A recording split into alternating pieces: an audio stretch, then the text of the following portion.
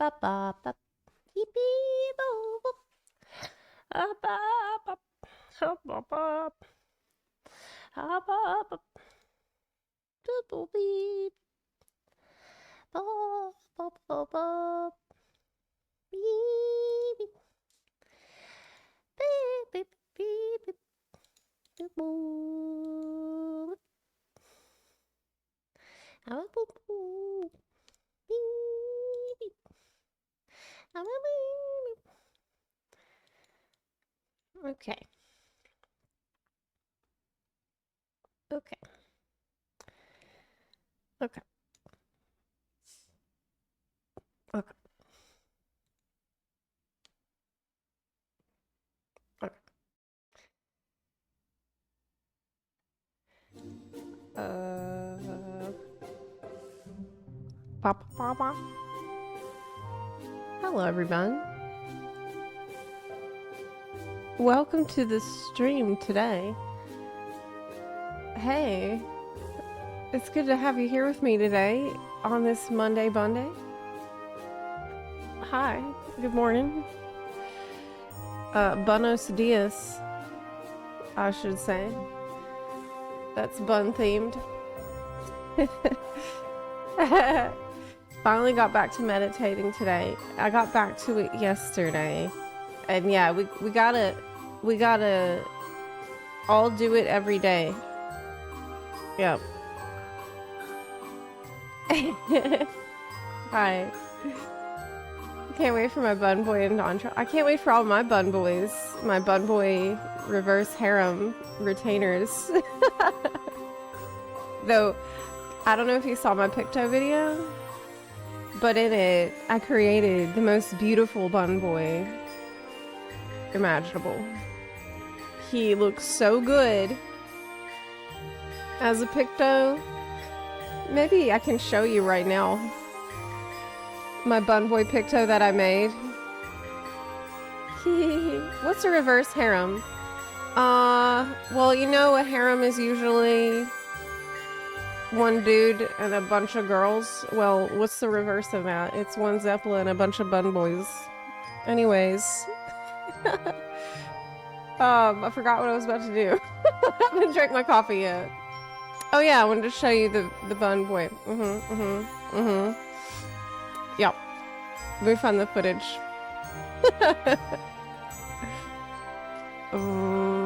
Okay, I found it. I posted so many videos last week for the media tour. I'll do this so you can see it.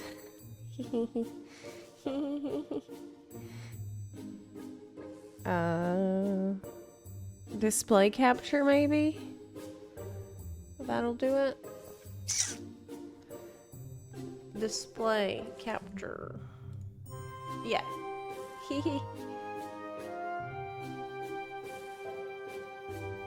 Okay. This is my bun boy that I made at the media tour. And like my footage quality was not the best. Because that was just how it was. Like I asked for help making the footage quality better, but they said they couldn't change it very much. They said this is as good as it's gonna get. So I made this bun boy specifically for Picto so he would look amazing in the armor. And he absolutely does. Oh my god. Like I'm thinking about having a bun boy character. Since I play two characters, I play one for EU and one for NA. I'm thinking about being a bun boy on NA. To playing the bun boy. Because look at him. And by the way, look at the background. Here, like, what a gorgeous place to take screenshots. This is the main city. I'm literally at the main city, at the docks area of it. Oh, I put him in some different outfits. I don't know what I was doing in this footage, actually. Maybe I was, I wanted to check astrology. Okay, yeah, that's it. But I was just like thinking about it and reading some stuff on it. But yeah, I just wanted to show you how beautiful it was here. The color of the water and the color of the sunset. Ooh. Oh, yeah. Zepla's Bun Boy down at the docks. That's right. That is right, Craig. Pastel. Yeah, it's so beautiful. I just can't wait for y'all to see it because I don't know if anybody else's media tour footage was better quality than mine, but it looked like everybody had about the similar quality of the footage. So what I really want is for y'all to be able to see this in like full HD on your computer screen, which you will soon. Okay. Where all the boats belong, yeah. So there's still a bunch of media tour stuff because there's so much, like literally we can catch up on media tour stuff every day. Y'all don't even realize just how much stuff has come out of this thing because there have been news outlets. There's the Japanese interviews, which I haven't even looked at yet. There is just buttloads of content for us to learn about Dawn Trail. So that's what I want to catch up Mo on that. That's what I personally want to do. But there's another thing. Later today, I'm going to be doing Clorinde polling and Clorinde story quest in Genshin Impact. That's going to be later. That's going to be much later. Famitsu interview I would love to see. Yes. If I don't know if anybody put it in our React content suggestions channel. But we need it. I need to find the link where it has the English as well, or I can just plug it straight into the old Google Translate. Any plans on Vati's videos? Yes. Yes. Yes, we need to watch the videos. And Selt, great question. I have been thinking about it because I'm expecting my 18 inches of Mesmer the Impaler to arrive relatively soon. I gotta get ready for that. So I think it would be good to set a day that I will literally sit there and watch his videos for 8 hours straight. Yeah, maybe we should do that. Or we could split it. Okay, maybe we could do 2 days. 4 hours one day, 4 hours the next day. Yes. That's a good idea.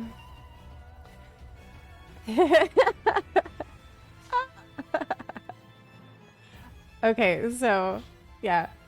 Let's let me get into the news and things here. Yep. There's also interviews. We watched 2 45-minute interviews last week. And then I don't know what happened after that. Then I remember being very, very tired at the end of last week. And now I'm totally re-energized. I had a super restful weekend. I went to the beach yesterday and I chilled. It was good. It was really good. But I can't get in the water right now. And you know why? It's because right here, right next to me, there was 3 shark attacks in the past, like, I think it all happened on Friday. 3 different people got bit by a shark in the same, like right next to me. Yes. And one lady lost her hand. There was a, 2 girls, 2 like teenager girls who also were attacked. One girl lost her hand and her whole leg. And then the other one, I think, lost a foot. Yeah. And I've been looking on, and by the way, they were in waist deep water. They were just standing in waist deep water. So they were not even far out.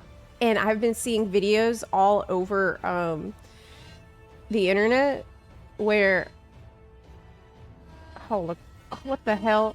What the hell? Oh my God. Hold on. Wait, can y'all not hear that? Okay, if y'all can't hear it, it's fine. I'm gonna shut up and you tell me if you hear the sounds. Don't hear it?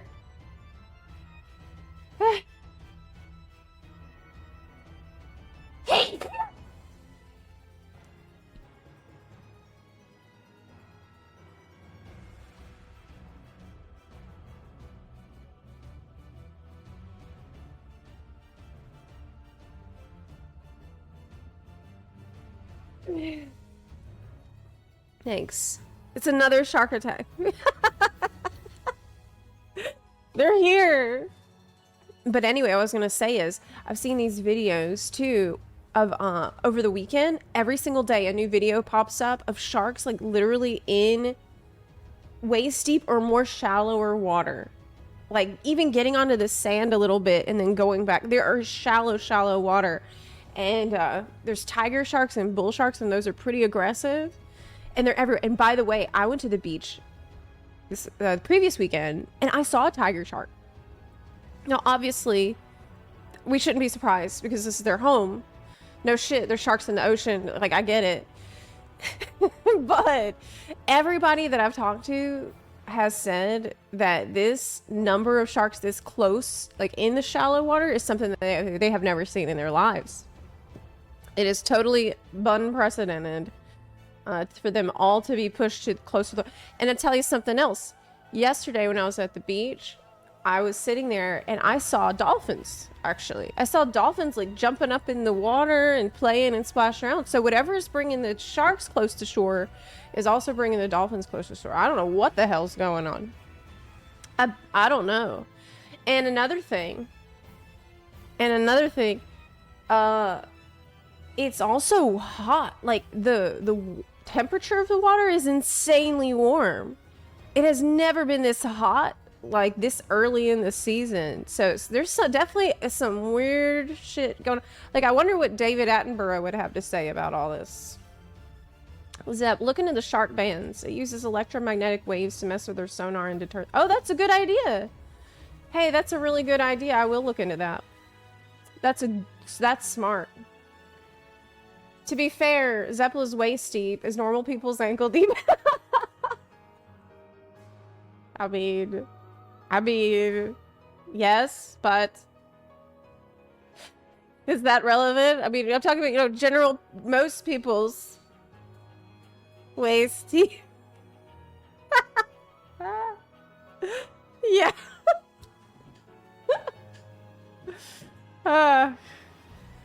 It's very cute. He would say they're a wonderful creature and are beautiful. They are beautiful, and they are wonderful creatures. And they don't want to eat people, okay?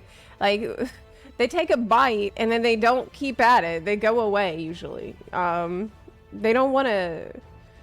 They're just looking for food and they're testing you out. You know, they don't want that. Humans do not taste good to them. It's just weird. I wonder what's going on that's contributing to that. Anywho, speaking of that, hurricane season started. So I need to also get a generator soon so that when the power goes out, I'll still be able to stream to you during a hurricane. That's going to be pretty fun this summer. Yes. Probably the biggest gaming, most hype gaming summer that I've had in recent memory. And it's also going to be hurricane season. People are predicting it's going to be probably one of the most active hurricane seasons ever. So, yeah, we got a lot. Yeah, there's a lot going on. By the way, Tack, thank you for gifting the 3 gift subs in the chat a little while ago, and thank you for the 32-month resub. However, I cannot condone your message. Bunarchy forever. There should be no bunarchy, and we should not be encouraging bunarchy. Master Ahul, thank you for the 19-month resub. I appreciate it a lot. Okay, so many articles and interviews. It's actually overwhelming. I better get to it. I better hop to it. Because there's a lot to see. I want to find Famitsu first. Famitsu TV. Yeah, because everybody's been talking about it. And... oh, I found it. Okay, I found it. Wait, no I didn't. Shit.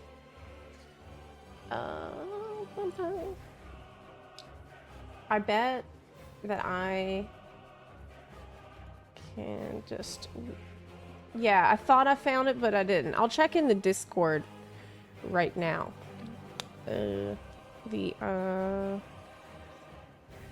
Wow, this song is super distracting. Oh, by the way, did y'all see this? This is not related to what I'm looking for, but I'm excited about it. I don't know how many buns in the chat are going to be excited about this, but I don't care because I really care about it. Yes. It's the... We got the War Within cinematic announcement for the release date. Zepla Q Bunnerkey 2 only subbed for this emote. Zepla Q Yes. Bunnerkey 2 Bunnerkey forever. Zepla Q Bunnerkey 2. Oh my god, all that Bunnerkey in the chat! Done Natural, thank you for the 14-month resub.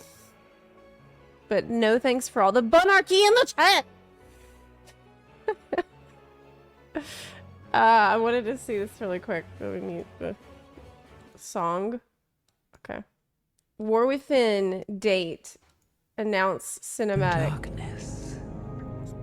So, first of all, Blizzard has figured out what it takes to get people engaged with your story. Step 1, have a hot villain. Easy. In darkness. Have a hot villain. Slumbers That's Zalatan. and dreams. I'm just gonna watch it really quick. Date. And for countless generations. OG cutscene. Man, it's crazy how well these cutscenes hold up have over risen time. Do you realize how to old this defend her. CGI is? It still looks so good. They faced monsters. It still looks good. Tyrants. And beasts of primordial horror. That was the worst. I mean, that boss fight was Though the they worst. fought amongst themselves. The fighting definitely sucked. Their enmity followed hated it. them to the most distant Just shores. the part on his back. Where you gotta fight the And even across time slimes.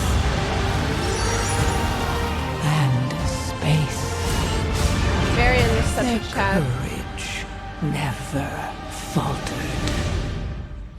Even upon the very threshold of death.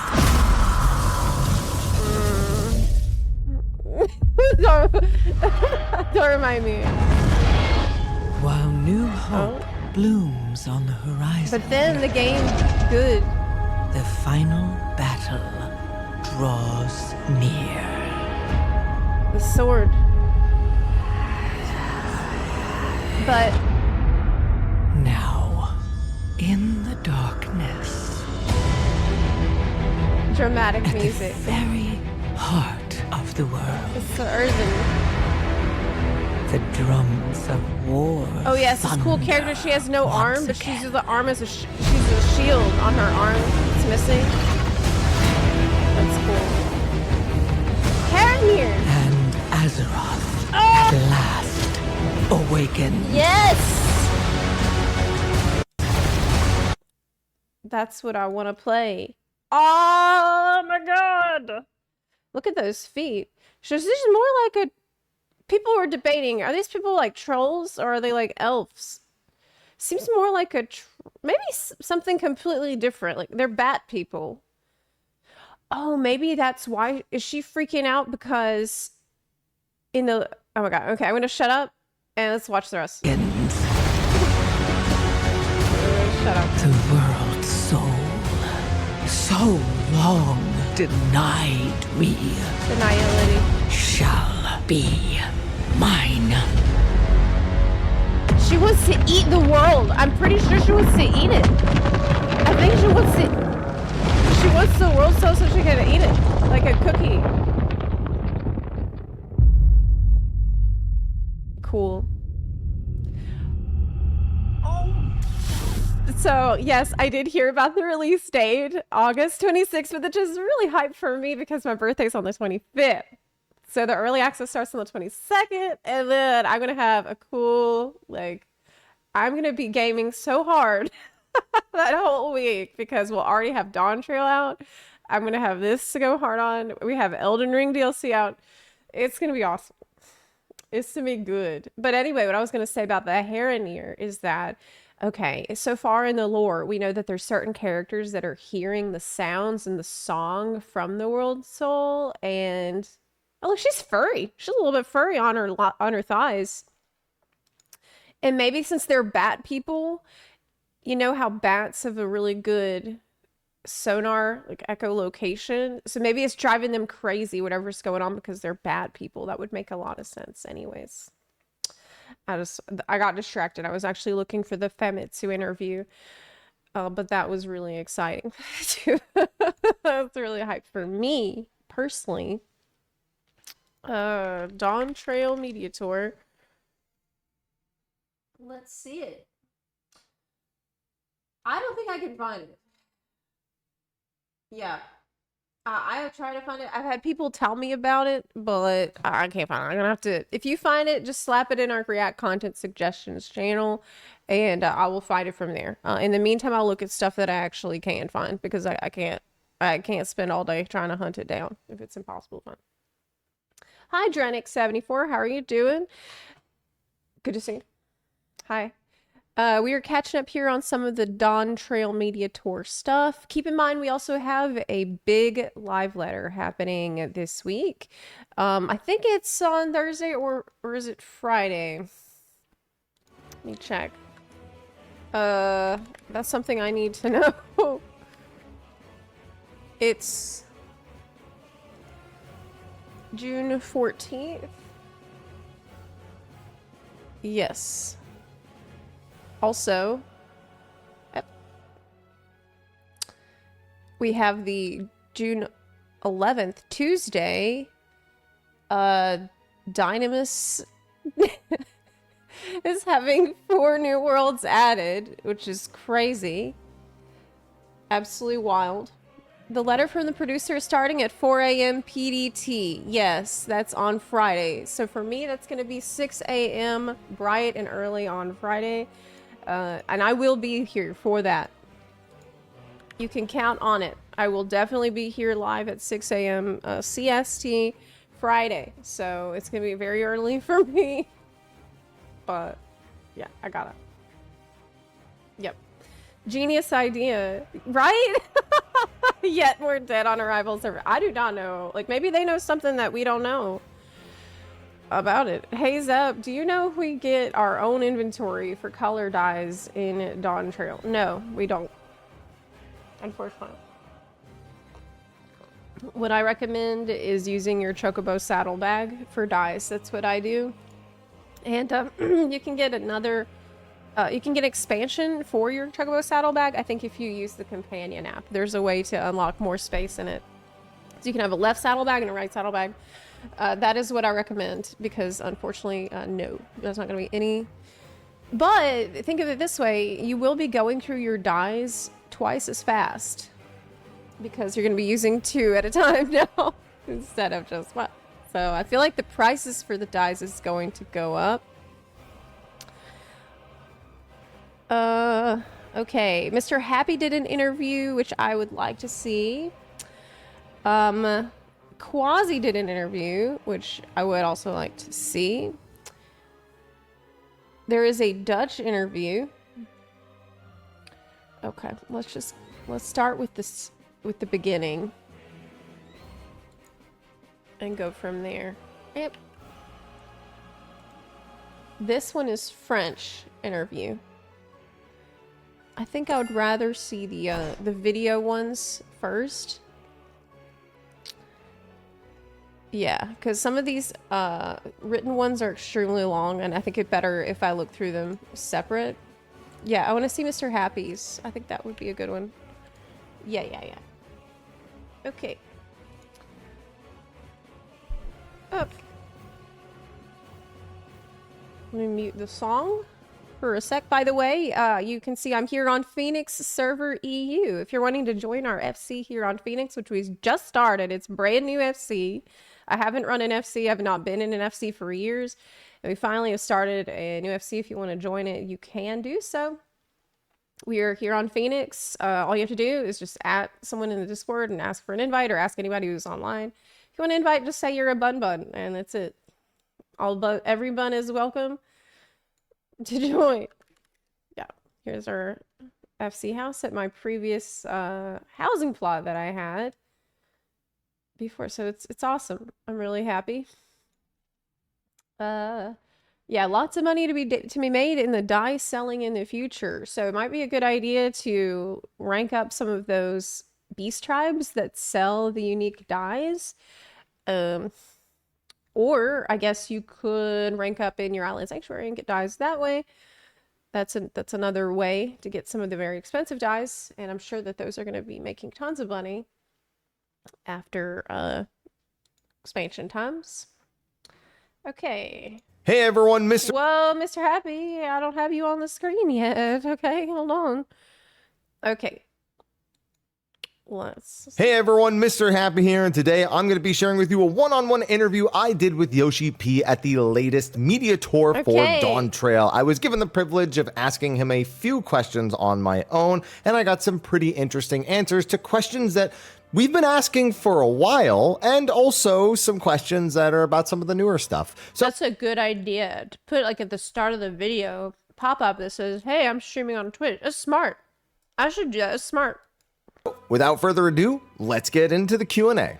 So question number one was a simple one, and it is one that I have asked Yoshi P before, and that was that if they're going to add new job weapons to the old Ultimate. So right now, when an Ultimate released, it released with a certain number of weapons based on the jobs available, but as they've added new jobs to the game, people have gone back and beaten those old Ultimates. He asked this because he's also a dancer enjoyer. With the new jobs, without really being able to pick up a really fancy shiny reward. We've been asking about it for years, and I finally have an answer for you. So Yoshi P gave a firm yes. They are working on new job weapons for old Ultimates. Now there's no timeline that they new job weapons for the old can promise right now, just that it is in the pipeline itself. How what does that mean? Wait.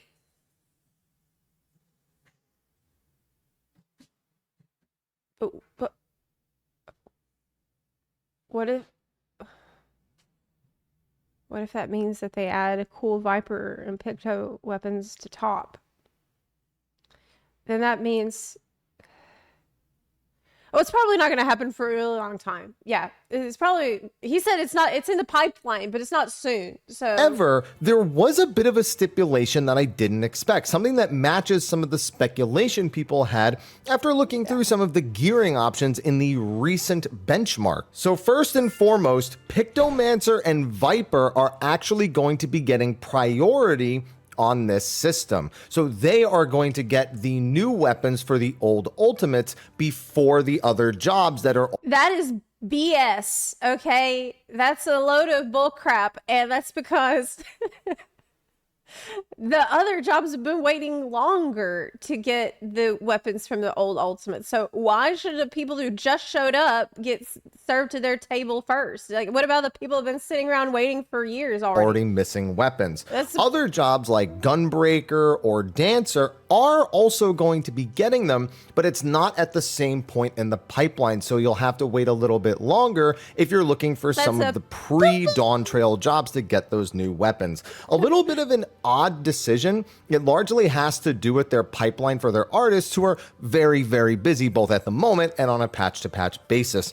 If I had to speculate, and this is just speculation on my part, it is probably because it is easier to put new weapons for the new jobs in the pipeline because they're already working on assets for those at the moment. Oh. Yeah, I guess that makes sense. But that is not something Yoshi B said. That is purely my speculation. All he said was, please wait a little while longer. And of course, please look forward to it. Now, my second question was kind of a curiosity one on my part. I said there are 21 non-limited jobs available in Final Fantasy XIV as of Dawn Trail. Now, many people in the community are questioning That's how so much many. longer the team can continue to add 2 new jobs per expansion. Another great question. So is this a discussion that the dev team has had, It's whether too they many, want to go right? down You're gonna keep doing it every time. to one job and focus more on the existing ones, or if the plan is to continue to add 2 new jobs every expansion. More. Now, Yoshi P's question back to me is actually a pretty big indication of where they're kind of leaning for this answer. He asked me, would the community even be okay with that?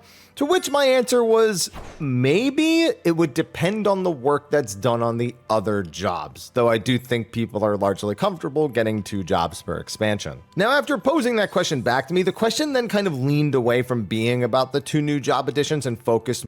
Would the community be okay with that? So basically, they probably want to not do it again. And just like maybe add something else instead.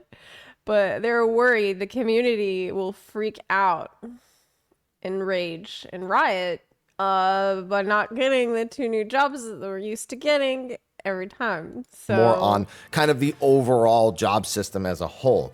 So yes, they have had the discussion about, can they continue to add 2 new jobs per expansion? Is that the route they want to go, or do they want to do something different? He said, especially with the cap now being level 100, they've been adding new actions, they've been trying to consolidate buttons, but rebalancing keeps getting tougher and tougher to fit new things in. Yeah. And at the same time, they've also noticed that jobs have become more homogenized as they've continued to kind of implement feedback and, just make additions and whatnot. So this is kind of a regurgitation of what he said during the last live letter, where he said, in 7.0, things are going to largely stay the same. And in 8.0, we're going to focus a lot more on job identity. So he just reiterated it might be time to update or renew their systems. And for this, it's definitely going to take some time. He didn't want to talk too much more about it, similar to the live letter where he said, we can't even talk about 8.0 yet. We still have to do 7.0. He doesn't want anyone to worry, but either way, the team is always looking to make things more exciting for the player. So whatever route they feel they need to take to do that, they will. So I feel like there was another interview where Yoshi P said, when we have like 40 jobs, then it's going to be a problem. So maybe Yoshi P is like, let's just keep adding jobs until we feel like we literally cannot do it anymore. Let's just keep at it. But we're not close to 40 yet. But I feel like he doesn't want to go over 40. a little bit of just, it's not a yes, it's not a no, it's a lot of fluff, but at the same time, it's a little bit of insight into how the dev team is thinking. They'll totally add 2 more new jobs as they're approaching new actions in every expansion. So for now, based on him asking me if we would even be okay with that, I'll take that as they aren't planning on stopping that anytime soon, but plans change all the time. So we can't really take too much out of this answer. Now, question number 3 was one that I asked for those of you adventure plate and portrait enjoyers out there.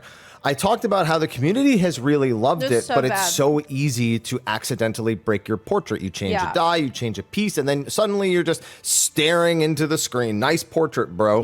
So I asked if they've been making any sort of back-end considerations on improving the system, perhaps make it so that the plate default is actually what is kind of replaces the default if you were to break the portrait itself.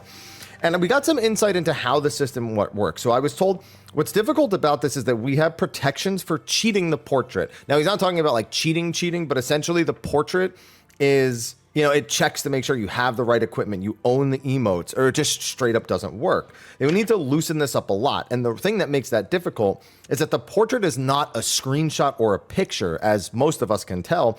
It's actually just a straight up render of the character and not an image. So it's quite complex. It's really difficult to separate all of the processes, but he'll take... Well, why can't it just take an image?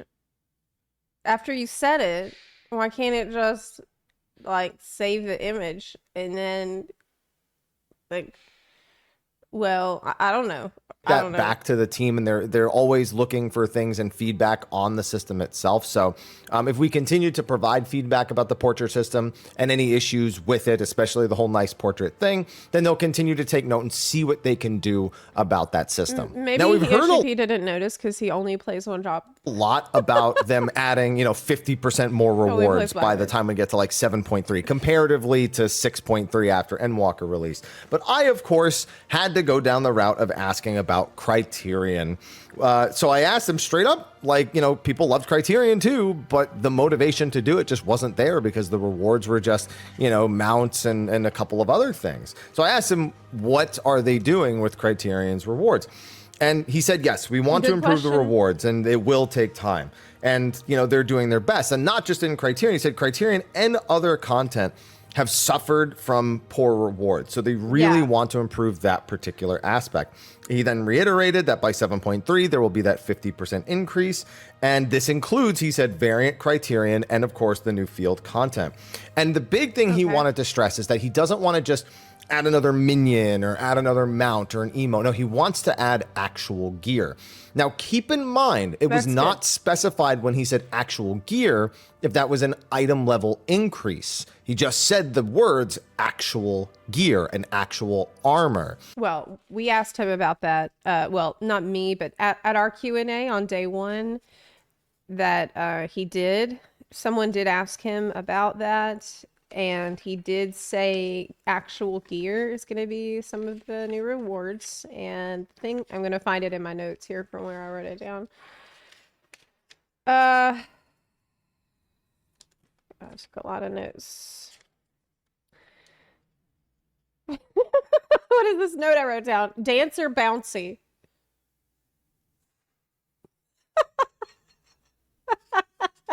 I don't know what that means. But that's a note I felt I needed for myself. To think about the rewards. Well, okay. Basically, I think I remember that he said it won't be max item level, but like mid ranges rewards for gear. Okay, I found it. Yeah, that's what he said. Not max eye level, but mid ranges. Wait for 7.1. We're gonna increase the amount of gear that drops. That's what he said. Basically, we won't know for sure till 7.1. But So we may read into that and be like, oh yeah, we're getting gear upgrades. I want to be clear that was not explicitly stated that this new reward would have item level, but he did also take the time to say we have seen the feedback. We have seen that people are asking for better rewards from Criterion and from other content.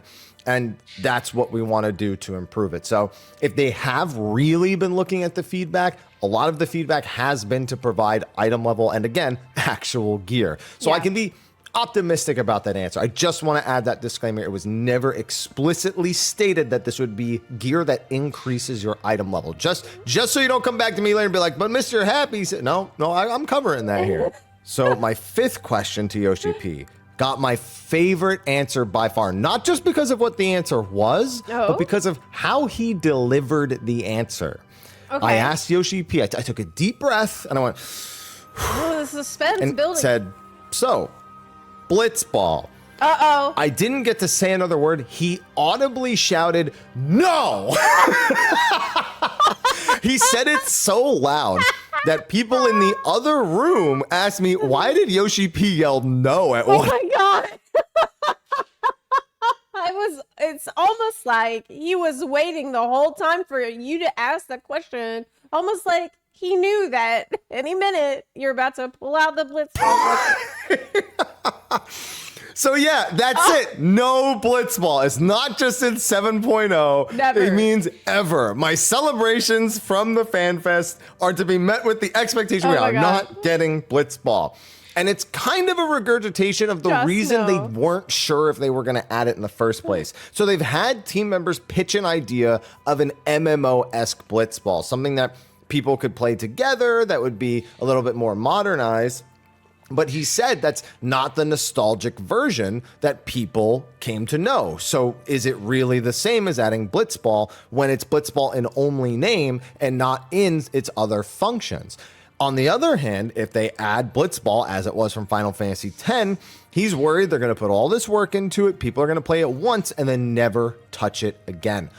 What?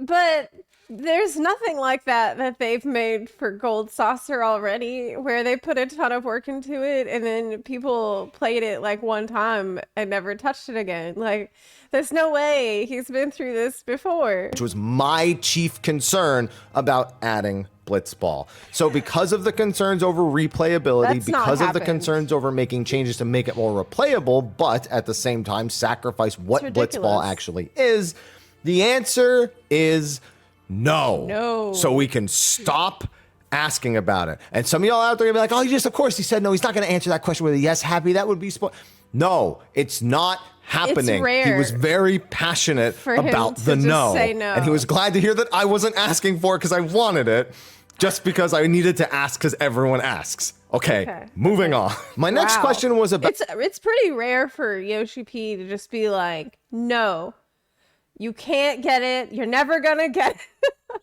Usually he's like, well, maybe I'll take that back to the devs and we'll talk about it. Man, about them really combining the subscriptions for Final Fantasy XIV and Final Fantasy XI, because we do have the Final Fantasy XI raid coming out. So you'd assume they might do either some campaign where it's like, cheaper to buy the game or to log in or whatever. Or of course, is that the Medine? That long coveted, combined sub, something that existed back in 1.0 when the systems were more closely tied together.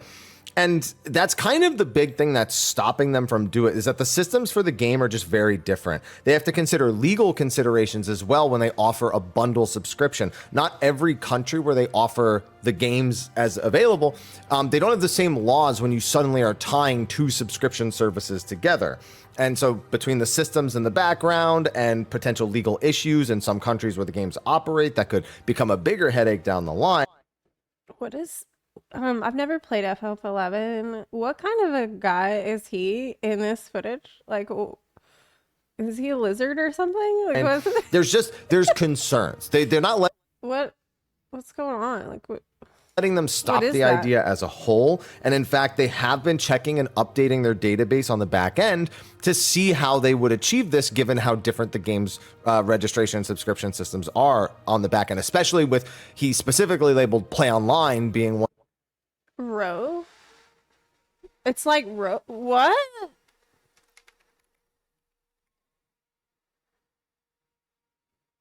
Galka. Hold on. Not to derail it or anything. This was like what Rogadin made after? Oh! Rogadin used to have tails? And like the whole face with furry. And that's why the nose was like that. Why'd they take tails away from Rogadin? I'm actually mad about this because they should have kept the tails and being more furry. Yeah. What the hell? Okay. Anyways. One of the major concerns that comes into this. So they are actually still... It's not a Rogadin, I know, but it looks very... very, very similar. In the face, you can see that it's a big inspiration. Looking into it and doing more research, it's something they don't want to say no to, but it's also not something they can just say, yeah, absolutely, let's just flip the switch for. So there you have it. I tried to get a newer answer on that one, but we kind of got the old one just a little updated, I suppose. And at this point, I had kind of exhausted all my questions. I was told I was going to get 4 to 6, and that was the 6th one. And so I was like, okay, I need another one. So I remembered back at North American Fan Festival when it said plans for Deep Dungeon. Basically, no, you're never going to be able to tie together these subscriptions because of the legal problems. Okay. And they very specifically stated that they weren't sure they were actually doing a Deep Dungeon. So they're just planned. Very specific. You asked about I Deep Dungeon? remembered back at North American Fan Festival when it said plans for Deep Dungeon, they very specifically stated that they weren't sure they were actually doing a Deep Dungeon. So they're just plans. They might do something else. So I asked, what other What is the content deep- would you possibly Yes. do that would replace Deep Dungeon in Dawn Trail? And he said that he couldn't say because it would be spoilers if he did. But the big thing he wanted to emphasize on is the amount of work they're putting into the other content that is very much set in stone. He said, for example, we're working on that new field content and we're putting a lot of work into that. So with Deep Dungeon, it just might make more sense because we've already done Deep Dungeon. We have kind of a formula for it that, we can update certain bits of it, but we can keep the core systems there, which makes sense. Then they can save. There's a ton of people who don't have to do like brand new system work and setting up entirely new things for us to mess with. So maybe they'll go for more than 100 floors this time. Maybe they'll. Oh. Okay. Is this good or bad? Is it good or bad?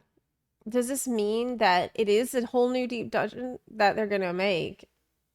And that it would be easier for them to do that than try to revamp existing Deep Dungeon systems or update existing Deep Dungeon systems, because that requires a lot more effort than something that they have already done and they can just kind of copy paste and change it a little bit.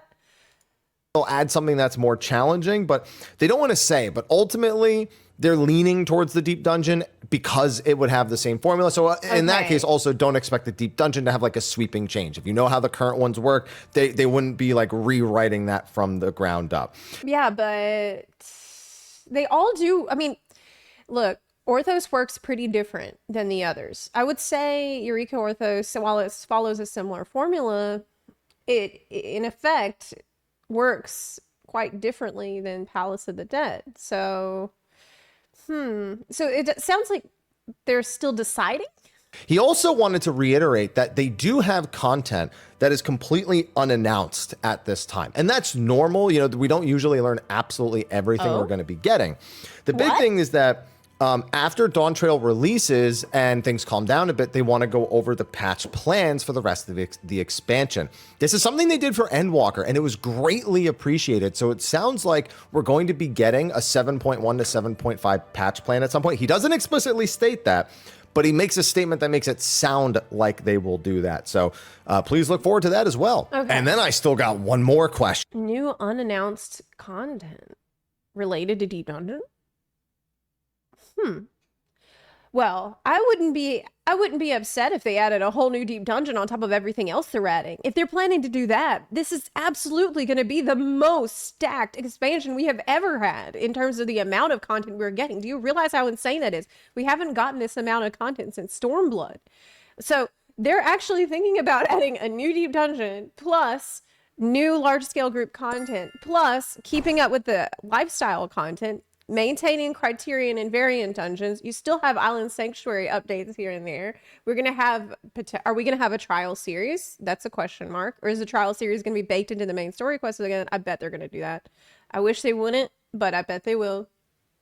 But in terms of all this stuff, it sounds like we are going to be, like to get a deep dungeon plus large scale group content stuff would be huge. And I was really I was not ready to get as many. Oh, plus a limited job. Right, that's right. Plus a new limited job, Beastmaster. Which I don't know if anybody's asked him about that. It's probably going to be later on down the line. But yeah, Dawn Trail, we are not going to be bored. Forward to that as well. And then I still got one more question, and I was really I was not ready to get as many questions as I did. So I did something for you Black Mage players out there. I know Yoshi P plays Black Mage. I know he had to have been heavily involved in the changes that came to Black Mage in this expansion. Be sure to check out my Black Mage video that will also be coming out at the same time as this. So one of the major concerns has been about the fact that MP requires you to cast an ice spell in order to gain it back. However, there are black mages that have the concern that, they'll want to, swap over to ice and gain their MP back during like a down for the count style phase. So like, the final phase going into top where you're completely stunned and you can't do anything. You can't just like spam Umbral Soul or something.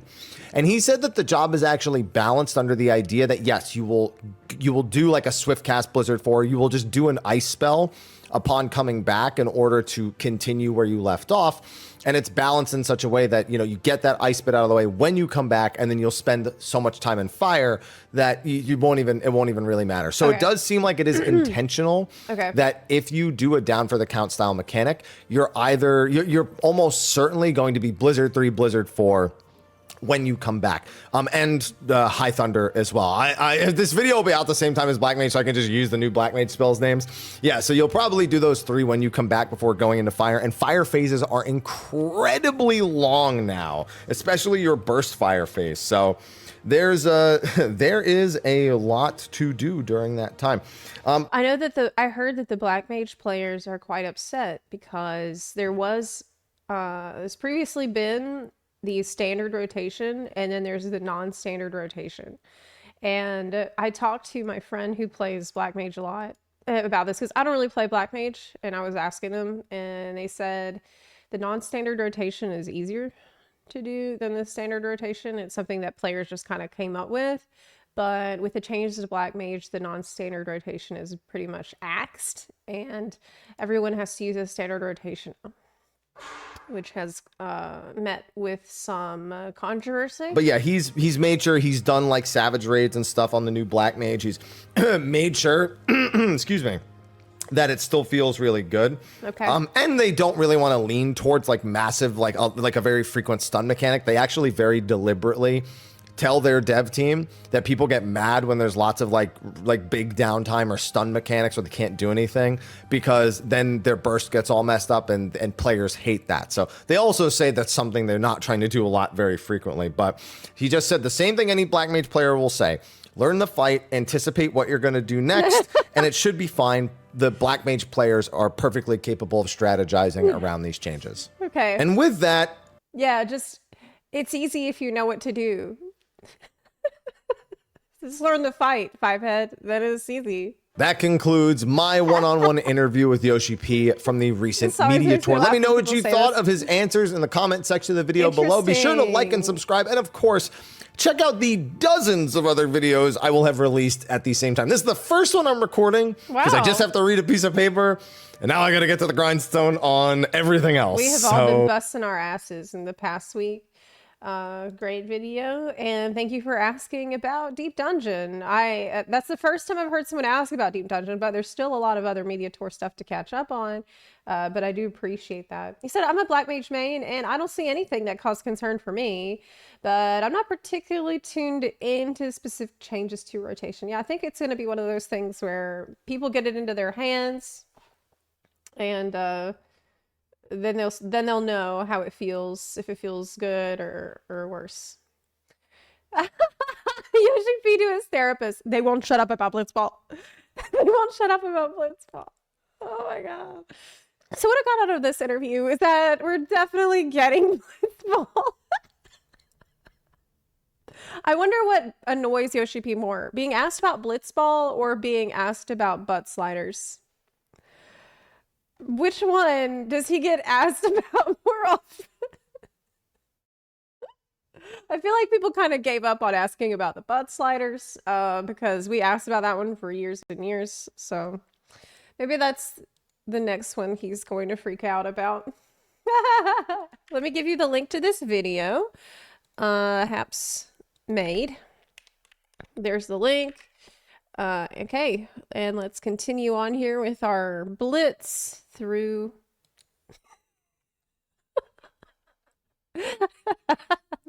more videos. Blitz through them. I like the FF11 question. Yeah, unfortunately, they're not going to be able to put it all under the same subscription, which is a shame. I can understand it's hard to implement Blitzball, but butt sliders is right there. Look, If they're not going to add butt sliders, the very least that they could do is continue to add more pants similar to the 2B leggings so that it enhances the size of your butt when you put on the pants. That's fine with me. That's okay. That's perfectly fine. Okay, moving along here. Do we find this Famitsu interview? Thank you so much. Anti-clockwise. Thank you for tracking that one down for me. That was not easy. I can't believe Rogadin used to have tails. Wow. Wow.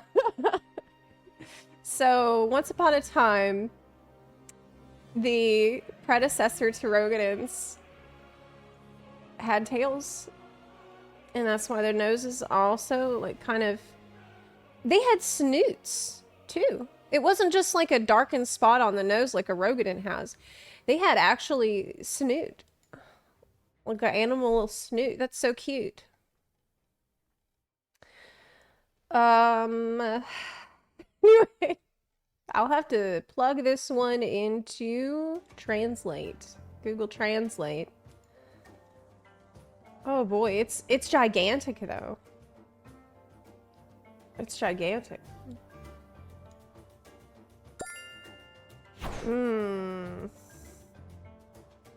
I think I should look at this later because this is gonna take me way too long.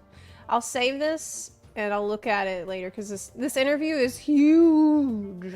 It's massive and it's just I'm not gonna be able to do it right now.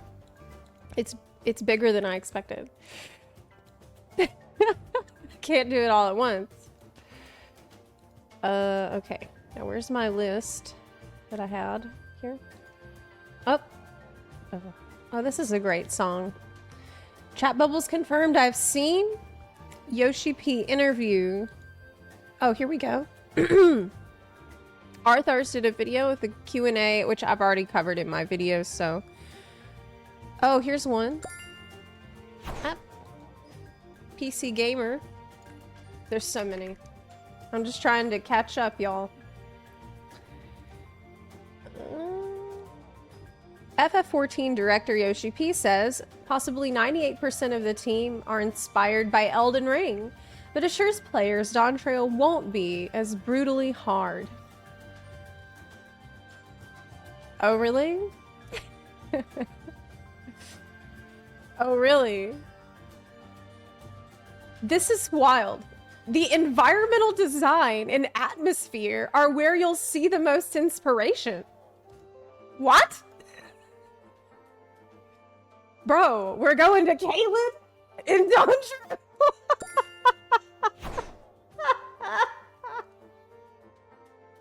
It's like, man, you thought you were having a summer vacation. You roll up there and you're in Caelid.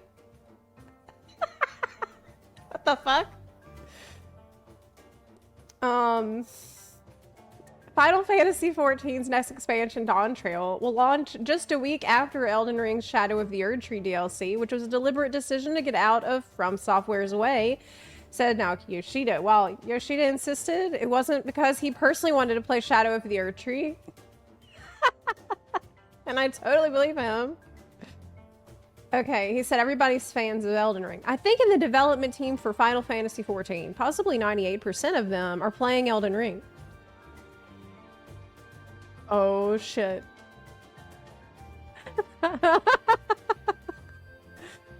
Dude, I'm a little bit concerned right now. Because I also remember at the media tour, Yoshi Peak very clearly saying, well, we don't want to make the jobs too difficult right now because we're going to put most of the difficulty into the battle content. And if we make the jobs difficult on top of what we're doing with the battle content, it's going to be too hard. It's going to be overwhelming. He did say that. And now I'm a little bit concerned. Everybody's going to have to get good, it seems. When it comes to the people involved in the battle content on our team, they'd be playing and they'd be saying, oh yeah, if we could make something this difficult, we definitely should do it.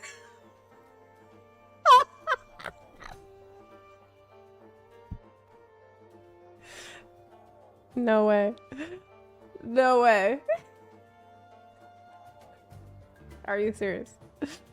Yoshida said he suspects some members of the team would probably consider a near impossible encounter the perfect balance in Final Fantasy XIV.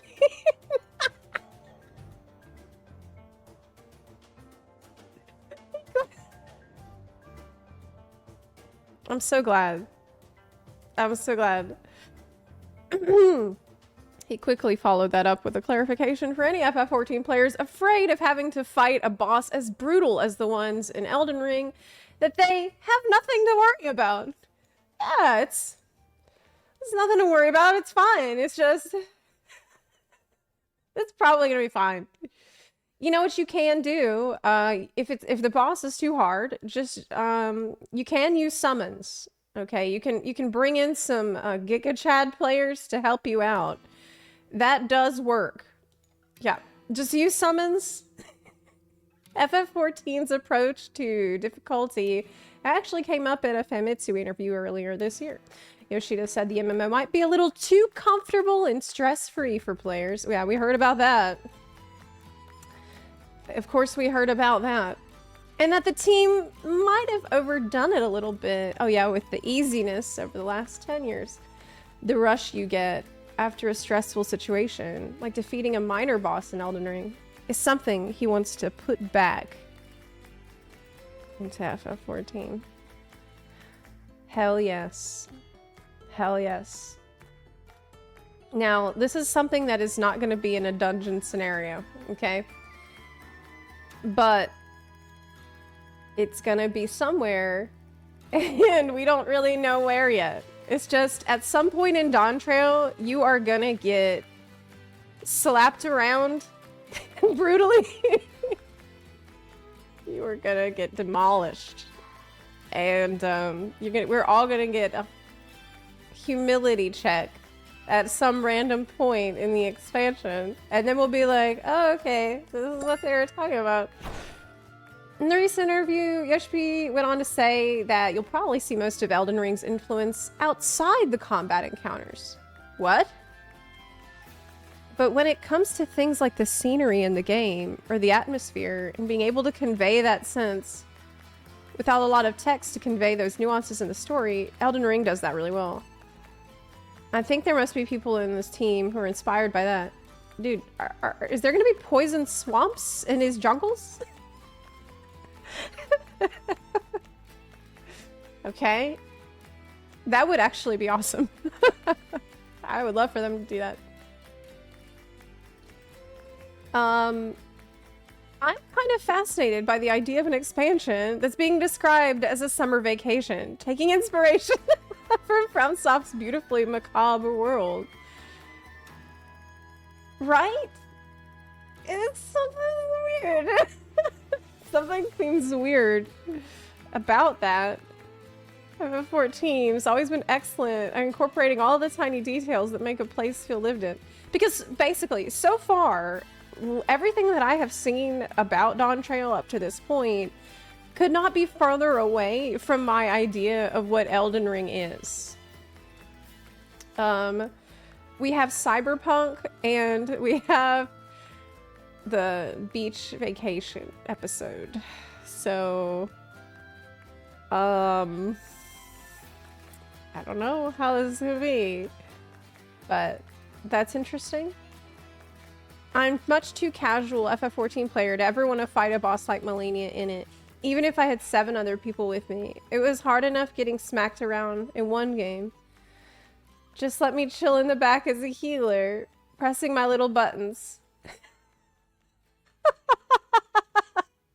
Without the fear of being impaled and sent back to a checkpoint. Oh my god. I want to be smacked around though. I love that. Wild. Wild. What a crazy interview. I would have never expected. So 98% of the devs are playing Elden Ring and they want the game to be more like that. I'm glad. Graha swapping to Taco Mancer. What? Okay. Next.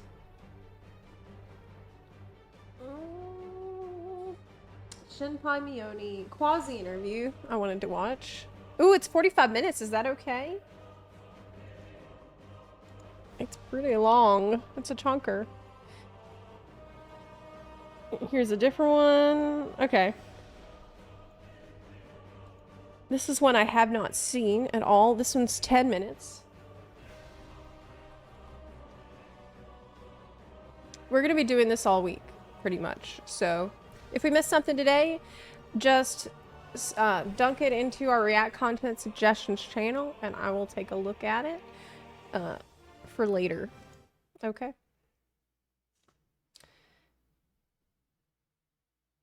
We did, yes, we did Mioni and Shenpai interview already. Yes, so we don't have to do that one. But it's fun to go through these because, like, for example, Mr. Happy, I had no idea that he asked about Deep Dungeon. And Angelus Demonis was on Twitter the other day asking if anybody had heard anyone ask about Deep Dungeon, and that's the first time. And I was like, well, I haven't heard anything. Now we can tell Angelus that, yes, Mr. Happy asked. So, I don't know if he's seen that interview, but somebody should forward it to him. Okay. Hello, everyone. Michael Damiani from Easy Allies here. I am back from the Final Fantasy XIV Dawn Trail Media Tour. Okay. Kept Can that y'all hear poker this? face up pretty well, didn't I?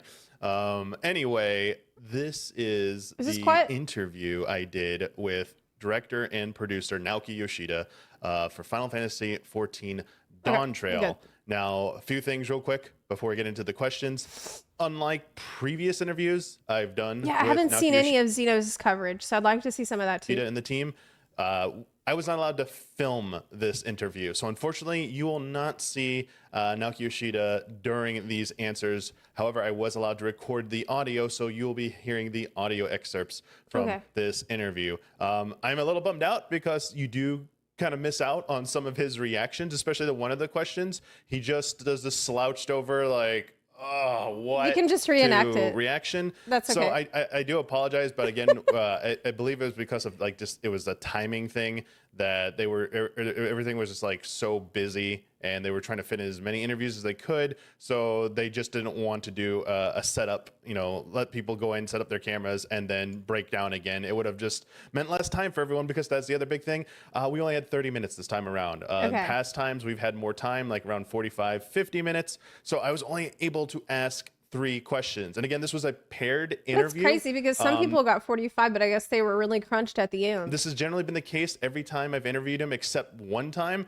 This is just going to be my questions. Generally, when you do interviews, unless they are designated a round table, you generally are only supposed to present your questions unless you get permission from the other person. Now, I didn't even bother to ask just because I really only was focusing on my questions. However, those questions will be in the other interviews. There are plenty of interviews that are going to be hitting today and in the coming days, so you can go check those out as well. But these are just the 3 questions I asked Naoki Yoshida. And I had way more questions I wanted to ask. Please tell me the I want to question. preface this by saying I really apologize to the PvP community. I got one question in, but there was at least 2 others I wanted to 2 other questions I wanted to ask, and it just wasn't in the cards. Like, hopefully someday we get to just have a sit down and do how it is a sometimes. PvP interview. You don't with get to Naoki ask Yoshida or everything you someone from wanted. the PvP team. But I do think this answer, I while didn't- it isn't necessarily the answer you're looking for the question I asked, there is a bit of information in this that makes me optimistic about the future of PvP. So without further ado, here's the interview. Please enjoy. Interview, let's go. First question is, what is the status of the Borderland Ruins secure map in Frontline and Astragallos and Rival Wings? Why do you take away PvP maps when you could just leave them in until a revision is ready, like you did with the Shatter Wow, I love how blunt this question is. map in Frontline? This is great. Why do you take away the map when you could just leave it in, Yoshi? Yeah, like what's それぞれに明確な、What's the 意図があって issue? フロントラインの方は、I そ gotta の fast マップイコール今 forward. ルールになっているのでそのルール Part I の、 don't メンテナンスが understand. 今手が回ってない状態なのでものすごくバランスが悪い状態でマップを開けることになってしまうのでそれを避けたいっていうのがまず一つでもう一つライバルウィングスの方は、PVP のジョブアクションっていうのを全て、6.0 のタイミングで一新して、Do we have クリスタルコンセプトっていう新し Japanese い interviews like PVP も this 実装したんですけど、 too? そのスキ Like ルセッ video トで、interviews? 遊ぶにはこちらもバランスメンテナンスっていうのはどうしても行えてない今状態なので、その分だけこのバランス Does 調整 anyone 終わるま know でクローズしているっていう from のが答えに Japanese なり content ます。でじゃあ creators? いつやるんだって今 I'd PVP love プレイ to ヤー see の方 some から言われ of てるんですけど、 those. If they have パッチ left in 7.1から English PVP like に関 we しても did 新たに live シ in ステム the を増やした上で、 Japanese. いろんなメンテナンスそれからバランス調整、マップの作り直しみたいなことをやろうと思っているのでぜひ 7.1 以降 Wow, を it's ちょっと so 期待していただける long と嬉しい answer. です。 So there are clear Okay. reasons and intentions behind why we do that with the different maps. So first of all, with Frontline, whenever we have a map available, that kind of equates to what the game rules are for that set. And I'm afraid we don't have enough resources to maintain those maps. And so we want to sort of avoid a situation where we have that sort of unbalanced situation or like an unbalanced map. You don't have the resources to maintain the maps. What?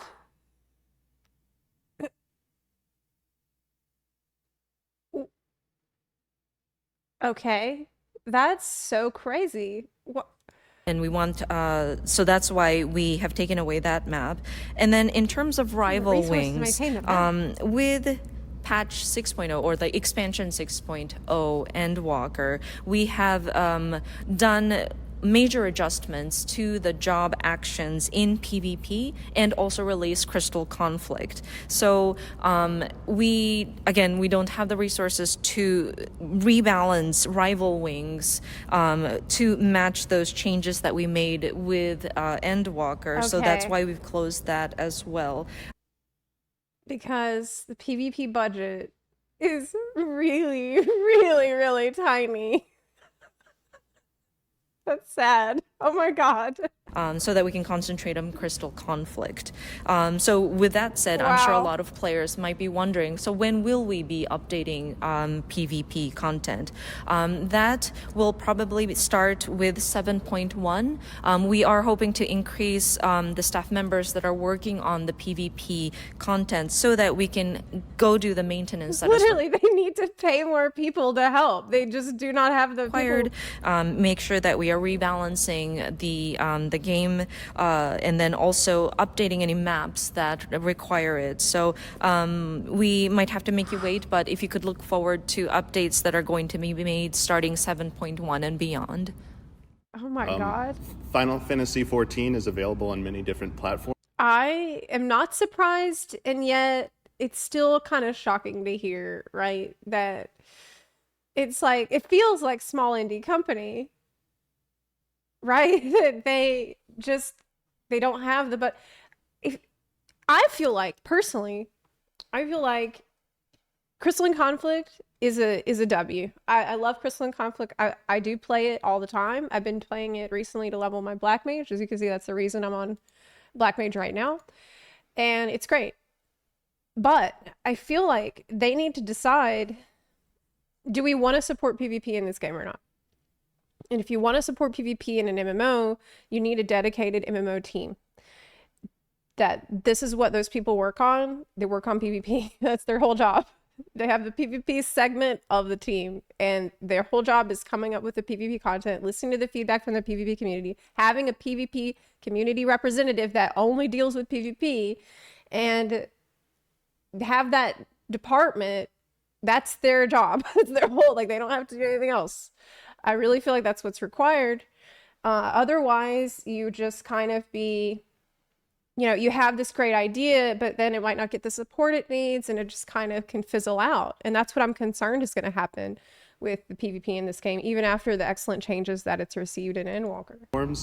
But it still has not come to Switch. But it costs money. Given the Switch successor was finally What acknowledged is going on? Why can't FF14 get the money that it needs by to Nintendo, run? and given Switch's enormous success, From Square are you Enix? considering bringing Final Fantasy 14 to this new platform?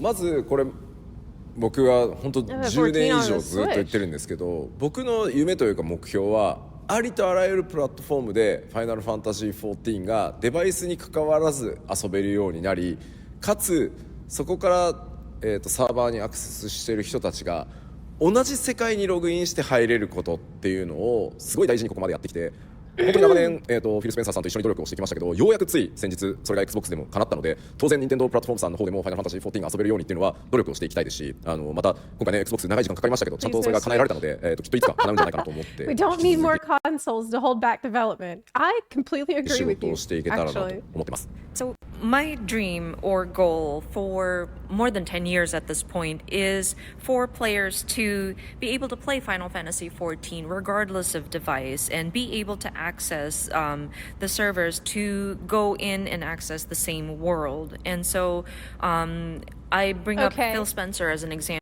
Well, why don't we start with being able to access the same characters on the same computer, but on Steam and on the Windows version?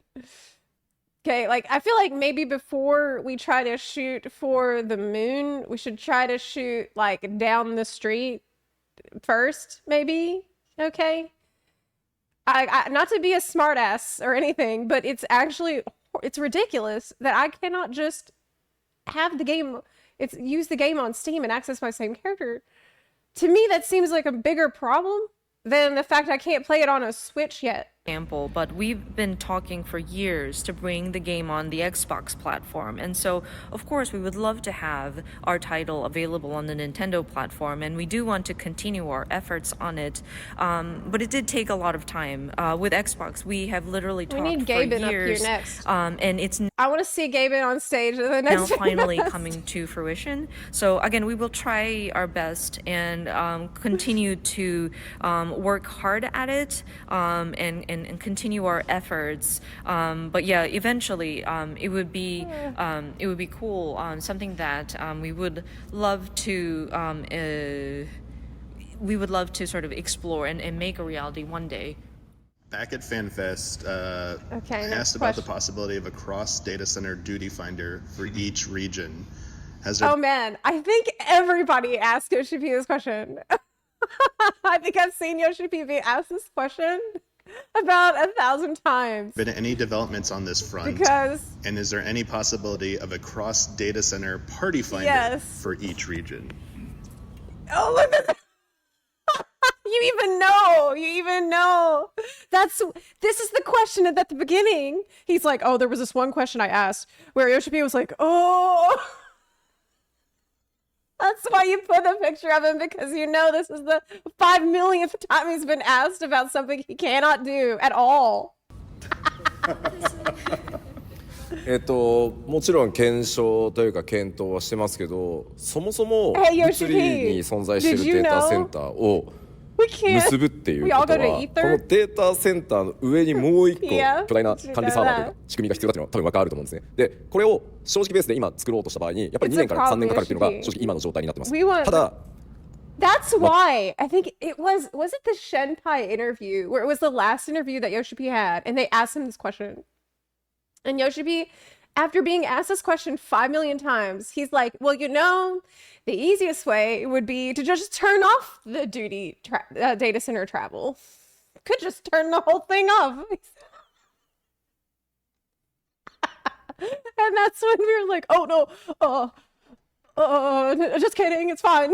当然それだけの期間をかけて作ったとしても、なんていうの、費用対効果として本当にいいかどうかわからないので、もう一つアイデアをここに含めることで、なんだろう、同じような機能なんだけ He's ど、 ready to just turn it 多 off 正直にそ now のデータ because セン we're ターをつないだ complaining そ too のサーバー much. を作るみたいなことじゃないやり方をなんとか実現できないかっていうのを今検討している最中です。ただ今みんな 7.0 のマスアップで忙しいので、一旦それのディスカッションを止めていて、7.0がリリースできた後でまた再開するので、もうちょっと気長に待っていただけると、ちなみに本当にね 2,3 年かかっちゃうようなレベルのことなので、ファンフェスで聞いたからそろそろどうよって言われるとちょっと心が He's 痛い gonna です。 say, We are continuing our testing and investigation on the possibility, but if you would imagine, we have physical data centers that house our different worlds, and so in order for us to create a system that matches between these physical data centers, we would require another data center that kind of manages the matching systems, which means, to be quite frank, will take at least 2 to 3 years to build. And so, but that at the same time, is it worth the investment to create? so you need one data center to rule them all, right? Yeah. You need one data center, the one data center to rule them all, to manage all this information between all the different data centers. Okay. So maybe that's something that we could put the resources into instead of adding an extra 4 servers to Dynamite States. I apologize, that's a smart ass thing for me to say. Something like that with the That's not fair because they have already had those plans in the works for a long time.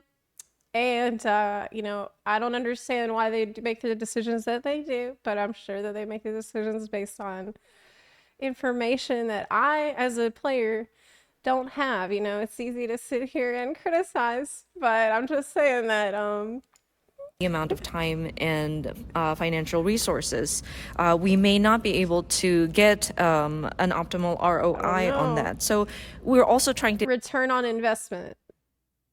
Okay, so they don't know if it's going to be worth it because you could just travel to the data center where everyone is, which is what everyone's doing. Okay. investigate ideas. Is there a solution that would allow for us to kind of simulate that sort of system? We don't necessarily have to build another server that would connect the different physical data centers. So that is the current status. Like You said it's way easier to create a few new servers than a brand new concept. Yes. Large part of the reason for a lack of content on Dynamis is that it's only 4 worlds, not the number of players per world. What? Really? So considering options Do you think that them adding the new worlds to Dynamis is going? This is a separate issue for that, but not unfortunately, we are trying to focus on finishing 7.0 and starting from scratch will take years. Completing the master build for that, and so we have kind of halted discussions for the time being. So once we are able to release 7.0, we will resume the discussions and considerations again. So if you could if we could have a little bit more of your patience on this. Again, honestly speaking, it will literally take at least 2 to 3 years to build something like that. So being asked, it's been a while since Fan Festival, how's the progress? You know, it's kind of, it weighs a little heavy on my heart. Well, yes. You know, I am just trying to do my best to keep in mind that devs, you know, they're doing their best with the resources that they have. And what's really crazy about this interview is this feeling, especially with this first question, that it feels like they're on this shoestring budget. He's like, why did you take out this map when you could have left it in? And he literally says, because we don't have the resources. Like, maybe in 7.1 we can hire more people. I'm like, what the fuck? Isn't this like one of the biggest MMOs in the entire world? Isn't this like one of the top 3, top 2, top number 1 MMO that exists on planet Earth right now? Led by Square Enix, which is one of the biggest companies. But why is it always like this? I will say that with Dawn Trail is probably the first time where I personally felt like we got a budget increase. It's the first time I actually felt like that. I've been playing for a while, and it has always felt like it was we're constantly having to worry about the resources and the budget. But with Dawn Trail, with all the stuff that we're getting and all the stuff that's been promised, it's the first time where I actually felt like, oh my God, we got money. It feels like the game got money and is using the money on the game now. That's a good thing. But it's still kind of jarring when you hear things like that. Okay, next up. It's another snippet from PC Gamer here. Oh, right. Maybe the budget Wait, are you suggesting that the problems with the budget could be related to the problems that people have with giving them money? Mm. I mean, I don't know how those things could be connected, but it's a good theory that people really struggle to give them money and that's why they don't have the money that they need. But I don't know. It's kind of it's complex to connect those things.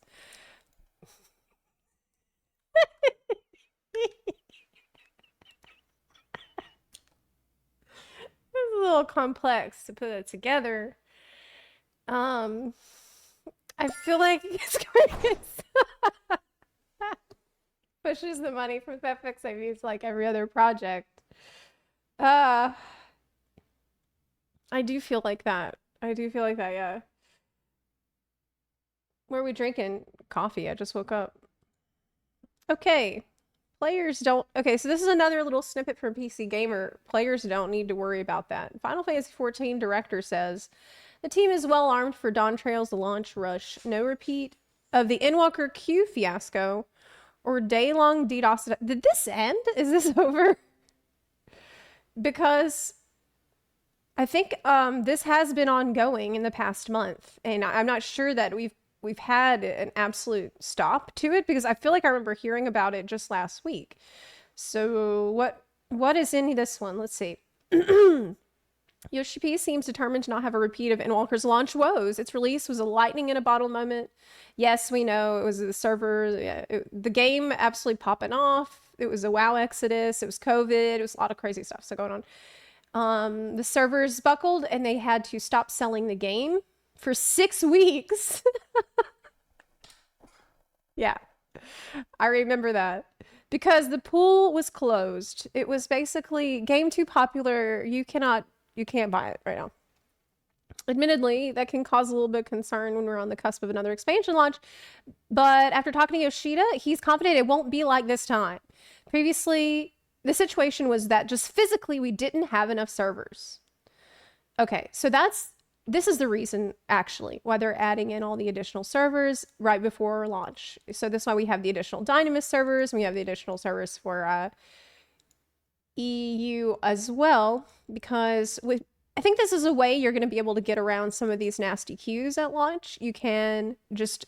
I think that you can leave the queue, like if you have a gigantic queue, you can data center travel to a different server and then log in there. I think you can do that before you join a queue on your own world. So this could actually be extremely helpful to us as we're trying to log in with the start of the expansion. You're probably still going to be sitting in a queue for a while, but hopefully it's not going to be that bad. And then the next problem is, well, what about the error code? What about that error code where you sit in the queue for like an hour and then you get an error code and it closes your game? Because that's happened to me quite a few times.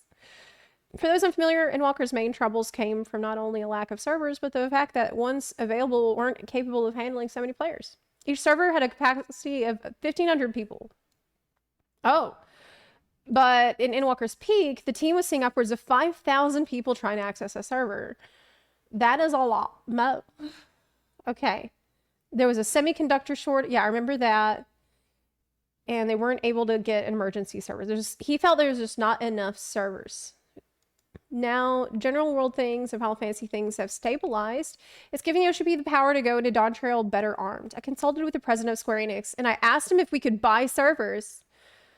In the past years, we've acquired a large number of servers for that purpose. In Europe, we have 4 servers. In America, 8. In Japan, 4. Yeah, this is going to be good.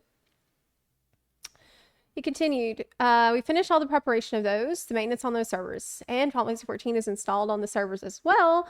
So the only thing that's left is give the go-ahead and the servers will be available. So that's what's actually happening this week. We're going to have the additional servers added to NA, and I think they said that Shadow Data Center, the Shadow Realms, are going to be added too. Yeah. Let's see. Character... North American Data Center expansion. This is all in the Lodestone. Yeah, European Data Center expansion news here. This is it. Tuesday, June 11th, around 3 a.m. PDT. 4 worlds added to the Shadow Realm. These worlds will be probationary worlds to mitigate the congestion that may arise with Dawn Trail's launch and will only be available for the purpose of data center travel. What? So you can't make new characters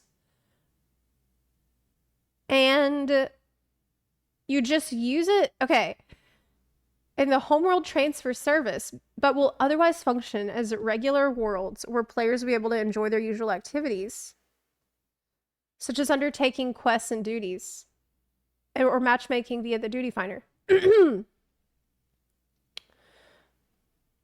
Whoa, crazy. Actual Shadowlands where nobody can actually live there and everyone will be visiting. Very interesting. Very, very interesting. Everyone's a visitor on it. What if... What if they let us region travel there? Because I haven't heard anything else about region travel, and it's starting to make me a little nervous that it's not going to be out for Dawn Trail, because we're getting very close to launch, and we haven't heard news. But maybe they're waiting until after all this is done to announce stuff about region travel. And like, if you can go to these servers or not, they're going to get everything up and running and then decide. That might be it. That might be it. Sylvana's going to be there. No. No, probably not. Okay. But next thing on the agenda here. Hardcore gamer. UHP talks raid woes, field ops in Final Fantasy. I wanted to see a video. I've looked through a few interviews now. I would like to change things up and see a video. Oh, this is interesting. It's only 2 minutes. So this is from MMORPG.com, and they're checking out the new blacklist feature, which is new for Dawn Trail. So what this is basically copying what a mod did before. There was a mod called, I'm going to say the name of the mod, but there was a mod that I'm aware people were using, which you can blacklist someone and you never see them again. Their character model is gone. It's like they don't exist. As far as you're concerned, it's like they have been obliterated from, they have been deleted from Irminsul. Okay. So, checking out the new blacklist feature. I haven't seen this in action I was flown yet. out to the Dawn Trail Media Preview event, and I wanted to give an update on the new social protection tools recently announced. These features are still in the development build, and this specific one still only has Japanese text, which we've been asked to cover up, but we'll go over it anyway. You're gonna go to the blacklist as usual, and it'll give you a little confirmation screen. Remember this new... They asked you to cover up the Japanese text. The blacklist feature eliminates their model... That's wild because, well, okay. entirely from your screen. So once you confirm it, there they go. Now I asked that person in real life to say something. Wow! That's it! Look! Holy crap! So you get a confirmation. It's like, hey, are you sure you want to... I guess they get...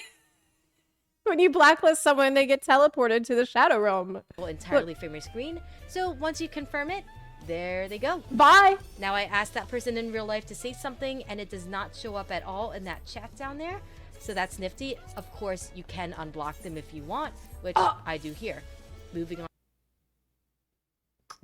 Wow, that's so Wait, what about in a dungeon? What if you're in a dungeon together? Do you see them in the mechanics? As announced, it's just the old blacklist feature. It just eliminates their future chats from your chat window. Nice and Can you end up in a dungeon that they are in? simple, and most people will probably use that the most, if anything. I go ahead and remove them. You can do that, of course. That's so cool. Finally, I also gave the filters a go. So Amazing. I used the word meow. I suppose I don't want him mocking my cat girl culture. So you go into the filter list, you type in Term filters.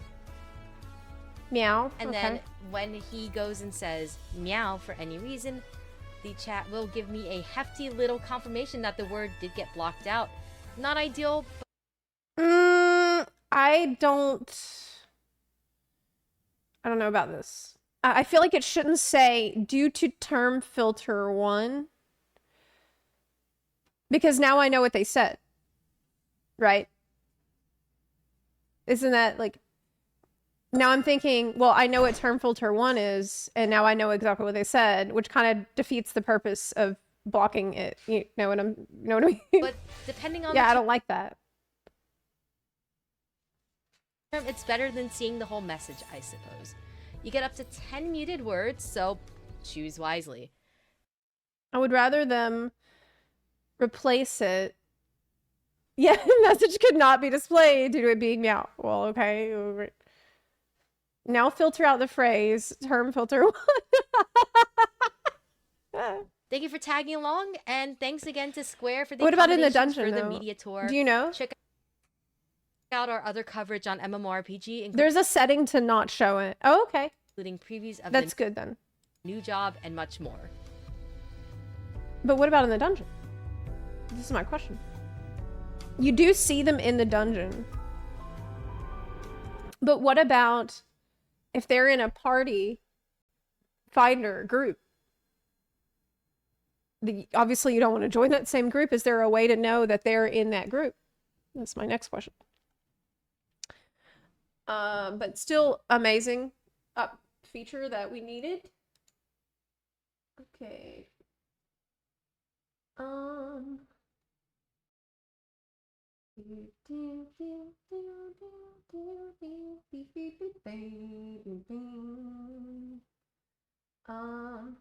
High-end rating overview. No.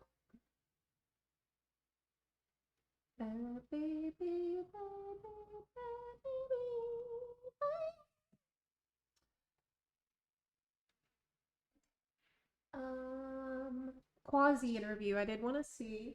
I haven't seen that yet.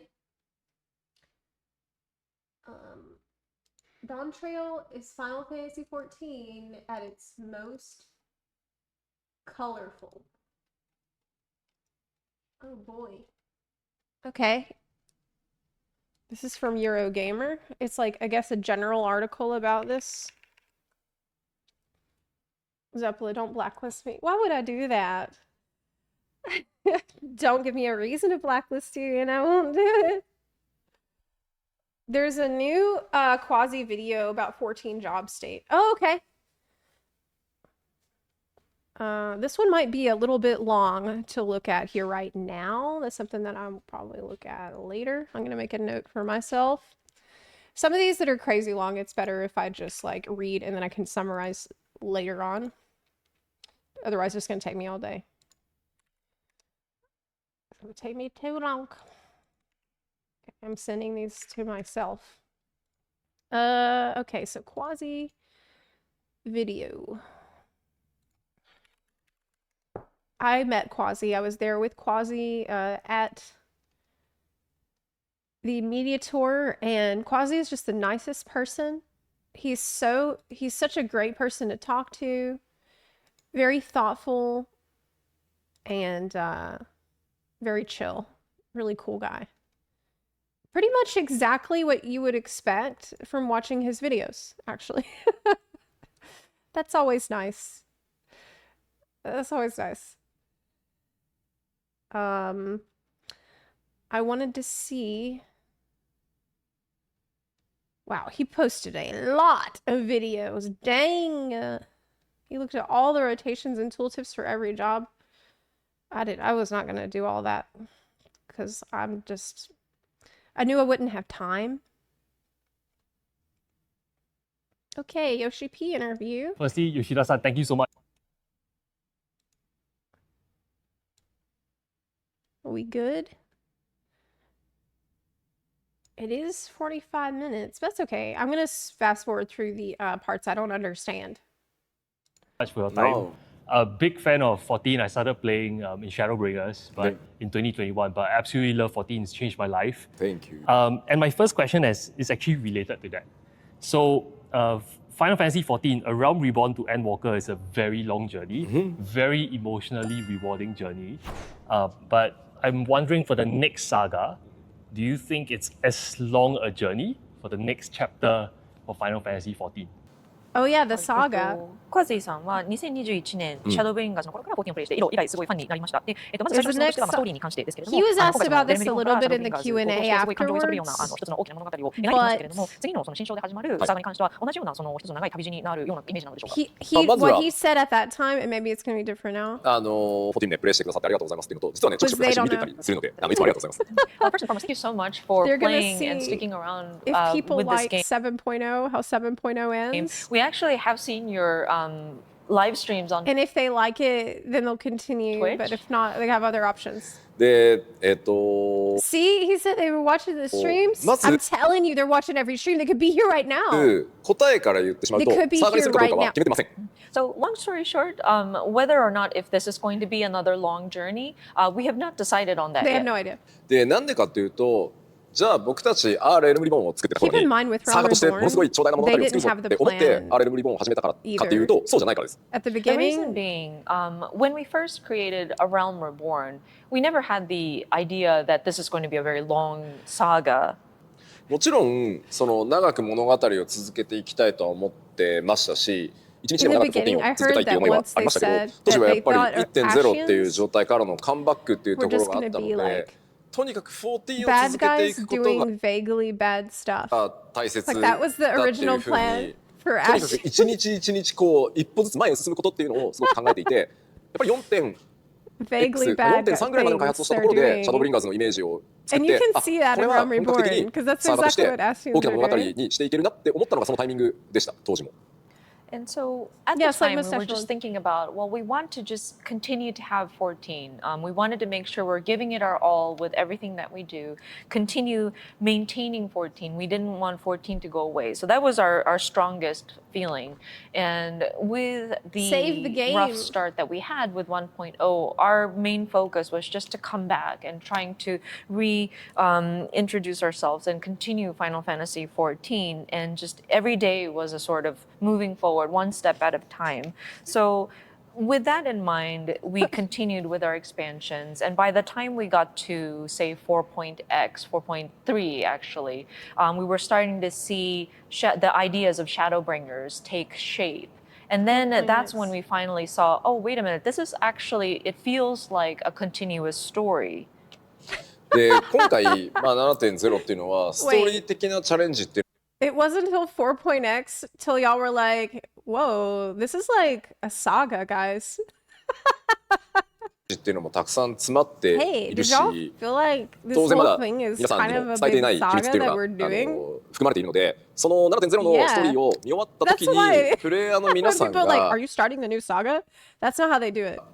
どうその That's not how 先 they を do 想像するのかな、どういうリアクションをするのかなっていうことによって、この先いくつか物語考えているので、そのど It's れを like こう ask 提 in 示して 5いくかを、 years. And そ then の時 they'll に be 初めて like, 決めよう oh と思ってい yeah, るの I で、 mean. それがまたものすごく長く続いていく In 10 years, they'll お be like, 話 well, に the なる start of our か、 saga began あ with の Dawn いくつか Trail. こうショートストーリーでつないでい Of く course, this 形 is に a するかは、それを 10-year 見てから saga that 決め we ようと思っていま totally す。 planned. And so with 7.0 or Dawn Trail, of course, we will be taking on a lot of challenges in terms of what all we depict planned. in our story.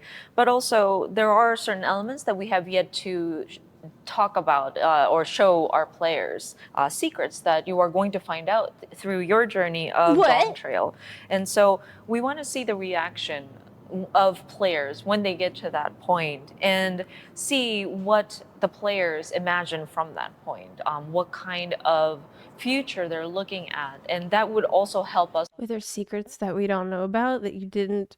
I thought you tied up look everything. into, well, how do we want to move forward with With our Endwalker, story? I There thought it are was all the many lucid- different possibilities that we have in terms of ideas, but we We want to didn't. also see what kind of reaction we will get with the options that we present, and then kind of decide what direction the story will actually go. So I This is think crazy, actually. it might actually become a very long story that's connected, or it could possibly be a series of shorter stories that are connected with each other. So I think that will still kind of depend on how the players will receive If the you Dawn like Trail it or story and not. how we will see the reaction. They have a plan B in case we hate it. とはいえ basically. 6.0 から 6.x シリーズを通じて見えない appreciate the ようにその honesty. 伏線みたいなものっていうの You は probably 貼ってはある didn't の need で to be まあ that そのどれを生かしてい honest, くかっていうところも含め but てこれからじっくりプレイヤーの皆さんの反応を見て appreciate 決めていきたいと思います nonetheless. 物語っていうのは僕らがこう押し付けるものというよりもせっかくのライブタイトルなの So it's good で you have a 皆さんと一緒にこう盛り上がっていけるストーリーを plan 作っていきたいって常々思ってるのでまあそれによって and plan D 形は変わってくるのかなって考えてます potentially. That said, we do have some foreshadowing that can be noticed throughout 6.0 and the 6.x series to allow us some of the Foreshadowing. options or like considerations. So I think it will depend on how those kind What's the foreshadowing that we got in 6.0 and 6.x? That was kind of will be implemented also. Ancient It's stuff, also dude. dependent on the player's reception. ancient and stuff. with any storytelling, we don't want to force our sort of perspective unilaterally. With a live service title, we have the advantage Birds. that we have players that are What? tuning in, and it's very organic. I think there is an opportunity where we can have the players kind of participate in making Final Fantasy XIV even more exciting. So I think we want to also leverage that opportunity as well. Okay, great. My next question. I've been playing the build here for the media tour.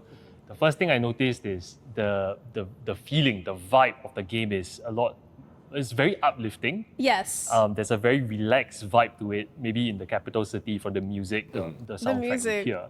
I want to ask from a developer's perspective, how did it feel working on this expansion versus Endwalker?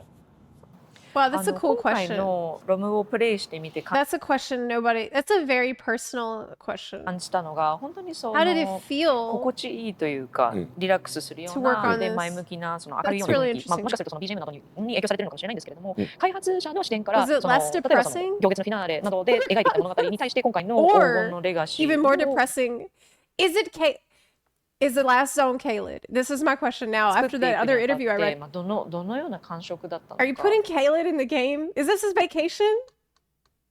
It's Kaled? をぜひ知りたいです。What's そうですねまあプレゼンテーションでも朝ちょっと触れたんですけどやっぱりハイデリン・ゾディアーク・サーガって呼んでる物語はまあ、1.09 番と呼ばれている僕が開発に参加する前の伏線っていうのをなんとか回収しようと思ってやってきた物語だったので、で今回翻って 7.0 は、まあ、自分たちがある意味ゼロからというかクリアにいろんな可能性を試せる展開になってきているので、By the 開 way, 発心 how 的 do には y'all 結構リラック feel スして about the 臨ん city でるかなっていう music, 印象はあ the ります。 jazzy main city So as we music? mentioned lightly in the presentation, you with like the it? Heidelin Zodiac saga, we did not have to, but we tried to incorporate some of the foreshadowing that was done throughout the original 1.0 storyline, which was prior to Yoshida joining the development team and trying to sort of tie any loose ends that were created there.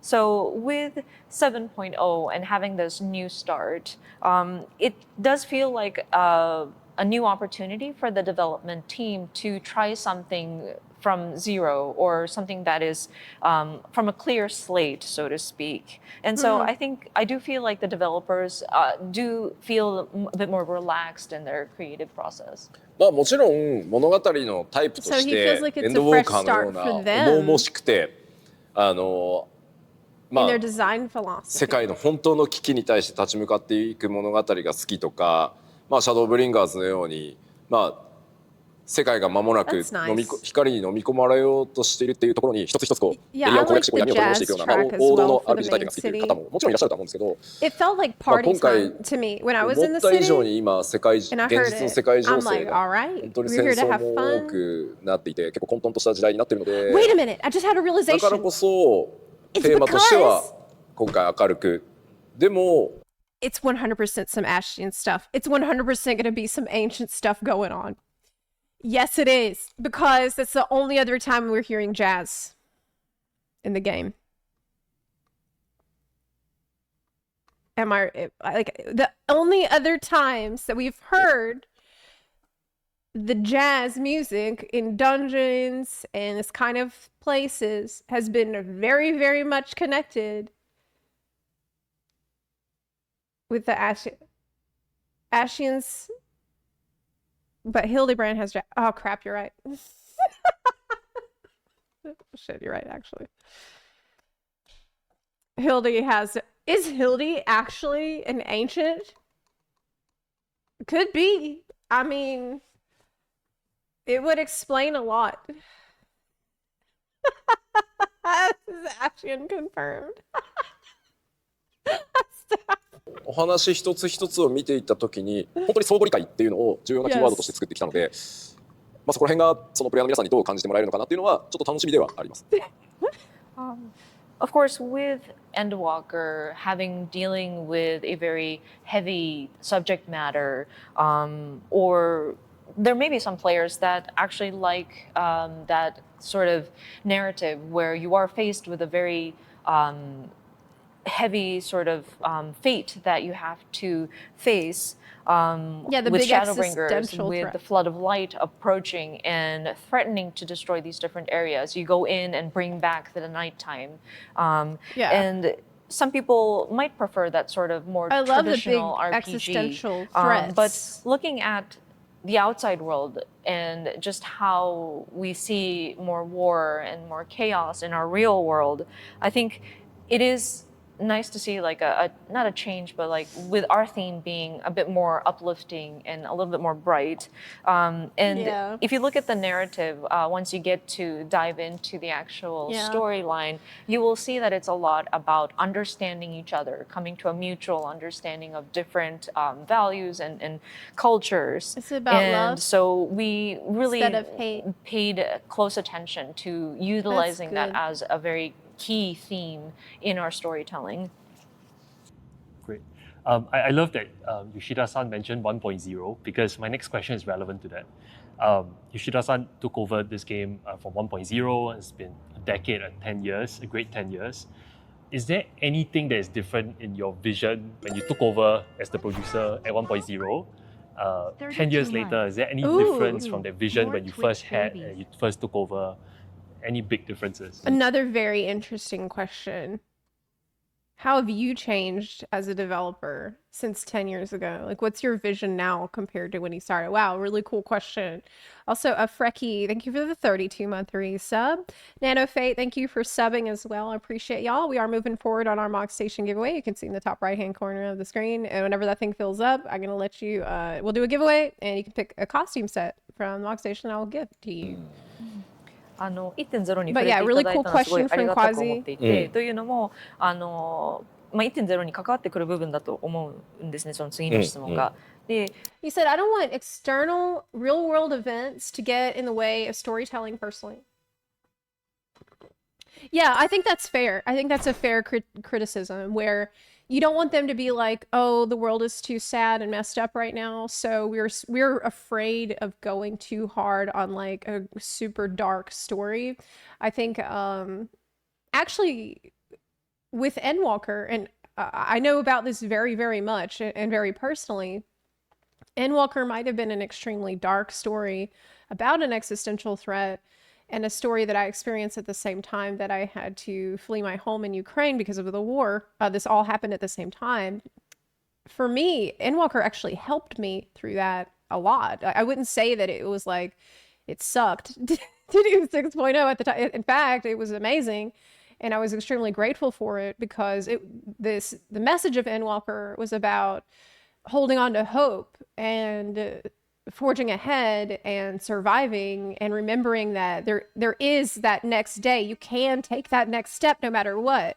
You can do it. You can just walk ahead. That was the whole, that's why it's called Endwalker, because you can walk past the end if you just put one foot in front of the other. And for me, this was extremely helpful for me going through some of this horrible stuff in my real life. And so I think that they shouldn't shy away from it, because the way that they deliver the stories is generally positive. Like it is helpful.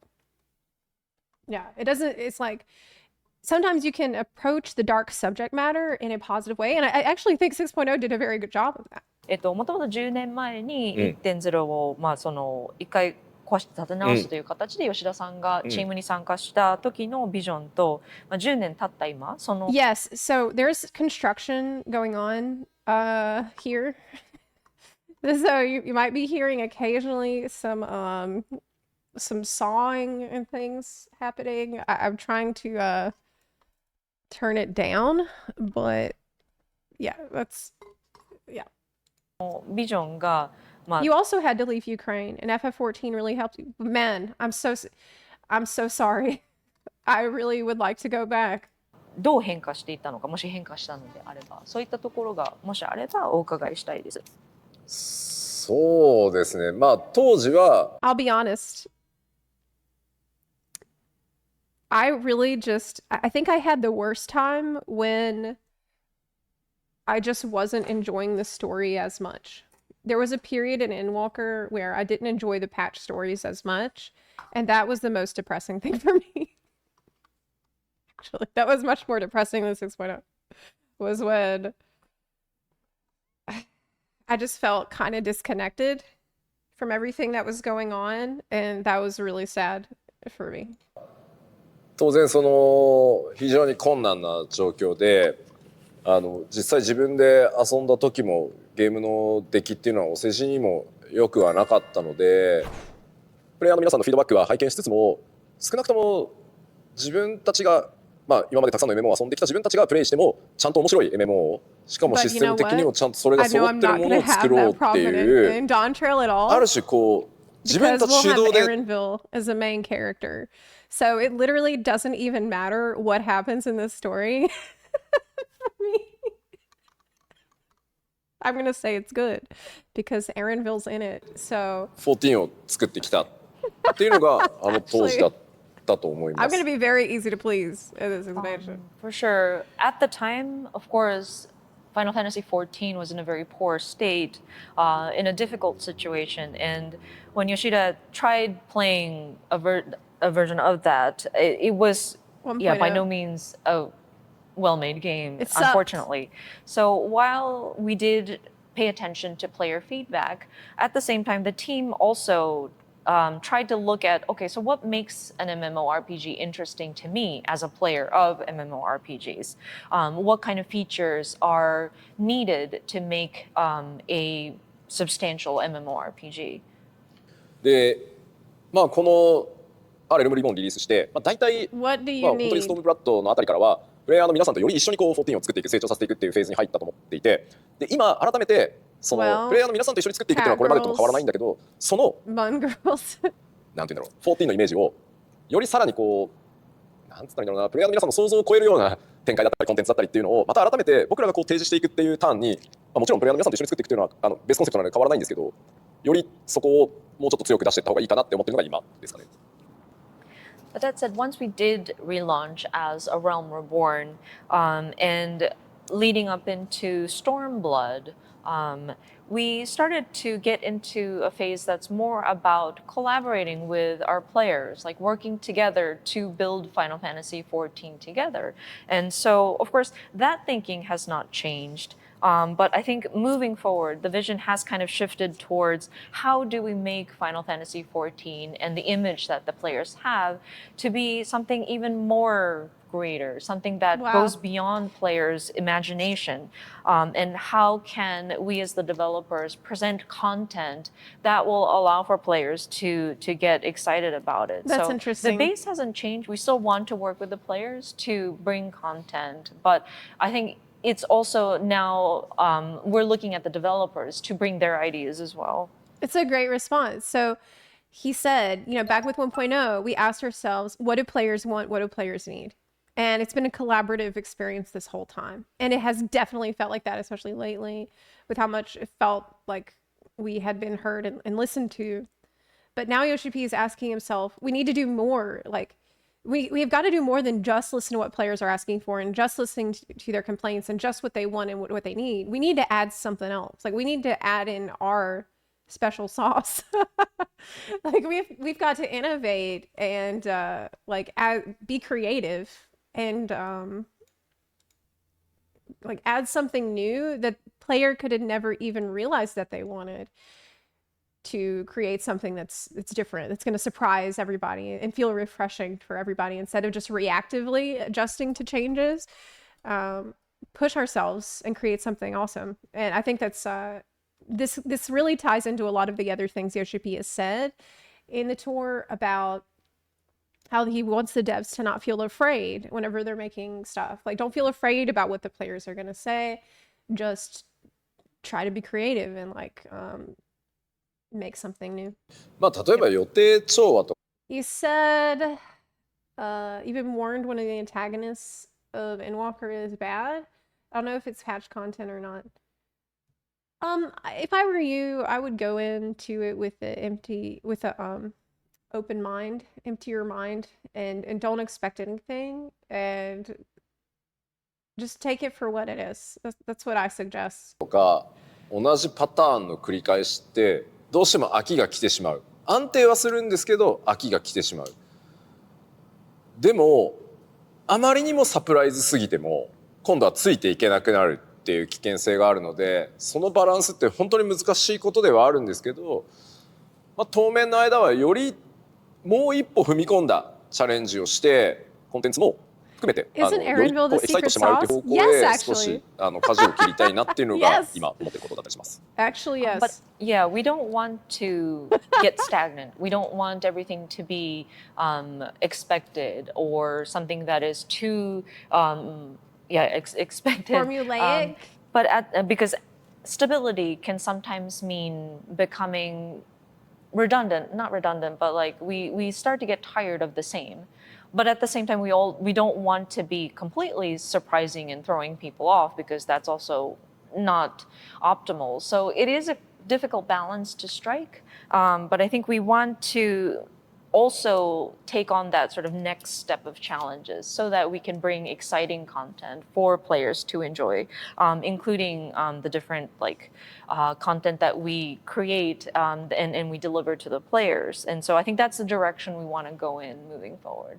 Okay, well, I personally would like to see them make the exciting content, but make it easy to jump into and easily accessible without me needing to get together 7 other people on a schedule for it. Like, I would like to be able to jump into a dungeon very quickly and have that be exciting.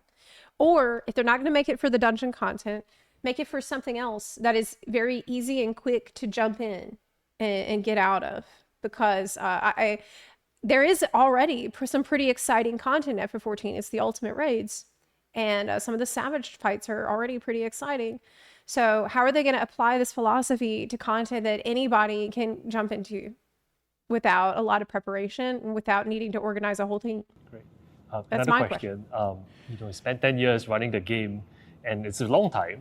Was there any moment during these 10 years where you were surprised by the players' reception or feedback of certain thing in the game that you didn't expect? Was there a part where the community surprised you?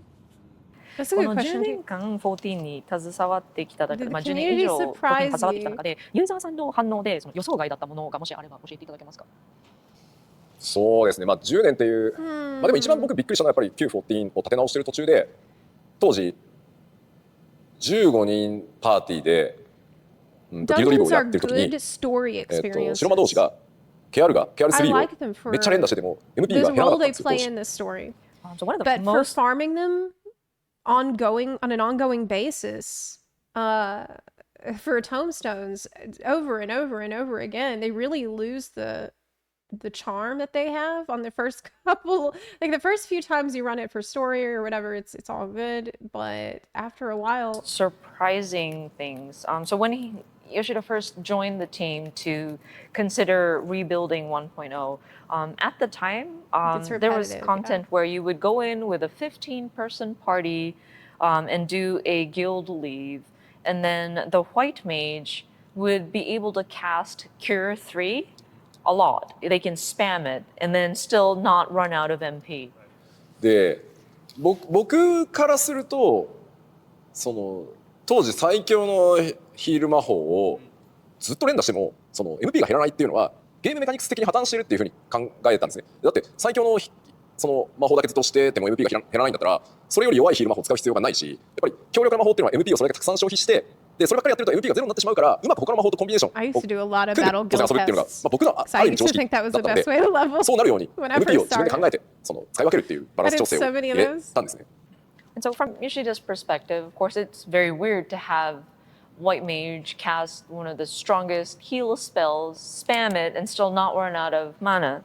And so it's broken, like a broken game design.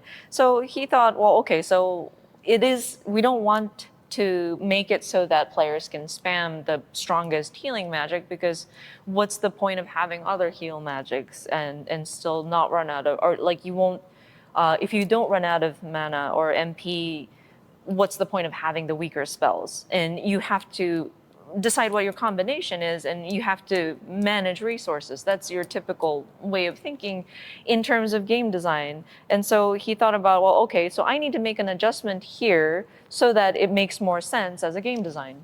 で、いい MP バランスになったと思ったし、今の話ってそれこそ聞いたら当たり前って思うと思うんですよ。僕もそう思ってたんですが、フォーラムに寄せられたフィードバックはすごく皆さん怒っていて、今までギャルがを連打するだけで楽しく遊べていたのに MP が減るようになってストレスだ。なんで MP の管理なんてしなきゃいけないんだっていうふうに怒られたのを今でもすごい覚えていて。So, I mean, listening to it from, not outside, but like listening to it objectively, I think it comes as second nature. Like, yeah, of course, game balance seems to be broken if you're able to just spam the strongest healing magics. So Yoshida went in and made the adjustment. He felt that it was a good sort of MP resource management system that was set up there. But when he saw the forums and the feedback that was provided by the players, they were angry. I was able to cast Cure 3 without depleting my MP. It's now stressful. And he still remembers that reaction that he received. で、それが少人数の意見じゃなくて、そのコメントにものすごい数のいいねがついていたのがもうすごい印象的で、これは別にプレイヤーの皆さんの考えがおかしいって言いたいんじゃなくて、すごくその時に開発チーム運営チームとしてすごく良くない状態を作ってたんだっていうのに気づいたんです。That would not be surprising at all. Looking at the reactions to that sort of feedback, we saw that a lot of people were upvoting it, or like they liked that post. And so, of course, we're not trying to say that the players are they're out of their they're crazy or anything like that. We just want, or I just recognize that the development and the management team created an environment where it was not right. Like we were allowing for broken game design to be allowed. その時に本当に気づいたのが、その環境に対して人間っていうのはすごく適応能力が高いので、その狂ったメカニクスのゲームデザインを長くそのままにしておいたことによって、それを遊んでいるプレイヤー would like to press one super powerful button and never run out of resources forever. プレイヤーの皆さんはそれがある意味当たり前。それに慣れてるからこそ。But it is really could not be more diametrically opposed to what you as a game designer want. You know, this is the kind of cuts to that innate conflict sort of between what a game designer has to design and what a player wants to optimize, right? As a player, players tend to want to optimize everything and make it as easy as possible and as fast as possible. But as a developer, you kind of need to get in their way a little bit. Like anybody who's ever run a D&D campaign knows this. You have to create obstacles and issues and problems, but in a fun way that like people will enjoy overcoming the problems that you set out in front of the player. So that's what creates the game. That's the game. 一般的に正しいと思うことであっても、大きくその環境が変わると、ものすごくストレスを感じて、良いか悪いかではなくて、It's kind of like reminds me of this problem if you're designing a D&D campaign where you design all these cool monsters for the players to fight, but then you'll find that what your players want to do is avoid fighting them at all costs. And you're like, well, shit. How do I make them fight? How do I make them want to fight the monsters? How do I make them want to do the obstacles that I think are going to be cool? がかかること自体、変わること自体にすごく kind of this funny interplay between 悪影響 a designer を of a game 感じ and て a しまうっていうのを学んだので、やっぱりもう僕ら開発チームも間違うことっていうのはよくあるんですけど、間違ったものはできるだけ早めにこれは間違えました。申し訳ありません。でもできるだけこういう理由で間違ってるからこそこう変えますっていうのを。That's probably been on his mind a lot lately. The point of you can't always give players what they want, you know? You can't just constantly give them what they want, because what they will want in the end might be, a super powerful button to press with no downsides. 早く伝えて、早くそれを直すことによって、みんながその悪い環境に慣れてしまう前に、ちゃんとゲームメカニクスを調整していくのがすごい大事だっていうのを、その時にすごい思ったので、It's a まあ、随 very 分古い話にはなる difficult んですけど job that they have. 僕のゲーム開 Yeah. 発者としてのキャリアの中でもすごく重要だったエピソードだなとは今でも思ってます。 And so, what Yoshida realized at that point was that, of course, humans have a very great ability to adapt to whatever environment they're in. And so, people might get used to a broken game design. And those that have been used to that sort of system will think that, wait, no, change is bad. And so, even if that is good or like a corrective measure, people might feel stress to the changes. And so he learned that that could happen. So whenever there is something that is broken or something that needs fixing, he realized he needs to act upon it quickly. Admit that, okay, so we messed up on this part. Let the players know why it's messed up and then how we're going to fix it so that it's going to be correct as quickly as possible so that people don't get used to that broken system. And that's a great lesson that he learned at that time. It did happen quite a while ago, but it is a very important sort of learning that he had It's for his okay to take things away that are broken, so long as you can replace them with something that's fun. developer career. And that's the challenge. まあそれと同時に14っていうものが今コミュニティサイ But ズ if です you ごく大 take きくなってきたの something で away 今まで and then 右 you に don't 舵を切ってい replace た方 it 針 with っていうのを anything 少し that 左に is 戻したいと思っ as ても fun, 当然感性の法則でものすごく右に圧力がかかっているのでこのハンドルの切り方っていうのは then you're いつも gonna 以上に have 慎重にゆっくり切っていかないとみんな振り落とされてしまったりもするのでそのあたりは今の話がやっぱり根底にありながら Where's, そのハンドルの切り方っていうのもこの10年いろんなプレイヤーフィードバックを拝見しながら結構学んできたというか見てきたというか読み書かせてもらったなとは思ってます。 And at the same time, having a large community as Final Fantasy XIV, if we have gotten so used to that sort of turning right on the handle, whenever we try to even slightly adjust to the left, it will take a bit of force. And we want to sort of stay in that position. So we don't want to go too quickly either, or else we'd be shaking people off. And so while having that sort of thinking of we don't want people to get used to or accustomed to a broken system, we want to just slowly kind of readjust. Wow. And Very I interesting. think that's how we Very take interesting players' response. feedback and making sure we apply it. And that's the kind of learning and that driving technique that we've learned over the years. It kind of implies that he has the sense that the game had been veering off into a direction that he doesn't want, and that now he's trying to course correct, but he can't do it too quickly or people will literally fly off of the car. So he's just trying to kind of slowly get things back on track of like this engaging gameplay that he's been talking about as part of the design philosophy for Dawn Trail. Very helpful. One last question. Yes. I've seen all your producer live letter since 2021. And this is a personal question. I think I've also seen them all. I do notice that sometimes at the start of the broadcast, you look tired from your eye bags. And What? Yoshida-san, I think Final Fantasy XIV is one of the most successful live service games out there. And subscribers are all-time high. I want to ask you, you've already proven yourself as a producer. But what keeps you passionate, what keeps you going about Final Fantasy XIV? Because you have already proven yourself, but what keeps you going? Right. Like, aren't you so tired?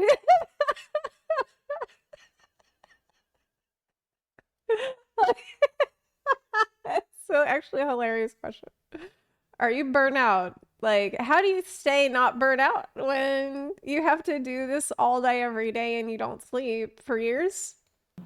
PLL を毎回拝見させていただいてるんですけども、ちょっと個人的な質問になるかもしれませんが、結構吉田さんが登場されるときにその目の下のクマの状況で、あ、疲れてるんだなと感じるときはあるんですけども、本当にファイナルファンタジー14という作品は、運営型ゲームにおいてはすごい成功を収めているタイトルだと思いますし、プロデューサーディレクターの腕というのはもう本当に証明されてい It's るもの。 more than about to earn a paycheck because you can tell that Yoshi P really is passionate and really cares a lot. So it's a good question. Like, how do you だと stay 思って so います。 motivated? ただ、その吉田さんがモチベーションを保てるその Because I've なんだろう never seen a Yoshi P that seemed like he didn't care in all these years. 原動力というか、そういった部分のなんだろう吉田さんの情熱を保つものって何なのかぜひ He 伺いたいです。 always seemed like he was working too いく hard. つか要素はあるのかなと思っていて、まずは当然そのプレイヤーの皆さんが応援してくださるっていうのと、So- 期待をしてもらえるっていうところは、なかなかあることじゃないと思うんですよ、仕事をしていて。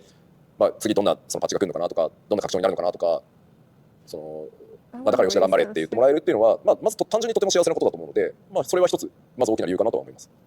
I think there might be several factors that play into this. One of which is, of course, the encouragement that Yoshida receives from the players, and that the fact that players are looking forward to content that's upcoming. I think that's quite rare for developers to feel that, where players are getting excited about, oh, what's going to happen in the next patch? What is the next expansion going to be? Hang in there, Yoshida, and like lots of encouraging comments that come in also for that.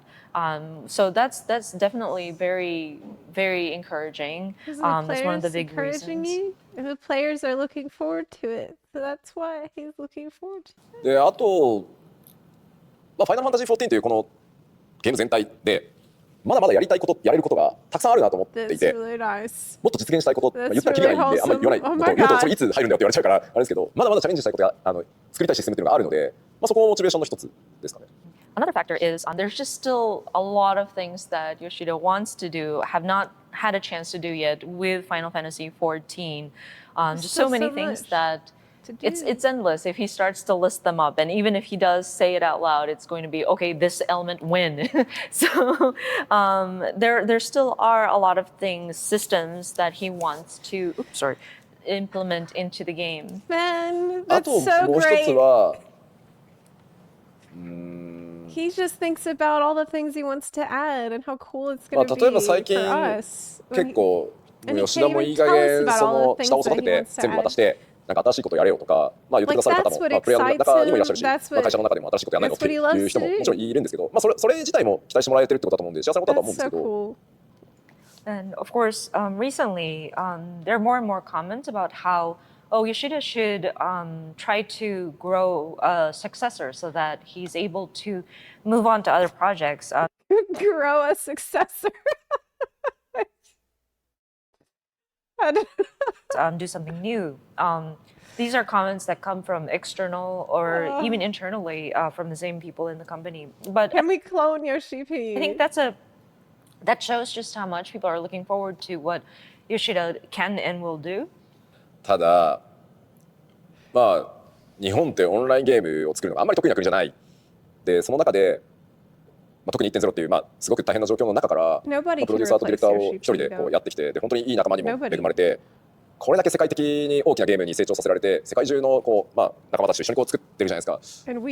僕にしか分かんないと思うんですけど僕にしかできないだろうみたいなプライドというかなんだろう多分皆さん想像つかないぐらい信じられない仕事量なんですよ。これをそれこそハンドルを切り回して俺だからドライブしてるんだみたいなところがあるんでなんかそれがそんな簡単じゃないんですよねここまでやってくることって。でここまで来たからにはもっとでかくしてみたいもっといけるところまで行ってみたいっていう気持ちがあるのでこれをまたゼロからやるのかって考えると結構しんどいんでそこら辺Oh yeah, we do have the producer of FF16. Yeah, there was that guy that said Japan is not as good as creating online games. And with Final Fantasy XIV and the rough start that we had with the original 1.0, and being brought on as producer and director by himself. And through the years, he has met many colleagues and allies that have helped him on the journey. And we now have players around the world, like literally around the world, enjoying the game. And it feels like we're building this game together. And so he feels that this is a job that only Yoshida can do. Maybe it's a sort of pride that he has, and on top of that, it's just a lot of work to be able to do something like this. Like he would be driving this vehicle and trying to turn the handle, but it's only because he was able to do that. It's only because it's Yoshida, and he feels that it's not an easy pair of shoes to fill. And plus, because we were able to see such success, he wants to also look forward to what else can we do? We want to do more and that kind of feeling. So with all that under his belt and looking at a brand new project that is starting from zero, that's a little tiresome, cumbersome to look at.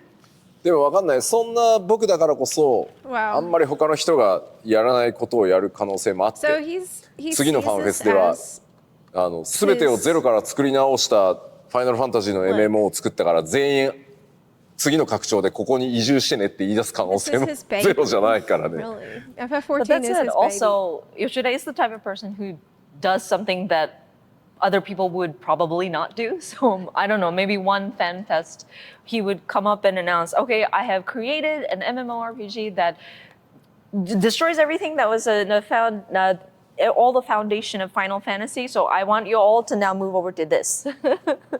まあでもそれぐらい baby. And we would say, sir, yes, sir. Dude, Yosh P, if you came out at FanFest and said, hey guys, I've made a new FF MMO. I made a whole new MMO. Will you guys play it?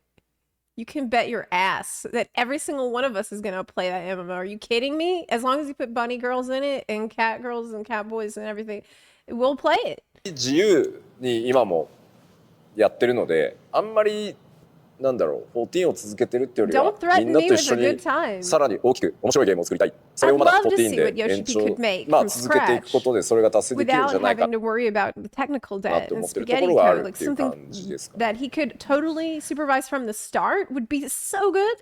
But I think it just goes to show how much freedom we have with creation, especially within that sort of world of Final Fantasy XIV. And the fact that we were able to continue this far and being able to grow this large and just sticking with Final Fantasy XIV will sort of open up those opportunities as well. So.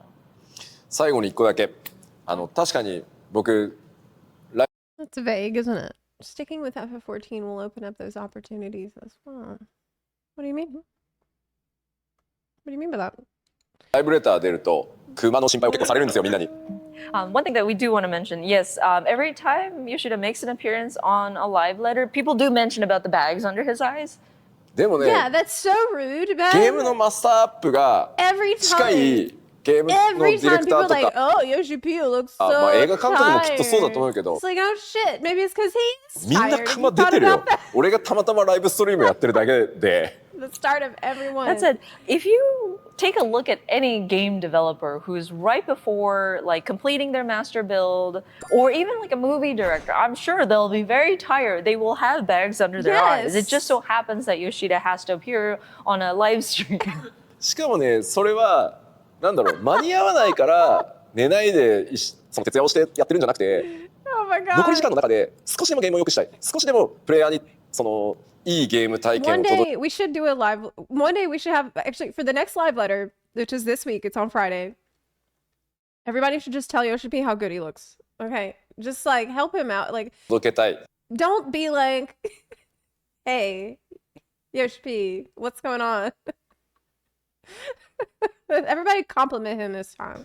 だから限られた時間の中だけど何としても少しでも手を尽くしたいっていう気持ちが Give him a break. いやだって Damn. 寝ないでやったらできんじゃんこれみたいなこのニュアンスは難しいのかもしれないけどだから好きでやってる You know what? Never ので mind. Never mind. Chat. まあ仮にそれで何かあっても本望かなとは思って Stop it. I あ take んま it り心配 back. せず Don't に do あ that. 吉田も頑張ってんなぐらいで見てもらえると助かります And it's not like we're in a rush. We're just trying to make use of the time we have available to polish and get the quality even a little bit higher than we can. So we're trying to maximize the time that we have. We're not like losing sleep over trying to make our deadlines. Sure, some people might say, oh yeah, if you don't sleep, you will probably be able to get through this. But that's not the case. We're doing this because we love the process. And if something should happen, that might be just the way it is, and he's fine with it. Maybe people could just continue cheering him on, saying that, well, yeah, that's Yoshida. They're working hard as usual. Thank We you. will I just want to continue. say thank you. ありがとうございます So I played video games for 30 years. I've never felt emotions as high as what Final Fantasy XIV makes me feel. I just want to say thank you as a Played player. video The game games has for changed my 30 life, years. really. Even when I'm not Played video games for 30 years. playing the game, the music and everything it lives in my mind. So Oh, thank you so discovery. much for creating this space for us. Really appreciate it. まあ皆さんがねそう言ってプレイしてくださるから僕ら頑張れるんで Wow. これからもよろしくお願いします Thank you. We really appreciate you saying that. The fact that players come to the developers and letting us know how you enjoy the game and how you experience those emotions is very encouraging. So thank you. ありがとうございます。Thank you. Thank you, Yoshida-san. Thank you. Thanks, Amy. Oh, thank you. Thank you. Thank you. Yay. Yes, of course. いやでもいい質問していただき Well, like really good questions. Thank you, Yoshida-san. Like, firstly, Extra secret banter. just know that, I think I play the game a lot because of what you say at the producer live letters. I know sometimes what you say seems, it seems like very normal things to say as a producer, but I think as a player, you can sense when, the producer is actually sincere about what he says. When you say, I'm making changes, like you talked about steering the car, and it's not easy. We really feel it that you sincerely care about the game. And I know that there are tough times, there's good times, there's bad times. But we will always be here to support you, and I just want you to know that. Oh my god, that's so sweet. And just also know that because of Oh my god, that's so nice. this game, I've met so many people that I treasure in my life. So yeah, I really appreciate it. Thank you for being the producer. Now I feel emotional. It's an incredible journey. Oh my god, that's so sweet. There's good times and bad times, but we're always going to support you. And I met people in the game I will treasure for my whole life. Oh my god, I actually feel So emotional. this is me, Quasi, back at home Why you recording some gotta? Oh my god, I did not expect. afterthoughts from the Quasi, interview. why did you do that at the end? Honestly, since I started playing 14, since I started seeing Yoshi P's video where he thanked the crowd for the support of the launch of That was so cute. Realm Reborn and he was tearing up, I always felt that he was someone really special in this video game industry. He's And to really be able to special. interview him one-on-one, it's definitely going to be one of the highlights of my lifetime. And it definitely means the world to me to hear Yoshi P say that he watches our content, including mine. Honestly, that's not the reason why we content creators make content in the first place. We make it out of love of the game, and that's what I do as well. But to be Yeah, that is correct.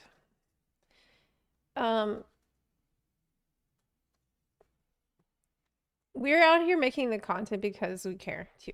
And that's why it's so important to us that it's obvious that Yoshi P also cares. able to so have the much. opportunity to thank him in person for being able to build a community where I am able to interact with you folks in the comment section through every video, to know there's hundreds, thousands of yous going through the exact same gaming experience I do, that we share the same love and passion for this space, to be able to go directly to the man who made it all possible to say thank you, it means the world to me. And what you don't see in this video here is Yoshi P honestly is very accommodating. I was only given a 30-minute time slot, but you can see during my last question he went above and beyond to answer the question, even though we went above the allocated time. There's absolutely no airs about the man. He's one of the most successful game developers out there, but he still takes the time to listen to every single feedback from every single player, content did. creator over there at the media event. And I guess that's why the game is successful. Because the person at the top really truly cares about the game, and it trickles down to everyone I've met on the Square Enix team at the media tour. There's definitely an air of warmth just being able to sit across him at a table, and he instantly makes you feel so comfortable. And Yes. those are things that are very hard to put into words, but I wanted to Sometimes it's easy to forget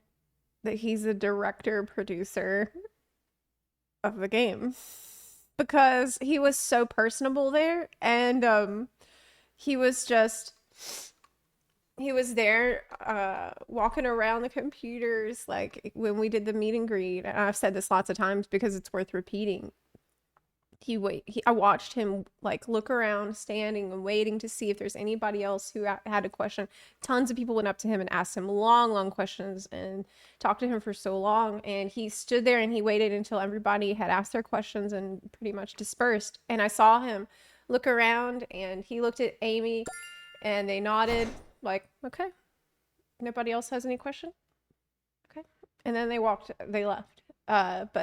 And then they were back like 5 minutes later and they walked around the computer lab. And you just don't see this. You do not see this from other game director producers, you know? kind of capture this moment, because years from now I'm going to look back on this video and just be really, really proud and take heart in the fact that I got the It was a great opportunity video. of a lifetime to just pick his Great brains on interview. where Final Fantasy XIV is going, starting with Dawn Trail. Also, I wanted to give a big shout out to Amy. Thank you so much for translating. Like I said in person, I know it's It was very different from the incredibly others. hard to translate as Japanese well. conversations in real time. Thank you for your impeccable translations of the important producer live letters and all the keynotes. We truly appreciate you as a community as well. Thanks for making this interview even possible. Last but not least, a big thank you to the Square Enix team for giving me such an exclusive opportunity my to camera's speak to covering Yoshi P. I Quasi. come out of the interview feeling Whoops. rejuvenated, more My bad. motivated than ever to put out the best Final Fantasy XIV Oops. content, knowing that the person at the helm of the ship cares just so much about the realized- game, and it shows in his body language when we're talking off camera as well. Eternally grateful. Thank you so much for the opportunity. Thanks for watching. Hit the subscribe button if you'd like to see more Dawn Trail coverage from me. A shout out to all the Patreon subscribers on screen that Awesome. makes everything in my content creation journey even possible. Thank you. You are the reason why I'm able to be here at the media tour. This isn't just the only exclusive Dawn Trail media tour video I'm putting out. There's tons of them on my channel I'll already give you the that's link live. to You can find the this. rest of the videos, link in the description, or you can click on the playlist in the middle of the screen. See you soon. And Firstly, that was a very different interview than the other ones that I've seen, which is it was pretty different and refreshing in that he focused really on Yoshi P as a person and Yoshi P's journey as a developer and what is going on in his mind, what his worries are, what surprised him, like how he's doing things differently now compared to in the past, and how he's feeling. Like I think this was a really it's really cool to see what kinds of questions different people pose to Yoshi P, but this one ended up being extremely wholesome. I actually got a little emotional here at the end with the off-camera banter. I actually did. It was just so sweet. Okay, now here is the link to his video. I definitely think you should toss him a sub and a like because it was great. Geekygasm TV, thank you for the 38-month resub. And I can say I met Quasi. I was with Quasi a lot at the media tour. We were sitting he was sitting like right across from me, and he was one of the nicest people there. He's super, super chill, thoughtful, kind person. So he's exactly like what you expect from watching his videos. Yeah.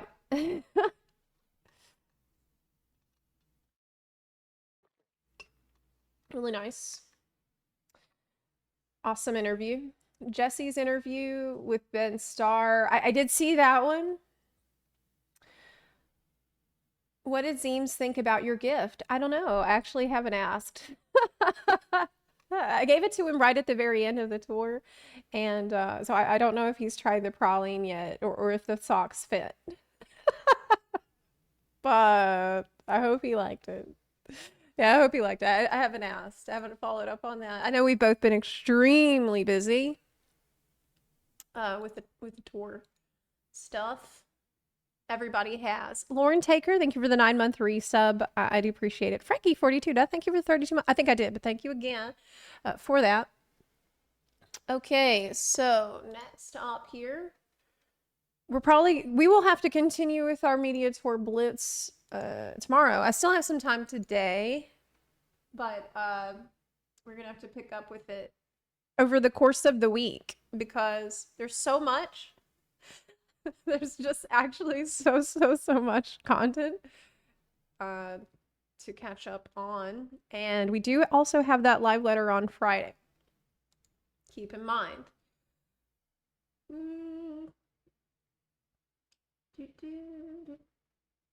We did see Mione and Champagne. 3 questions for Yoshi P from MMORPG.com. Oof, that's not that big. Yeah, we can look at this. You think I need a multi-directional mic? Baby. I do like to move around it a lot. I'm not gonna get a new mic though, because this one was pretty expensive. So this is the mic forever. Okay. 3 questions for Yoshi P at the media tour. Okay, so this is from MMORPG.com and a little sit down asking a couple of questions for Yoshi P just to check to see if it says notably Yoshida and Amy had to forgo a question about the state of the video game development industry due to time constraints. So a follow-up was required, but they still don't know. They didn't get a follow-up. Okay. First question. So you mention often that you plan on keeping Final Fantasy XIV going for over 10 years. Let me turn on some music. And today, that you wish to challenge your team going to the future. So what initiatives are you taking as the director and producer to ensure not only that longevity and sustainability, but also engaged workforce with your team? Yeah, how are you gonna keep it going for another 10 years? You said it's a challenge, a difficult one to tackle. We have different types of creators in the dev team. Sometimes we have to look at different options in terms of motivation control. What? How do you... What does that mean? That sounds kind of scary. You can whip them into shape. For example, say we have some team members who are very much involved in 14. They love 14. That's all they want to focus on. So for those people, it depends on what kind of good content we're delivering to our players that will lead to their motivation. Making sure we're showing them. We want to aim for this in 14X. So you want to inspire them to make them care about what they're working on, I assume, is what you mean by this. On the flip side, they love 14, they love the players, delivering content to our players, but at the same time, they also have a life, maybe a family, schedule. They can't focus on such a rigorous schedule as some other developers have. Maybe salary is what motivates them. With the case of, wow, this is really honest. This is extremely honest. Yeah, no shit. Maybe salary does motivate devs, yeah. With a case of the Creative Business Unit 3 that Yoshida leads, we have a system set up where tenure is not the only thing that qualifies you for a higher salary. Try to look at performance and make sure that we're looking at everyone from a very objective and fair standpoint. And that might lead to some people's motivation as well. Oh, okay, so they can get a higher salary if they perform well, so this is how they keep people motivated? Lastly, there's a group of people who love to explore new technology, new systems, new things. For those people, to motivate them, we would have them try to push the envelope on certain elements or try to get them to come up with new ideas that would get into FF14, give them new challenges that would motivate them. Even then, if there are people who are not quite satisfied with being on the 14 team, we have the freedom to transfer them to different projects. So perhaps they might want to satisfy their curiosity outside of the team.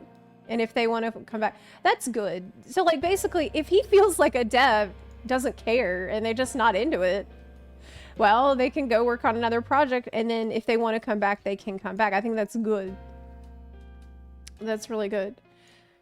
There are many different approaches we take, trying to make sure we're looking at the person. That's a pretty hands-on approach, man, isn't it? This signifies a level of care for people working for you that is, I would say, unusual to come direct from the director or producer. It's been a full expansion now since the population of 14 exploded. What reflections do you and the studio have on the population increase? This is something that Yoshida talks with the staff members to the company in general about. But when we did see that big explosion from Shadowbringers to Endwalker and the number of players we got, it's all thanks to everybody's efforts. Not just the dev team, but the dev team, management team, marketing, PR teams. But that said, there was also the COVID, people couldn't go outside. Yeah, it was just a perfect storm. 14 became a place for people to communicate with others, have friends join them, and that accelerated the growth. The second point was world famous influencers. Organically started playing 14. I wonder whomst. That said, those two elements I think are icing on the cake. It's a bonus we received out of the situation. It's not just the hard work we've done. It's more like something that was almost lucky. And I think it's going to be a challenge now to keep the people that joined us because of those factors. That's true. It can be said for any sort of audience growth. Sometimes it's temporary. This is so real of Yoshida to say this because it is true. A lot of that growth that happened with COVID was going to be unnatural growth because people had to go back to work. People don't have the amount of time that they used to have to play. And so a lot of people were just not able to continue with the game like they could back then. But now his challenge is keeping the people that joined and keeping people wanting to come back that maybe played a little bit then, trying to bring them back now for Dawn Trail. They might get really excited about one thing and then they might leave. So now we have to look at ourselves. We can't just rest on our laurels. We have to look at it from the ground up, making sure we're providing for our players and making sure that we're building that. Oh, I'm so glad to hear him say this. It's obvious, but it's good to hear that from him. Instead of thinking that is our high point and we can only go up or down from that point, I think we also want to instead make sure that we're building our foundation properly, bringing content that we can be confident about to our players. Then maybe eventually we might happen to receive another bonus situation or lucky situation. Yeah. If we work hard, we'll get rewarded for it eventually. That's a very realistic point of view. And that kind of was, you know, what I like to say is luck is where preparation meets opportunity. And that's what happened, because it just so happened that when COVID occurred, FF14 had just released an absolutely banger expansion that was made out of love and care for the game without anybody knowing what was going to happen. Of course, nobody can see into the future. Nobody could have predicted that it would have been such a crazy time for the world. But it's because of the preparation and care that went into the game beforehand, we had an insanely good expansion coincide with opportunity. So we had the preparation meet opportunity, and people call that luck. One criticism many people have had about FF14, at least in the West, is that many will make it very far into the game, not be knowledgeable about their jobs. What do you mean, at least in the West? What are you saying? What are you implying? Are you saying people are not good at the job? Many even do dungeons at level 31 or 32 without their job stone. Look, 31 or 32, people still have... Give them a break. Okay, you should say at level 41 or 42. Okay? Let's... 31, 32, I'm like, you know, it's 30. They just got the quest. They probably haven't done it. That's okay. It's not great, but it's not a big deal. But what about the people in the 50s, 60s without the job stone? I saw somebody... Okay. I had someone actually say to me once, Archer is my playstyle, okay? And they were completely serious. They said, I don't want to be a bard. Archer is my playstyle, and you should not compel a playstyle on me. And I'm like, listen, I want the Archer playstyle too. Okay, I hear you. I want what you want, but it's just not, it's not how it works. Don't you tell me how it works. How dare you? So you don't have to wait for the Archer job if you just do it yourself. Anyway, do you have any advice for either side of the dilemma? And are there more plans to officially make this more intuitive? Actually, it's a good point.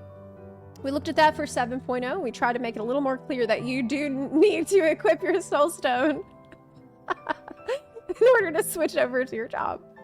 That said, the whole class system was sort of a remnant or a legacy that stuck around since the original 1.0. It does need work to make it easier to understand, and with each expansion, the team discusses, can we do away with the class system? No, because what about all those quests? What can you do? Maybe instead of delete the system, do something cool with it instead? I don't know what. But it ends up being too many resources. It's cost intensive for the team to move forward with it. It's kind of stuck around with each expansion. We understand. It's just they don't have the money to deal with the class system right now. Okay. Nice. Cool. Interesting interview. I really hope that with this new guy in charge of Square Enix, we're going to start to see the game get a lot more money so that we don't have to worry about it being, you know, critical changes being too cost intensive in the future. Yeah. It was a pretty good interview. It's just a couple of questions here, nothing too crazy, but I'll put the link here in the chat also. New CEO does seem promising, yes. It does seem promising. They need a ranger / hunter job. Well, maybe that's going to be Beastmaster, you know? We are getting Beastmaster. Maybe that's what it will be. We have no clue.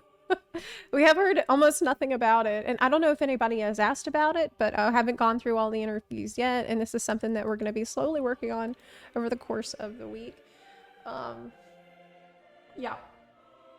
I think we might pick up on this tomorrow a bit more. By the way, if you want to join our FC, you can. We're here on Phoenix. We just started the new FC only buns, so you can join it if you're on EU.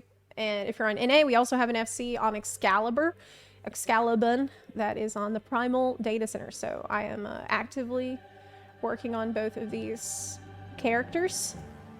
I have been doing the Endwalker story again for my alt that's on Excalibur. And damn, it's a lot of story. It is a lot of story. It's a lot of story. I think it might be Clorinde time. Yeah, I want to give myself time because I got to work on a couple of videos after the stream today too. I was going to join the crawlers, but I changed my mind. I decided that we need a bun guild. I thought about joining the crawler. I almost did it, but at the last second I changed mine. By the way, a thing that I should be plugging for a little more is this new chair that I got from Secret Lab. I got this official FF14 Secret Lab chair, and I do have the affiliate link for it. It's got the crystal tower on the back, and I get it. They gave me the affiliate link, so I am trying to mention it at least one time every stream. This is the Fat Cat pillow that they gave me with it. And I think it's ! Secret Lab should pop up my affiliate link in the chat. It's also in the channel panels if you are thinking about getting one, or even just the pillow. Which pillow is pretty nice. Can I join as a social? Oh, of course. Any bun, you can join. Anybody can join. All you have to do is say you're a bun. That is it. That is it. Everybody, any bun and every bun is welcome. Yeah. Archers should have been like Arcanists. Yes! I totally agree. Branched out in 2 different paths. I can't get into Bard personally. I like Bard and Archery being separate, not combined. Would have been nice to have Hunter and Bard. Yes, I also feel that way about Rogue. But that's kind of going to be fixed with Dawn Trail because we get Viper. Which feels roguish enough for me. It feels like combat Rogue. But much faster, which is really awesome. So with Rogue, I'm not going to complain as much as I was. Yeah. So I feel like Viper is Viper feels like outlaw Rogue kind of. So I'm happy. I'm super happy about that. Yes. Wonders if I should speedrun Bard. Go ahead. Yes. I wonder if Beastmaster will feel at all like Hunter. From what I think that it's gonna feel like Pokemon. I feel like it's not. I feel like it's gonna be like collecting animals more than anything else. Yeah. Rogue becoming a ninja felt really jarring because you go through the Rogue quests, the Rogue class quests in FF, and the class quests are so cool. It's just amazing, amazing roguish fantasy. I love so much. And then all of a sudden, you go from like being in this seedy tavern, drinking with pirates, and being a totally chaotic person, a thief type, throwing daggers at the wall, not giving a fuck about the law. It's awesome. And then one day you're like, okay, all of a sudden I've decided to be extremely strict about the rules of about my ninja society. I'm going to the dojo. It like could not be more different in vibe from Rogue. Rogue is like, you do whatever you want. But ninja is very, very strict. And you have this code. And it was really, really jarring for me. It's so abrupt. Anyways. Here's our buns. If you want to join the FC, you can. I think I'm gonna swap over, and we'll pick up with some more media tour reacts tomorrow, most likely, because this is gonna be. There's so much to go over, and we're gonna be talking about it. By the way, if there's a video or things that you want me to look at related to media tour stuff or anything else, put it in the Discord server. Discord.gg/ZeplaHQ. We have a channel in there called React Content Suggestions, and I do check it every day. So you can pop it in there, and I might look at it. I might not, but I might look at it. Yeah, Rogue, Dirty Scallywag, and Cut Purse, Ninja, Code, Ethics, Honor. Yeah, it's super weird. It's super. So I wonder how Viper's gonna feel. Yep. Also, doing all this cool ninja shit and spells. One of your most important abilities is mugging. So yeah, that's also that's true. They kept in mug. It's a weird remnants of the class system. I hope that whenever they get the money to deal with it, they don't just delete the class system, though. I hope that they will repurpose it and make it something cool and different. I don't know what, but something else. Will you do Dance Slave Quest before Dawn Trial? Oh, we're gonna do Dance Slave Quest this week, maybe tomorrow. Maybe tomorrow. Around the same time that I'm starting Clorinde. So I'm gonna swap over right now. One sec. Because of times. Hey, Nora. Oh, hey, sweetheart, what's up? Are you scared? Is it raining soon? Okay. Could be rain. Okay, I'm gonna pull for Clorinde and do her story quest. Pull. And story quest. Okay. We'll be back here tomorrow doing the same thing. Pretty much. I don't even know why they have a class system when everything is just dictated based on the weapon you equip. Why don't they combine the class stone with the weapon?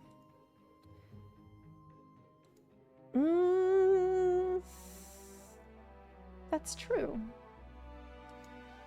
That's true. Yeah. That's weird. At least at least the stones don't go into your inventory. I'm surprised they don't. It's a separate inventory for that, so could be worse. Okay, can we see what's on screen? Yes.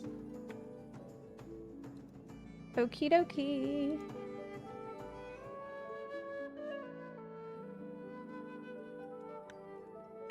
I will pull for Clorinde here.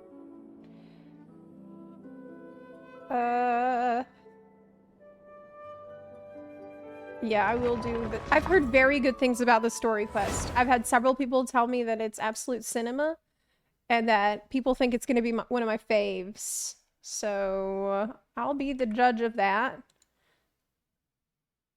But first, let me reset the sub goal. We're 8 into this one, so I'll save that where it left off for tomorrow. We're 8 out of 20.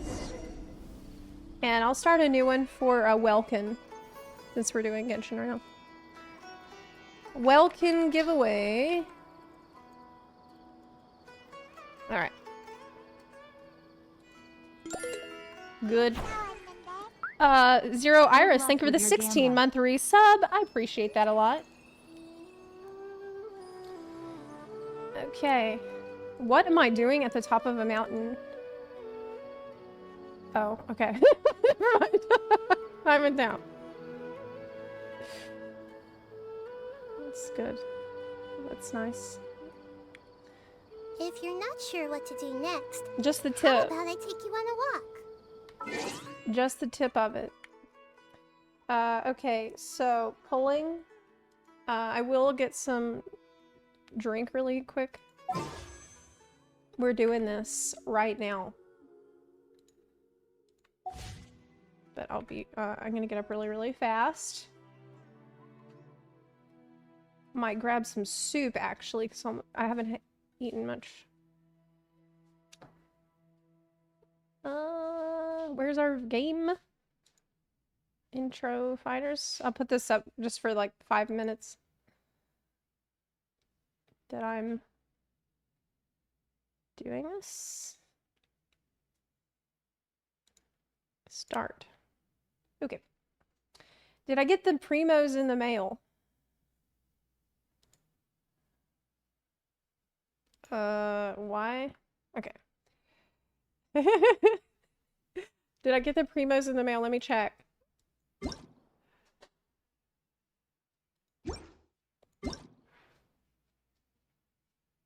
Ooh, yeah, I did. Nice. Nice. Actually, maybe I should do the story quest first, then pull. I think that's a good idea. Yeah, maybe I should. Story quest, then pull.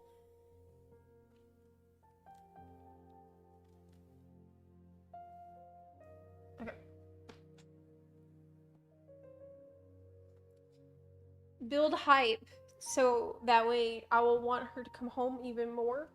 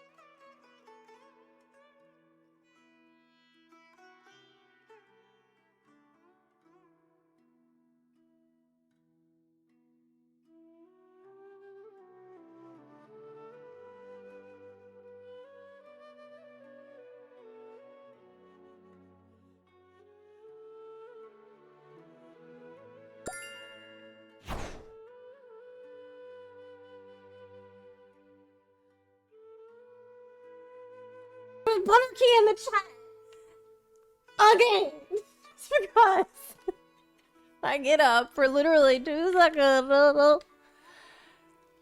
Well, did you know that Chuck Norris can slam a revolving door? And he would slam the revolving door on the Bunnerkey that if he'd seen it. And did you know he can do a wheelie on a unicycle? Yes, he can. Okay, so let's get going here. I think we're gonna do the story quest, and then we're gonna pull afterwards. Unless the story quest is bad. Yeah, in that case, yeah.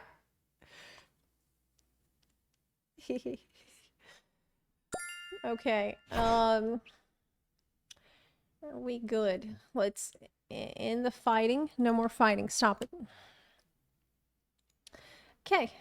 Can you hear the game sounds and everything all right? Sound check.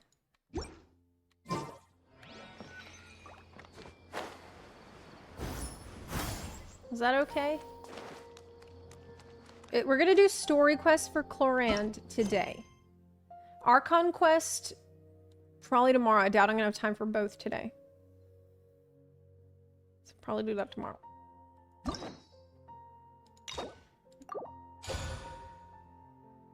Okay.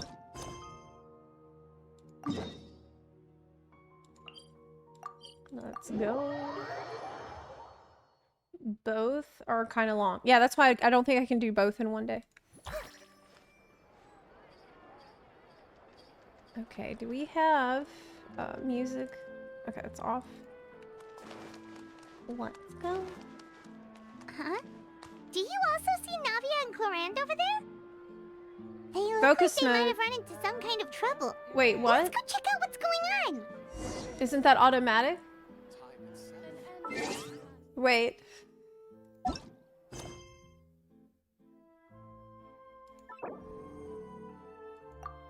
No more. Yes, you can. Okay, you can press it after you started. Whew.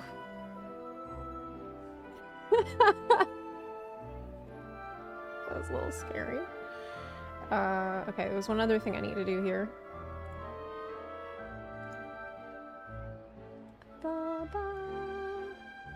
Wow,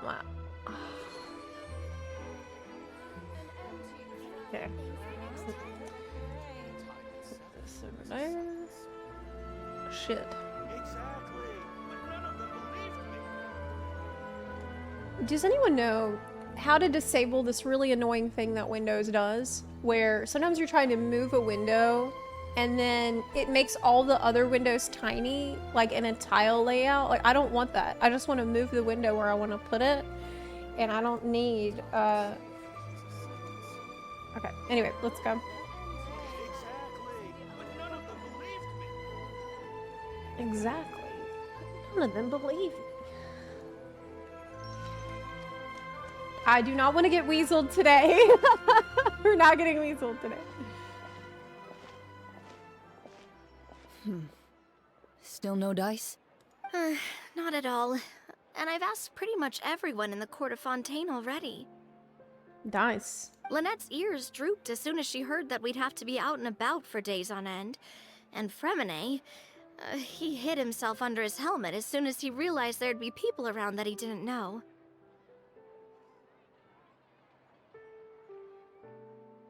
You're trying to have a party? What about Chiori and Charlotte? I feel like both of them would be more than up to it. I've asked them already, but they're both pretty busy right now. I just gave the members of the Spina a few days off, too, so I don't want to bother them either. This is getting pretty difficult. You're trying to start a raid group. Navia, Clorinde, what's up? Try to build a static. Oh my. Well, if it isn't my dear partners. How are you all doing? Huh. Navia? Huh? Oh, you mean... Yep, this is our chance. What are you gonna Precisely. My dear partners, we've got a huge problem right now that only you can solve. Whoa, for real? Absolutely. We've already exhausted all our other options. What kind of problem? Traveler, Paimon, would you join us and play Marechaussee Hunter Judgment Day? It is a static. Marechaussee what now? Marechaussee Ultimate. It's a new game script by the Tabletop Troupe, a local roleplay adventure club. D&D? Hell yes, I would. Yes, that's awesome. Ever heard of the Tabletop Troupe? They put out games that allow you to participate in a story and roleplay characters with your friends. Oh, I've loved their stuff ever since I was a kid. Oh my god, yeah, I want to D&D with Navia and Clorinde. Hell yes. That sounds super interesting. Fun. Clorinde and I are both veteran members of the club. Recently, someone came up with a new script and was looking for people to help playtest it for them. Can I be any character? Can I be a goblin with a fat ass? And when they asked, of course I couldn't refuse. I mean, come on, a brand new script? Nobody has ever played it before. We gotta play it then. Mm-hmm. Generally speaking, scripts at that level of development have a lot of issues, but I think this one is pretty solid. The author obviously put a lot of work into the story, and the world building is also quite credible.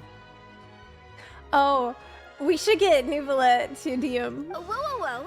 You would be I know such I a was good the one DM. that handed you the script, but some of us haven't read it yet.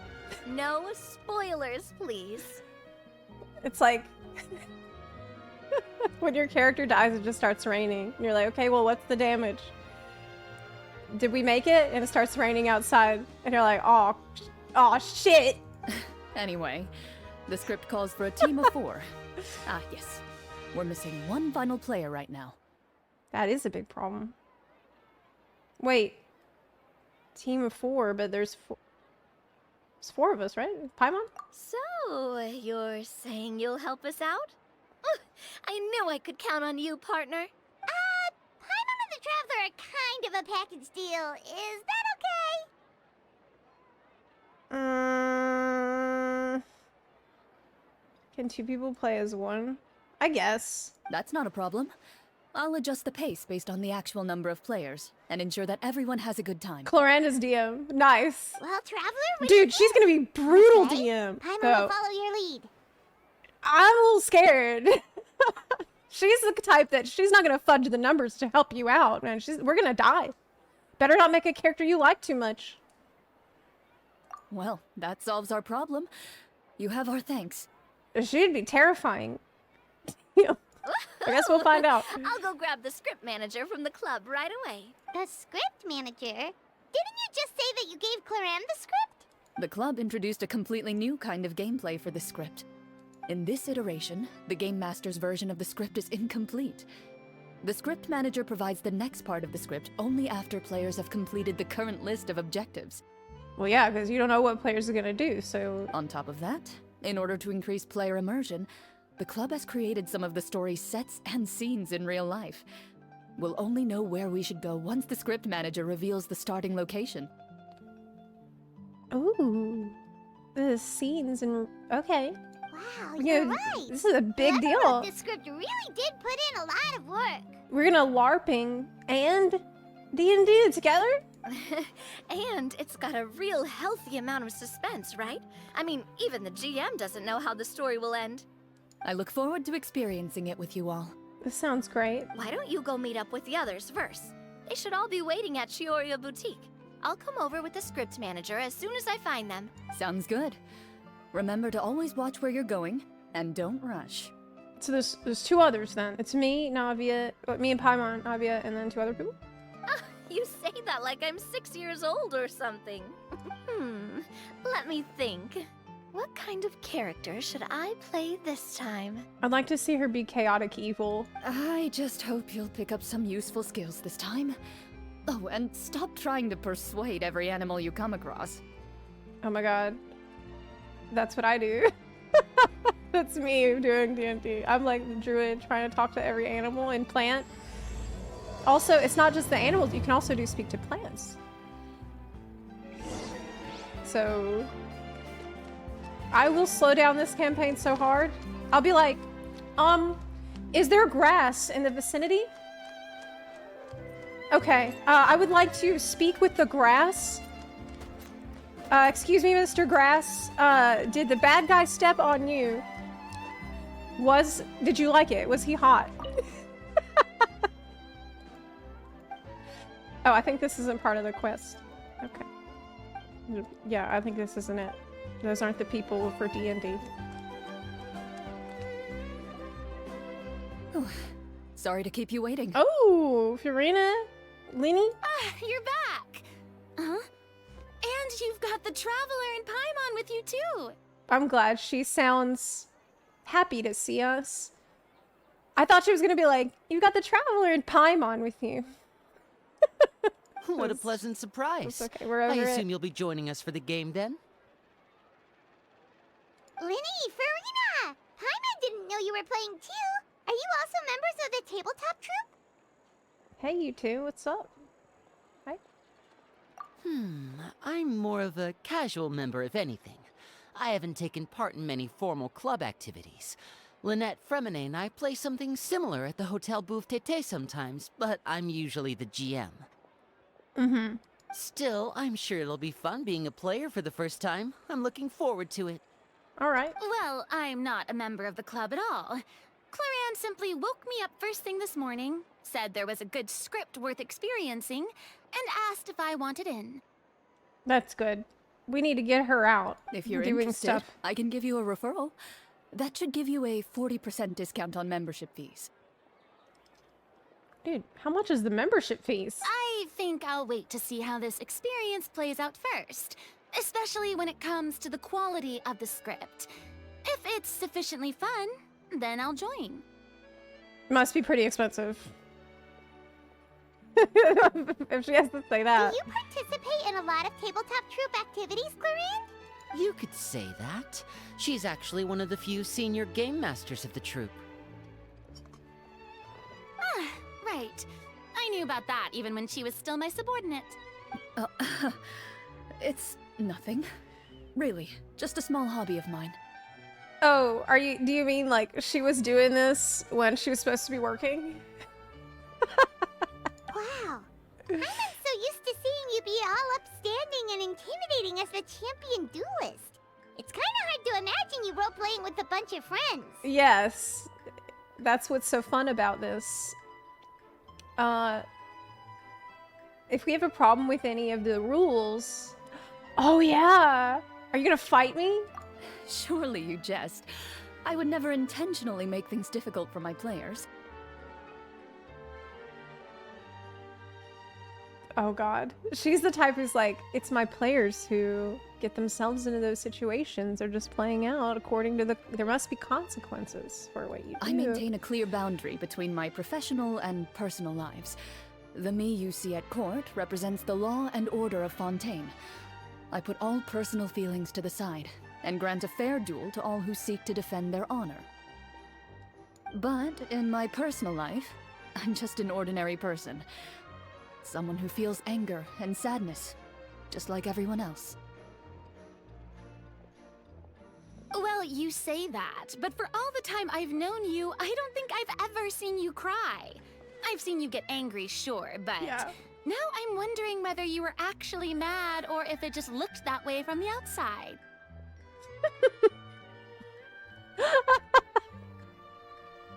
You just look angry.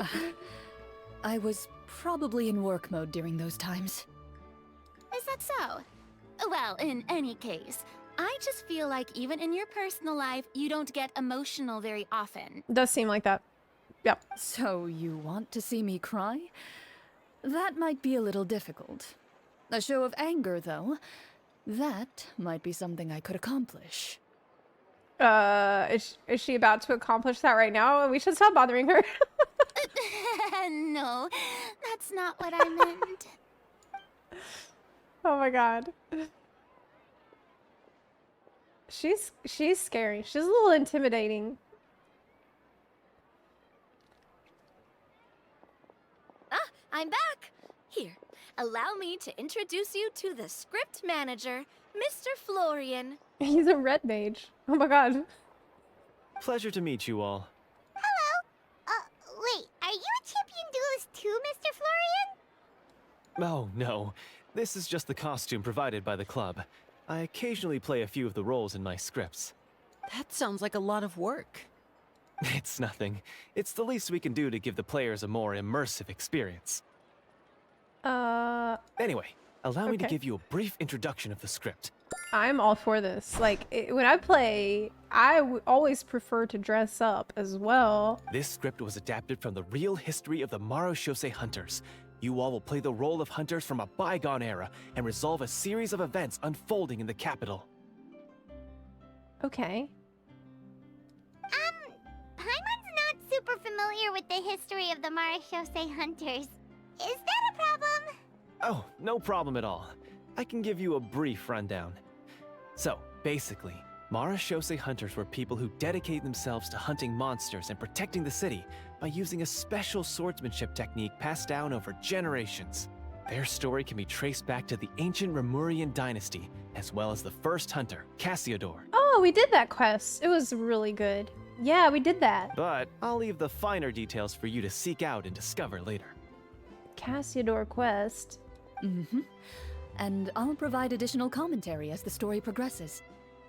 Well, I guess we'll learn more about that. In that case, This is cool. brave hunters, are you ready to set out on an unknown adventure?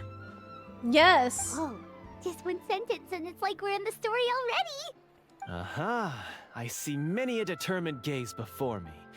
Very well, head over to this location and begin your heroic journey. So, as we follow the story, it leads us to specific scenes? Ooh, sounds pretty innovative. What does the message in the envelope say? She's so excited about this. It's the exact location of the scene, as well as the formal permission to use the venue. Huh, seems like they have everything prepared. Please check all your belongings, everyone, and make sure you haven't forgotten anything. Once you're ready, please follow me to the designated location. What is... Okay. Sounds good. Hunter Squad, move out! So we're gonna learn about the Remuria here too. Head to the game venue indicated in the script. Yes, it's so nice to see Fiorina like excited and doing something fun. This is exactly what she needs. And we're gonna see a side of Clorinde that we really need to see because she definitely seems like a person who is very, very serious and work mode all the time. Am I going the right way?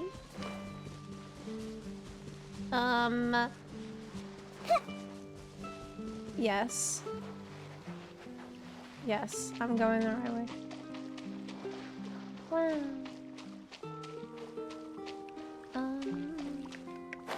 Pulls first? No, we're gonna pull after the quest.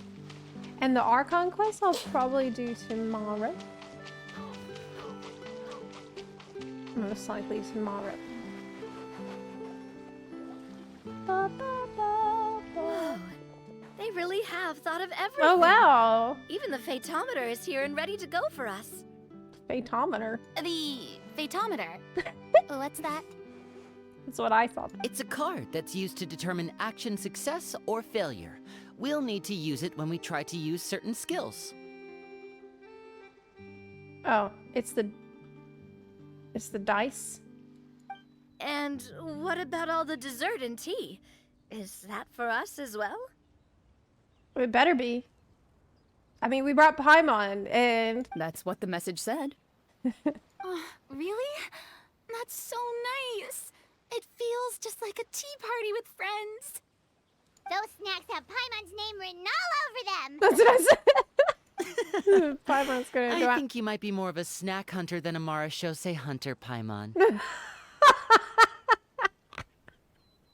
That's so true. Snack Hunter Paimon reported for duty. She If there does. are delicious snacks to be found, Paimon will track down every last one. Big same. The desserts are great. But I'm still looking forward to the story more than anything. Very fair.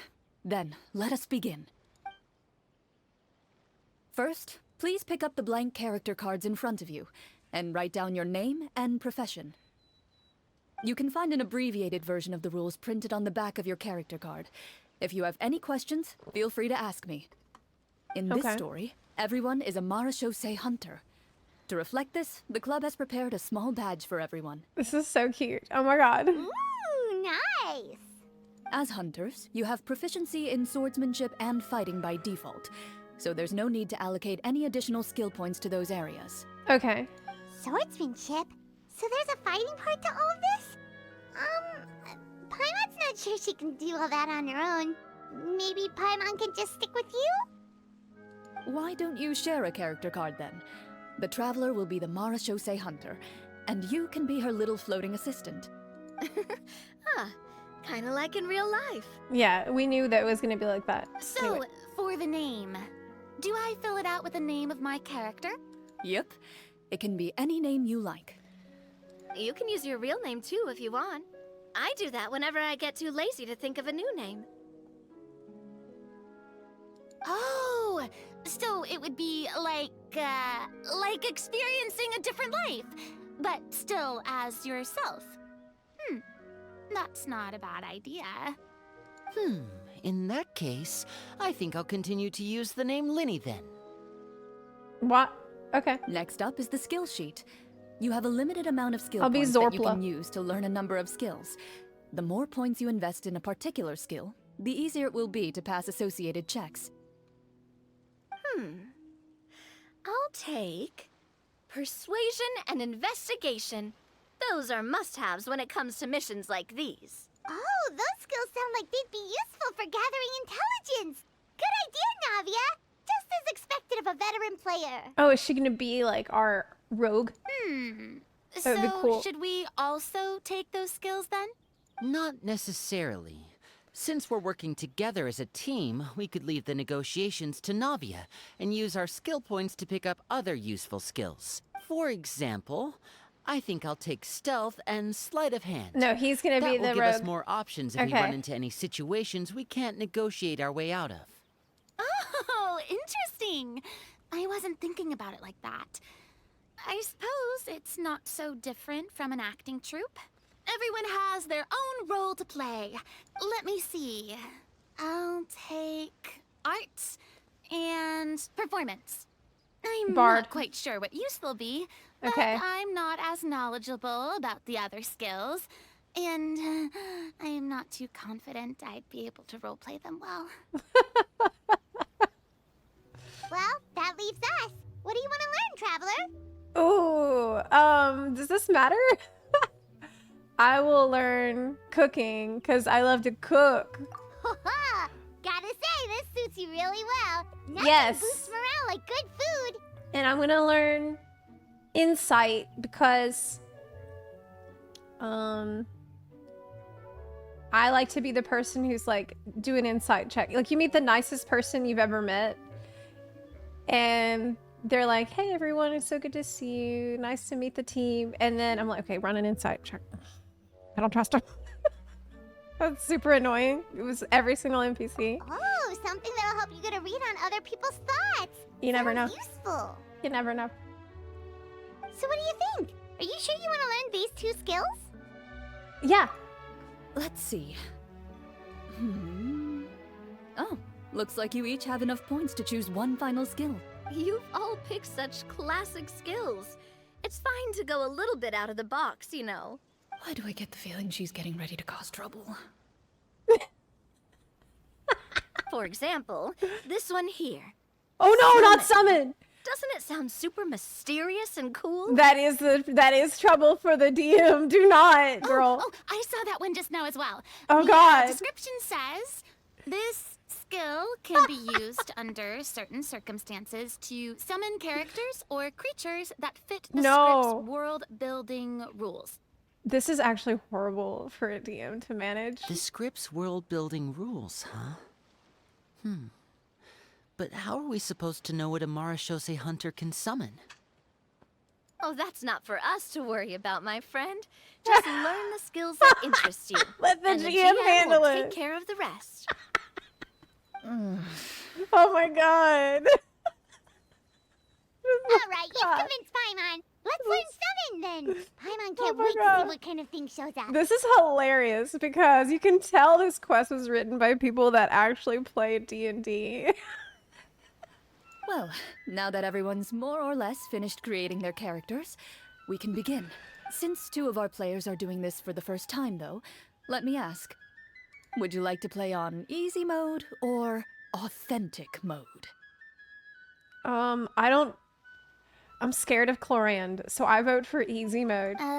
What's the difference between the 2? Well, in role-playing games, the story sometimes changes based on the decisions of the players and the results of the Fatometer. For example, if you fail a check, that means you cannot use the target skill in that scenario. A critical failure may even result in further negative consequences. If you choose to play in authentic mode, every time you elect to use a skill, you'll need to use the Fatometer to see whether you succeed or fail, and face any consequences that may follow. If you choose easy mode instead, every check will be successful by default, and you won't have to worry about luck playing a factor. What? That's way too easy. Can't you just fudge the numbers a little bit if you think that we deserved it? Okay, so the random checks triggered by the Fatometer often serve as indicators for Destiny's course. Yeah. Press to draw a card and get a random number. If the number displays greater or equal to the check. Yeah, okay. Yes, we want that. We want authentic. The random checks. Okay, got it. Your current check bonuses can be added to your randomly drawn number, making it easier to pass checks. Given that I'd like to focus on the story, I suppose I should pick easy mode. I'd feel bad if I brought the team down by failing my checks. Huh? Oh, come on. Don't worry about that. RNG is the lifeblood of role-playing games. Yes, true. I'm going with authentic mode for You sure. You gotta do authentic. Never knowing what you might have to overcome. Ugh, doesn't that sound exciting? I'd rather be mentally prepared for what might happen. Farina has been through enough, all right? Just let her play on easy mode, okay? Let her chill out. All right, then I'll mark down Farina for easy mode. All her checks will be Just successful let her by do default. whatever. Let her have fun As here. usual, Navia and Linny will Give play her a on break. authentic mode. What about you, dear partner? How would you like to play? Authentic mode, obviously. Sure? Yes. Trust me, you'll see the beauty of RNG. Honestly, I don't think Clorinde would make things too difficult for us, no matter what the Fatometer says. She will. Isn't that right, Clorinde? No promises. That wasn't super reassuring. Well, anyway, enough talk. Let's get started. I want to experience at least a good chunk of the story today. Speaking of the story, why is the beginning scene on a beach? Good question. Well, that's because a long time ago, Oh, this is so back when human cute. civilization was still in its infancy, powerful demons and evil sorcerers ruled over the land. They created a host of monsters and sent them to slaughter all humans in existence. But where did the humans come from? Were the demons and sorcerers here first? Soon, a group of human rebels banded together. With their swords raised, they swore to brave the darkness, and in doing so, subdue each and every monster that sought their destruction. They became known as the Marachose Hunters. This is so cute. Oh my god.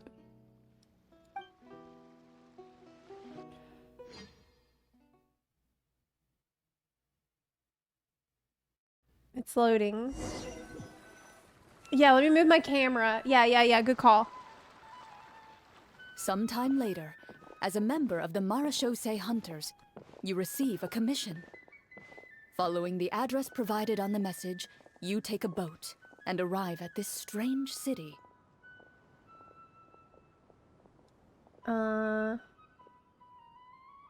Okay. As you inhale, you can taste the slightly salty air of the docks as you begin to survey your surroundings.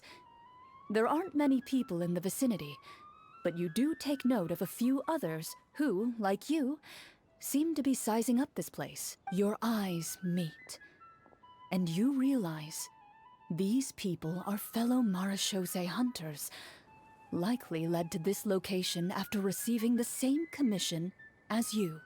Classic setup. Great setup for the game. You're all marechaussee hunters too, right? Cute! Allow me to introduce myself. The name's Navia, monster hunter by trade and helpful neighborhood businesswoman on the side. Now I want this artwork for every character in the game. Everybody needs this card. Helpful neighborhood businesswoman on the side. She's a merchant. What say you to traveling together? We can help each other out on the road. Okay, count me in. Cool! Wow, that's awesome! So awesome. This like trickster. So cool. My name is Linny. I've been wandering since I was little and picked up a few less than legal tricks along the way. I Wow! was adopted by a marechaussee hunter and later chose to follow in his footsteps. Man, we need these. I need this as a skin. Is this where you introduce your character to everyone? It sounds like they've done this dozens of times. My name is Farina, and, I grew up in a noble family. I always had a strong interest in performance and the arts. So Even though cute. I'm a marechaussee hunter, what I really want is to be a performing artiste. This is so adorable. Bard Fiorina outfit. When? Please. Hey, that's really cool. You can do it, Farina. That's exactly how it's done. This is so wholesome. Paimon is Paimon, a good friend and companion to this marechaussee hunter right here. I've been studying the culinary arts since I Wait, was a what? child. I Wait, hope what my the fu- delicious food can help boost people's spirits. What? I'm a chef. There's a chef outfit? This is my class? It's so lame. Compared to everybody else, got a cool class. I'm a fucking chef holding a ladle. What in the hell? That's wonderful. What the? I'll be looking forward to your cooking during picked our cooking. adventures together. I thought that it would be like a side thing. That was just our proficiencies. It wasn't my class. What the fuck? Everybody else is like cool thief, bard, like merchant. I'm standing. Well, actually, it makes sense because I'm probably standing there with a ladle that Nouvellette got me. That actually makes sense. Well, if we're all here for the same commission, why don't we take some time to confirm what we need to do? I'm still holding it. You open your envelopes at the same time. The message reads, "To the honorable and trustworthy marechaussee hunters, our kingdom is currently facing a grave crisis. The lands outside the capital have been overtaken by monsters, and our people are being led astray by forces of wickedness. We beseech you, please help us resolve this crisis and return peace and stability to our home." The people are being led astray. Wait, the humans joining the side of the monsters and sorcerers? Huh. The layout of this city looks super familiar. It kind of reminds Paimon of Mondstadt. Huh. The scriptwriter must have used a real-world city as a reference when coming up with the map. As experienced hunters, the layout of the city reminds you of places once traveled. You recall the sight of tree-lined streets and the gentle tranquility of days gone by. Yet, as you regard the city in front of you, it appears to be little more than an empty shell. Its hollow gates are open to you, beckoning you to come forth and bring salvation back to the town. I carefully read every line of the letter and turn my attention to the signatures at the bottom. Who issued this commission to us? You see a long string of unfamiliar names.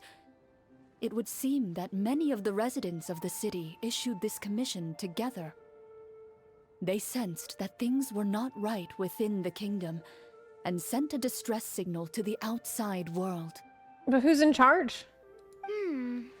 In that case, why don't we take a walk around the city and see if we can learn anything from the local residents? Oh, good She's idea. a natural. We might be able to get some leads on the monsters and bad guys we're after. Door of You look Resurrection. up and see a tavern nearby. It appears to be open for the day. Why don't we go check out that tavern? If the novels I've read are anything to go by, taverns are usually full of information. Okay, that's the first place to go, of course. Is the tavern. As you approach the tavern, you find a plainly dressed woman standing nearby. She appears to be rather troubled about something.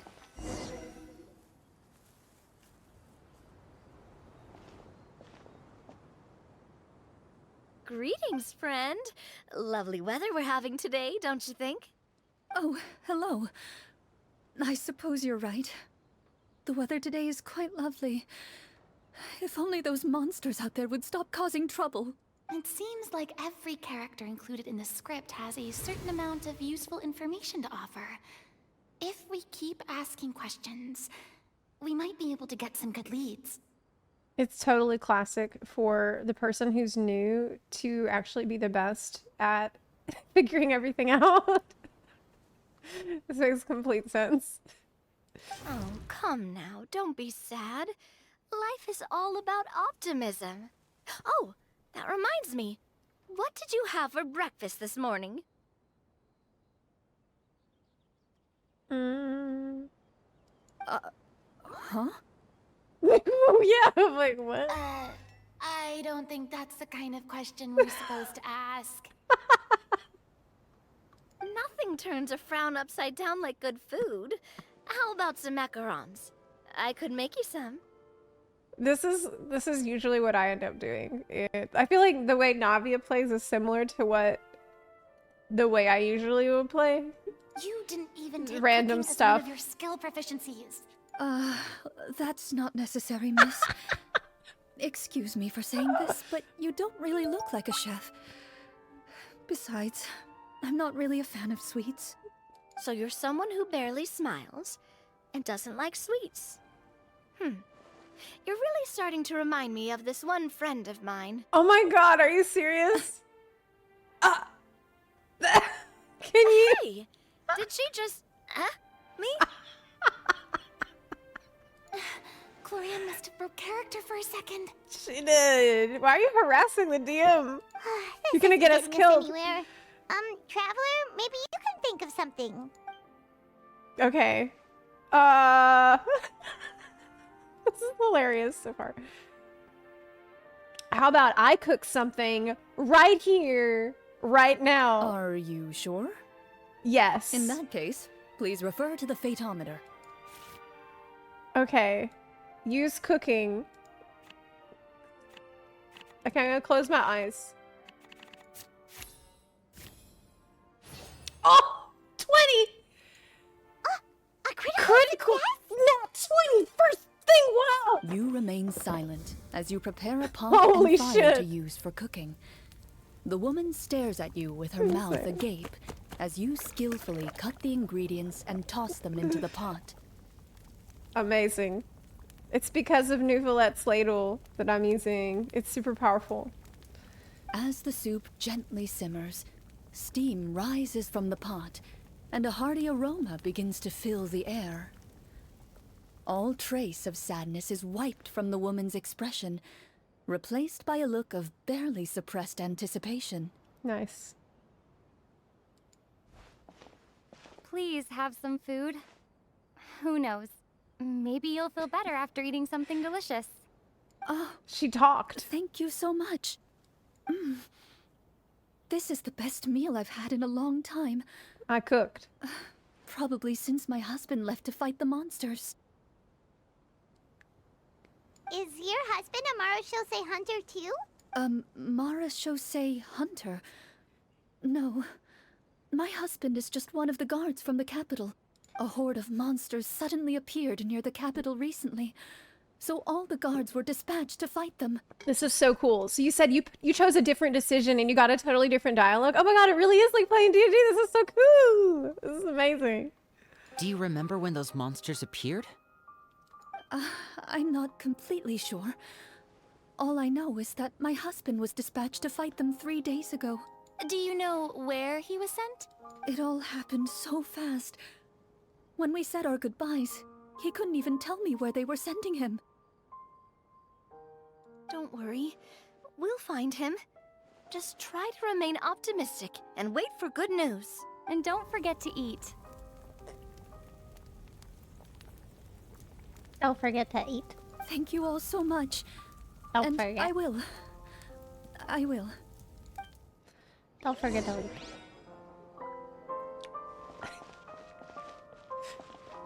The stare, yeah. Okay, this is super neat. This is a totally new kind of quest. Further into the city, the streets appear largely empty. An elderly woman walks past. You see her shake her head as she puts away her wrinkled wallet. A nearby merchant folds his arms and gives you a disdainful look. You get the impression that he's someone who has long gotten used to the sight before him. People have no money? Although he doesn't seem very friendly, merchants are usually a good source of information, right? Pardon me, sir. I'd like to ask a question if I may. That depends. How much are you willing to pay? How about this much? What do you take me for? Some lowly beggar? You can't even buy half an onion with that amount. Clorinde is such a good DM! She's so good at it. Surely an onion can't be that expensive, right? How much is an onion? $10? What do you know? War's nearly upon us. Everything costs several times what it did before. If you're not gonna buy anything, then scram. She even gave him a little accent. Whoa, what a nasty guy. Maybe we shouldn't even bother talking to him. But he still might have information we need. Traveler, can you think of something? Give him fake money. Lenny. Okay, while everyone is talking, I secretly use my magic props to summon a bottle of wine without the merchant noticing. Yeah. Okay, I'm gonna close my eyes again. Oh no, he does it. I didn't click anything. It's his job. Okay. We meant no offense, sir. Here, that makes allow sense. me to offer you this bottle of vintage wine, made only from the finest grapes. I'll just leave it here. Please, enjoy it at your leisure. Ah, I should mention that this wine is the perfect accompaniment to a meal. I'd suggest enjoying it with dinner. All right. Go on and ask. What do you want to know? Do you have any information on the monsters or the That crisis that has overtaken the kingdom? Crisis? If you ask me, there's a crisis everywhere you look. Those monsters are camped outside the city, and they've been destroying all our trade routes. We have limited reserves within the city, so if this continues, we're all gonna be in big trouble. Wait, you're saying no one has put a plan in place to distribute supplies or maintain order? We could all starve and those nobles in the palace wouldn't even break a sweat. It seems like that because it's the people that summoned us here with the commission. We haven't heard anything from the nobles. Who knows? Maybe they've been in cahoots with the monsters all along. Maybe. That is concerning. Thank you, sir. We won't take up any more of your time now. Are we gonna get away with that? Yeah, we did. Hey, why did you leave in such a hurry? You know why? Well, you see, that bottle of wine was just a cardboard prop. Haha, got him. Should we try to go somewhere with more people? Oh, how about the city square? Follow me. scammed the guy Before out of you lies information. the city's central square. You see a man with a slightly anxious look on his face, pacing back and forth, his head hanging low. He's probably looking for the alchemy He table. doesn't seem to notice your approach. Still immersed in his own thoughts, he shakes his head and lets out a long sigh. This guy seems promising enough. Maybe I can get some information out of him. Hello, sir. Is there anything I can do to help you? Wait, you're... I'm... Oh, dear goodness! You're a Marashose hunter! You recognize us? Ah, are you one of the people who wrote the commission letter? Yes, yes! Oh, I didn't expect you to actually come. Oh. What great news! The city is saved! What happened here? Alas, we once lived comfortable, carefree lives. This city used to be free of monsters. The first Marashose hunter, Casiodor, the Golden Hunter, he was the one who drove them back. However, monsters have once again surrounded the city. Perhaps the seal that kept them at bay has lost its power. Or perhaps an evil sorcerer has been meddling in our affairs. All I know for sure is that their return has stripped this city of any chance at peace. The monster's back. Are there not enough soldiers to drive them out? It's not a question of numbers. The guards simply have no idea how to deal with them. Most people my age have never even seen one of the monsters, much less been trained to fight against them. What's worse, many of us don't even know the history of the Marashose hunters anymore. When I was a child, though, my grandfather would tell me stories about how the Marashose hunters drove back the monsters. So, on the off chance that something might come of it, I decided to reach out to you. To be perfectly honest, I was starting to think all those stories were just tall tales. But now that I've seen you in person, I finally know that it was true! Well, you can rest easy, friend. The righteous and formidable Marashose hunters are on the case. The man is touched by your determination and resolve. His eyes begin to well with tears of relief. Still, if we are going to hunt the monsters, we need to know where to find them. Can you give us any leads?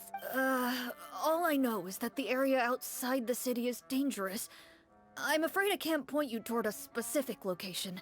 Oh, although, if you leave the capital through the main gate and follow the road, you should run into a group of guards. They might know more about where to find the monsters. Okay. I see. We'll go look for them then. All right. Be careful. Oh, and one last thing. The monsters outside the city are just part of the problem. There are evil sorcerers inside the city as well. So be on your guard. Oh. They've infiltrated the city. Ooh, that's what they meant earlier when they said that some of the people are being led astray. Maybe, like, some people are also taking up the evil sorcery. But this also means that we have a backstory as Marashose hunters.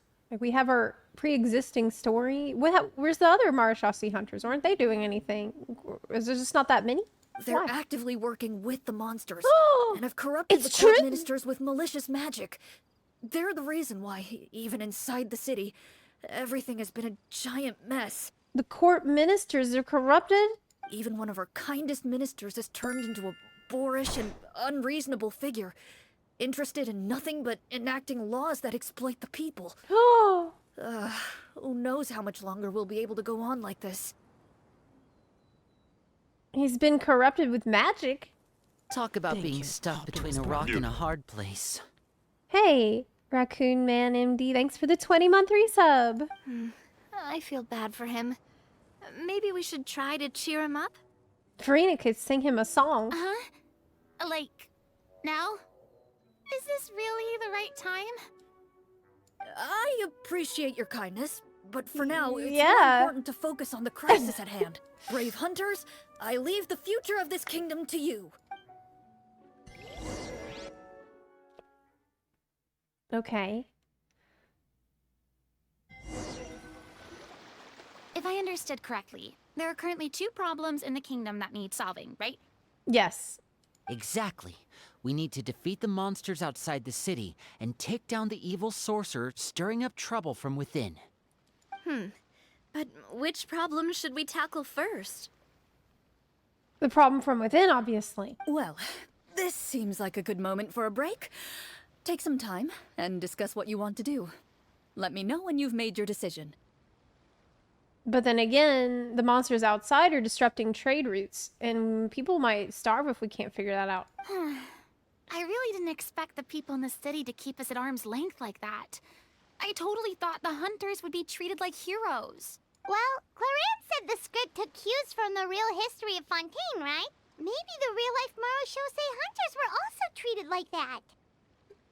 People had too many problems to, like, roll out the red carpet, and you can't blame them for that. I wouldn't say it's a perfect representation of history, but there are definitely some similarities. Would you like to hear more about it? Sure. As long as it doesn't spoil anything in the script. You've brought up bits and pieces of the hunter's history before, but it was all in passing. Paimon wants to know too! The hunters were super powerful, right? Were they all from a special line of supernatural beings or something? Kind of like the yokai in Inazuma? No. All Marachose hunters were ordinary mortal fighters. The only thing that set them apart were the special sword techniques passed down over the centuries. Huh? So you mean anyone could become a Marachose hunter? If they could learn the technique. In theory, yes. All you would need to do is survive the rigorous training and master the swordsmanship techniques required to fight the monsters. Still, most people dropped out at the early stages, and others called it quits the minute they saw a monster in person. To become a hunter, you must be strong in both body and mind. It's like being a Navy SEAL. What kind of monsters did the hunters fight exactly? Oh, and the evil sorcerer the script mentions. Did they exist in real life too? The land of Fontaine once played host to an ancient dynasty known as Remuria. After that dynasty fell, monsters began to appear, intent on obstructing humans from establishing a new social order. One of the ancient sorcerers of Remuria used his power to assemble a formidable army of golems. He sought to use that force to establish himself as king. Yeah, we learned about that. Now, wait a second. Don't tell me that guy was the inspiration for the evil sorcerer in the script. We still haven't found any in-game information on him yet. So, why don't you talk about someone else for now? Yeah, what about, we're metagaming. Well, I wasn't planning on going into anything you might be able to find out in the game. But if you want me to talk about something else, then... how about Casiodor, the Golden Hunter? Or Egeria, the ex-Hydro Archon? Wait, but those people are all from a super long time ago. Where did you learn all this, Clorinde? From my master. Huh. By master, you mean Miss Petronia? Someone you know?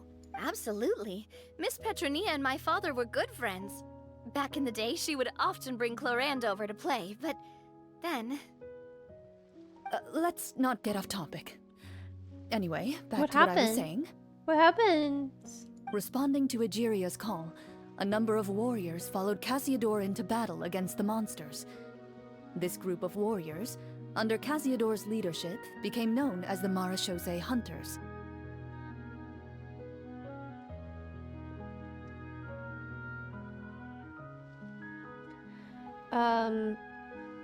Right. Okay. Yet, as Fontaine entered an era of peace, their work gradually became obsolete. The Marachose Phantom, originally an association made up of hunters, eventually came to be predominantly comprised of Melusines. Ah, I see. That explains why most of the people in the script have forgotten the hunters or think of them as nothing more than a legend. Is that really a bad thing, though? It can get tough always being the one shouldering everyone's expectations. She knows that better than anyone. Depends on who you ask, I suppose. If the name of the organization no longer commands respect, investigative work is bound to suffer. Speaking of investigations, which problem should we tackle first? Monsters or evil sorcerer? I vote monsters. That's the main duty of the hunters, right? We can come back to the sorcerer later. Well said, Miss Farina. Maybe she's Plus, right. if the sorcerers really are the masterminds behind this whole thing, defeating the monsters could give us some clues on their intentions as well. What about you, partner? What do you think? Am I going to be contrarian and say that the sorcerer problem seems important, or am I going to agree?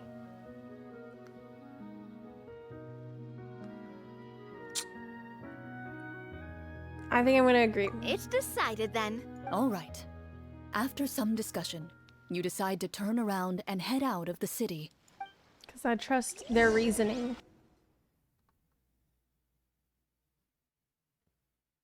Okay.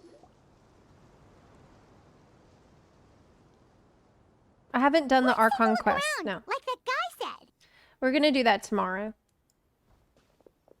You there! Outsiders, halt! Who's there? An armored man approaches you. He has a tall, muscular build and a determined expression in his eyes. Just one look, and you can tell he's fought in his fair share of battles. Oh, hey, Jay! Hey! It's so good to see you. How dare you leave Cali before we could... I know! I was only there for one day, literally. It sucked. Like, I got in Tuesday evening. I was there all day, busy Wednesday with the media tour, and then I was gone Thursday morning. So I had no time at all to hang out. Sad. Hey, are you doing Cata Classic? Maybe I should level in there. Maybe we should do that. Anyways. Although he's trying his best to conceal his current state, his uneven gait and the sweat dripping down his forehead make it obvious that he's been wounded and is in serious pain. Ooh. Uh-oh. I'm the captain of the guard. He's hurt. I saw you sneaking around the city earlier, so I'll only ask this once. State your purpose, or it's off to the dungeons for the lot of you. Wow, it's been a while since someone's been this suspicious of us. I said talk, not whisper between yourselves. Have you ever heard of the Marchese Hunters? Marachose hunters? Ha! That fairy tale, you mean? What, you expect me to believe you're one of them? We're counting on Navia to persuade. Yeah, persuade. Sir, we were indeed in the city earlier, but our purpose was only to gather information on the monsters. We're here to help the city and all the people within it. Your guards are still fighting the monsters as we speak. They could be seriously wounded and in grave need of support. You need all the help you can get. Oh, she passed. Easy. The man regards you with doubt and concern. After a period of inner struggle, he lets out a long sigh and informs you of the locations where the monsters have appeared. Those monsters aren't easy to deal with, but if you insist on going, I won't stop you either. I just hope all the guards will be able to come back to their families alive. I wish you the best of luck. Okay. Based on what the captain said, the monster should be right up ahead. Let's go. Hopefully we're not too late. Okay. As you approach the battlefield, you see numerous people lying by the side of the road. They appear to be dressed like guards. Their faces are filled with desperation and terror. Some are screaming and cursing in vain, as if still trying to banish the monstrosities they saw from their minds. What? We can't talk to them. We just gotta keep going. A few of the wounded look up at you in shock and disbelief. Quick, leave this place. Turn around and don't look back, they yell.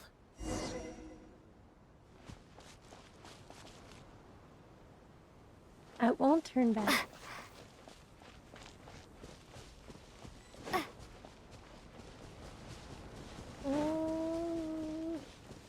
I kill the monster? Oh. It's up here? Yeah, the scratches on the rocks. What in the hell?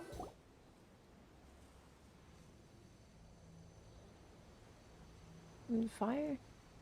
This is the place he mentioned, right? You see broken iron swords scattered all around you, and downed trees riddled with terrifying claw marks. All the signs point to one thing. A truly devastating battle just took place here. Be on your guard, everyone. The monsters might still be around. Before you can finish your sentence, you hear rustling sounds from the surrounding bushes. The monsters have emerged. Oh no! They close in on you without fear. You get the impression that, in their bloodthirsty eyes, you're just another meal for them to devour. A little help here! This thing wants to eat Paimon! Your battle round begins now. Oh, okay. Combat check. Okay, I'm gonna close my eyes. I'm not looking, I'm just gonna click on one. Ah! Are you serious? Again? Another nat 20. Oh yes. And what? Actually, do not. I don't think I know how to play any of these characters that they gave me. I have no idea. I'm just gonna press buttons. Let's get this show on the road. The next battle round begins now.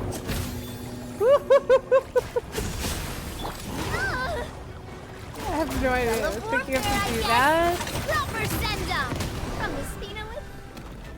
The monsters let out a terrifying roar of anger and resentment before dissipating into thin air. Oh, thank goodness it's over. We're lucky the I'm Marashose so lucky. Hunter class came with all those preset skill points. Otherwise, we would have been in some real trouble. I never knew the Fatometer even determines the amount of damage you inflict. If you get unlucky, isn't it just game over right then and there? That's part of the fun. The uncertainty of fate is what gives these games their appeal. Just as you begin to celebrate your victory, a suspicious lump on the ground can just catches be your lucky. attention. Just be lucky. 5 heads. A suspicious lump. Wait, could it be the thing that appears after every battle? Treasure. I walk up to it, crouch down, and begin to carefully examine it. I've still got my right glove on, so it should be fine for me to touch it, right? As you investigate the mound, you discover that the exposed portion appears to be made of wood. It was previously obscured by the large form of the monsters. With the monsters gone, the small protrusion now awaits your discovery, poking out of the ground like a shy flower bud. Whoa, it's a treasure chest! And Primo's? Primo chest? With everyone's help, you successfully excavate the wooden chest from the ground, even without opening it. You can tell from the mora and jewels scattered around the chest that it must contain quite the fortune. Makes sense. We worked hard for this. Let's open it and we can share what's inside. I can understand your excitement, Paimon, but think about it. Doesn't it seem like there are people out there who need this treasure more than us? What? Yeah. What? Think about all the people suffering in the capital. I thought you were the Or all rogue. those guards who got hurt fighting the monsters. What? Wouldn't it be better if we gave the treasure to them? Oh my god. Well, we should get a little bit. Wait, is that how it works? Paimon thought since we were the ones to dig it up, we could just take it for ourselves. Yeah, we found it, so that means... Well, let's put it this way.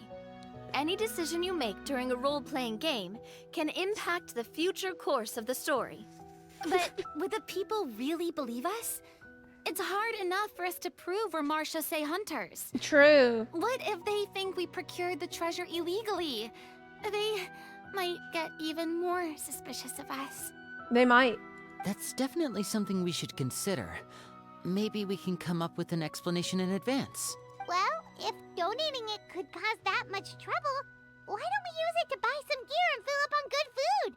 Then we'll be ready to fight even more bad guys. If we buy gear and food from the townspeople, we're still helping them, right? Because they would give them the money. Looks like you're facing a difficult choice once again. Well, it's getting late. What? Why don't we call it a day for now? No! Wow, where did the time go? I'm not sure if it's because I'm having so much fun with you all or because the story is particularly enticing, but I feel like I could almost keep going. Here, here. Ooh, how about we play through the night? I'm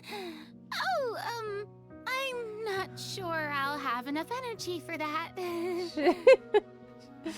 Yeah, that won't work for me She needs to either. recharge. Lynette will give me an earful if I get home too late. I understand how you feel, Navia, but we have to change venues for the next part of the story anyway. Huh? Another location? Mm-hmm. There's a special note for the GM at the end of this section that says to proceed to an indoor set for the next part of the script. Oh, okay. Whoa, they really pulled out all the stops for this new script. Well, even if we end the game for the day, we can still stay a little longer and hear Clorinde finish her story, right? Paimon wants to hear more about the history of the hunters. Something tells me you just want to finish the free desserts before we break for the day. That's just a coincidence, okay? Besides, to Paimon, not finishing free food feels even worse than having to buy her own. So based and correct. Right? That is worse than buying your own. Don't finish the free food you got. And anyway, Paimon really does want to hear more about Clorinde's master. Well, If the story doesn't have a happy ending, It's okay. nothing. I appreciate the concern, but it's all in the past. It won't do any harm to share these things now.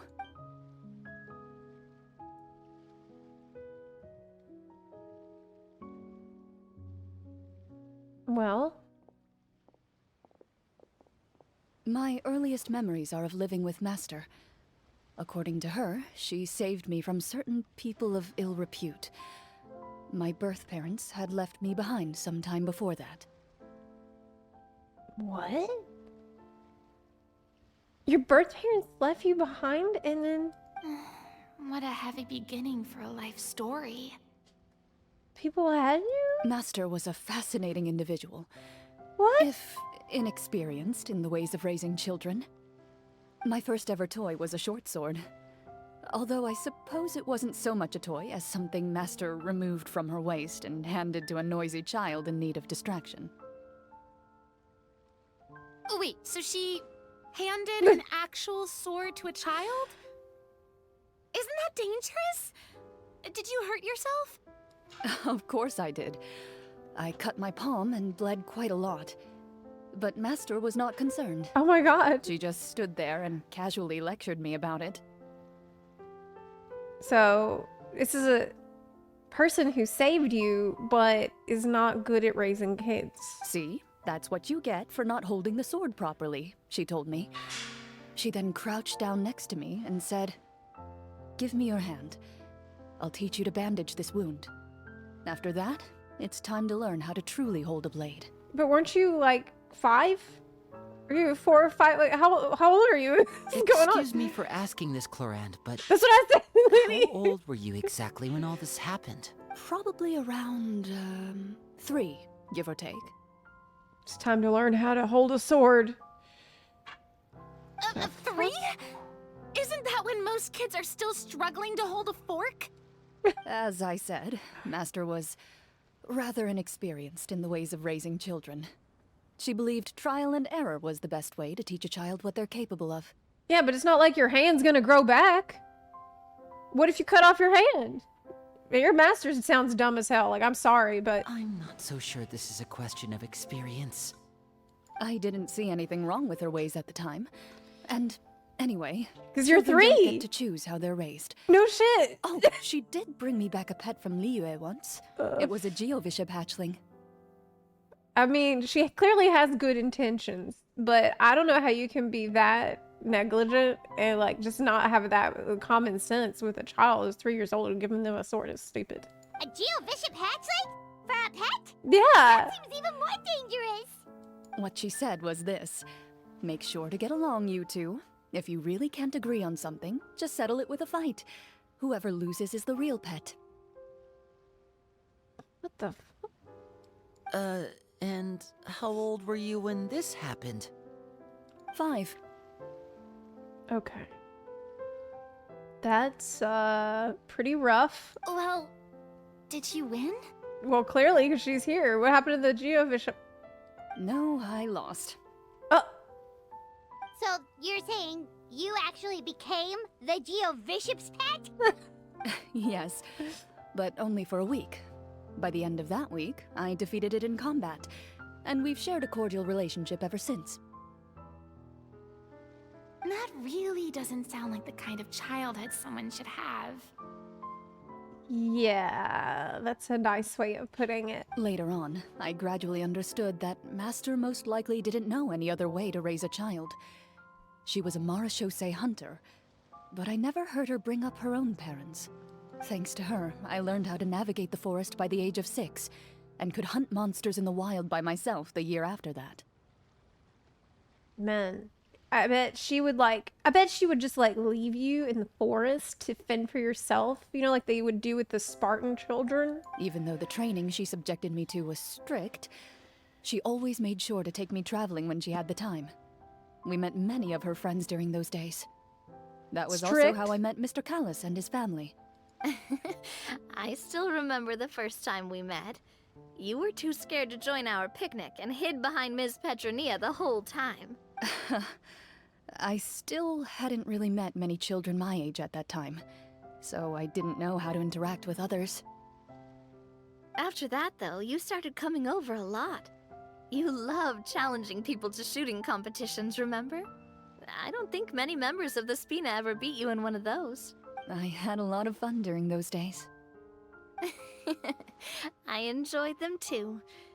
Oh, do you remember that one time we went exploring around the Spina together?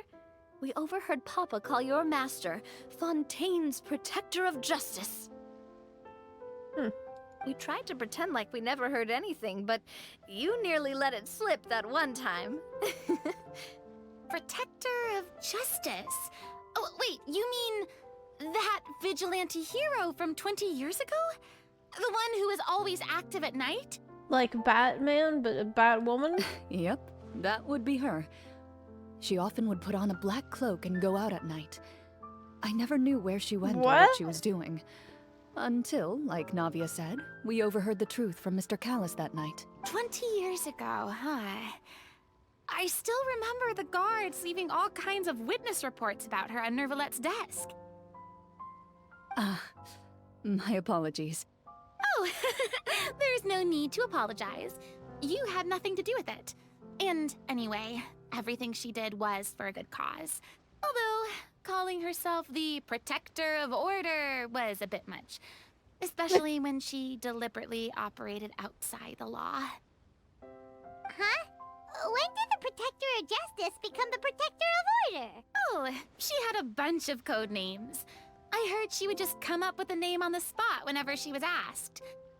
Later on, she probably got sick of answering those questions and decided to stick to just 2. The Protector of Justice and the Protector of Order. Wow, okay. That's quite a character that this person was. What happened to her, That though? sounds like her, all right. I bet she forgot which of the 2 she'd used by the time she got back each night. What in the hell? She sounds a totally crazy person. Like, completely unhinged person.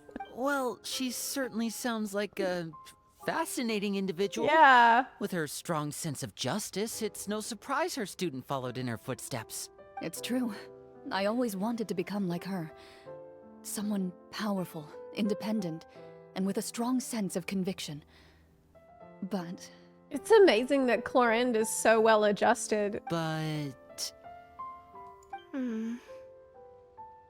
she suddenly disappeared the night I turned 10 years old. What? Disappeared? She died? What happened? I have no idea. She didn't even leave a note. What? I was never able to find out where she went. So on your birthday, she's just gone? That night, I was celebrating my birthday at Navia's house. But Master never came to pick me up. When I returned home on my own, it was to an empty house. Oh my god.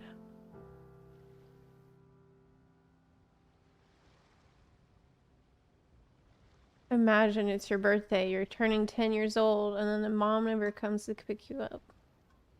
And you never see her again. When she still didn't appear after a few days. Oh my god. I went to Mr. Callis's house to ask about her whereabouts, but he only shook his head.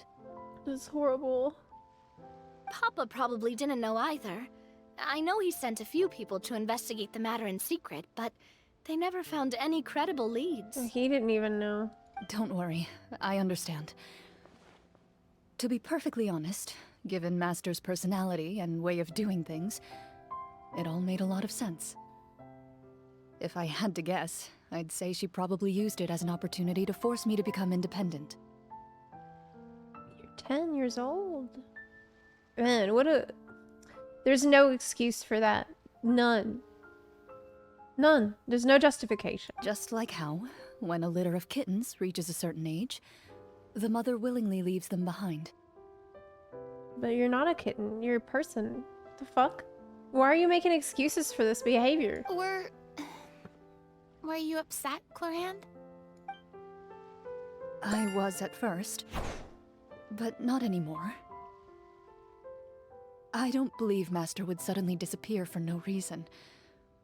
There must have been something she just had to do.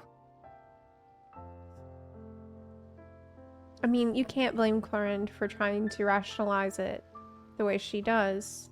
Anybody would probably think the way that she does after this happened. But I think that it's reprehensible to do this to a child. Well, despite everything, you still managed to follow in her footsteps and become the greatest champion duelist in all of Fontaine. You're practically a living symbol of law and justice. It's despite her that she became the person that she is, not because. It's despite of this shit. So it only shows that, like, Clorinde was able to overcome all that. I suspect my position would be far too by the books for her. Master always did whatever she pleased. But you're right. I suppose I do take after her in some ways. Now it makes sense why she is by the books and strict and goes according to what the law. Because she's been around someone that was totally chaotic and it sucked.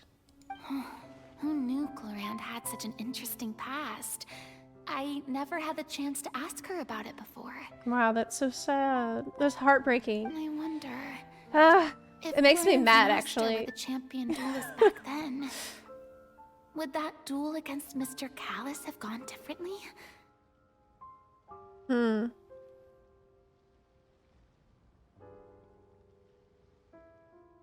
I wonder. Oh no. Judging by the atmosphere, Clorinde and Navia are probably Yes. thinking something similar. The mood just got super awkward all of a sudden. It doesn't matter. What's happened is what's happened. Well, anyway. Would you look at the time? It's getting dark, so we should probably call it a day for real this time. If we keep talking like this, we really will be here all night. Nice save. I had a great time today, Miss Clorinde. Thank you for being our GM. She's a great GM. She's really good at it. Anytime. The script was good, but I've got to say, your childhood stories were even better. Hey, you should tell us more about that fight against the Geo-Bishop sometime. Maybe your master was onto something. I would feel really awkward here. Like, to me, this is horrific. Not something I would laugh about at all. You could be right. But I appreciate her trying to make light and levity here, because it's extremely dark. What does she mean, on to something? I certainly don't know any Yeah, five-year-olds Fiorina who want to knows. fight a bishop in their spare time. Thank you, Fiorina. Thank you, girl. Fiorina's like, what the fuck? That's not normal. Guess I'll head back as well. I do need you to mean, save my onto energy something? if I want to continue enjoying the story tomorrow. You're that excited to hear about my fight with the bishop? I was talking about the script.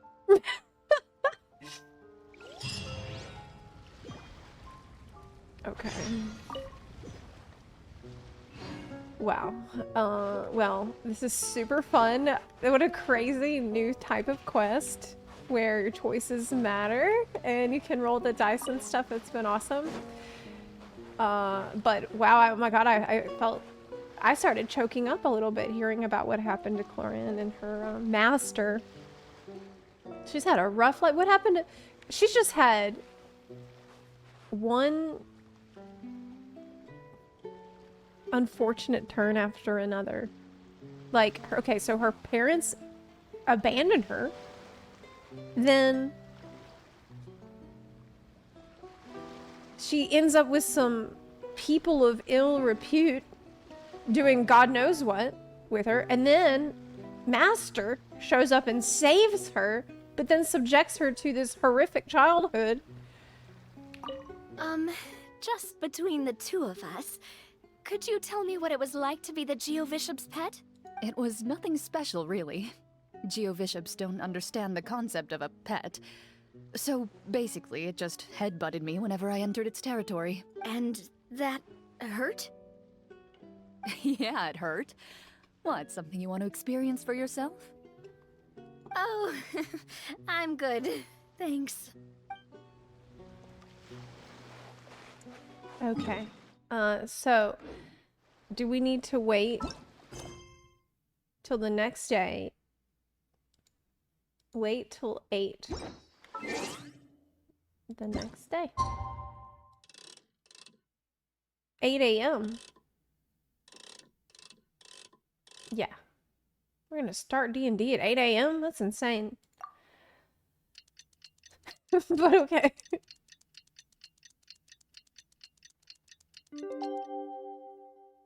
Melusines are beautiful creatures. Let's go meet up with the group. Paimon's really looking forward to today's story. Super fun so far.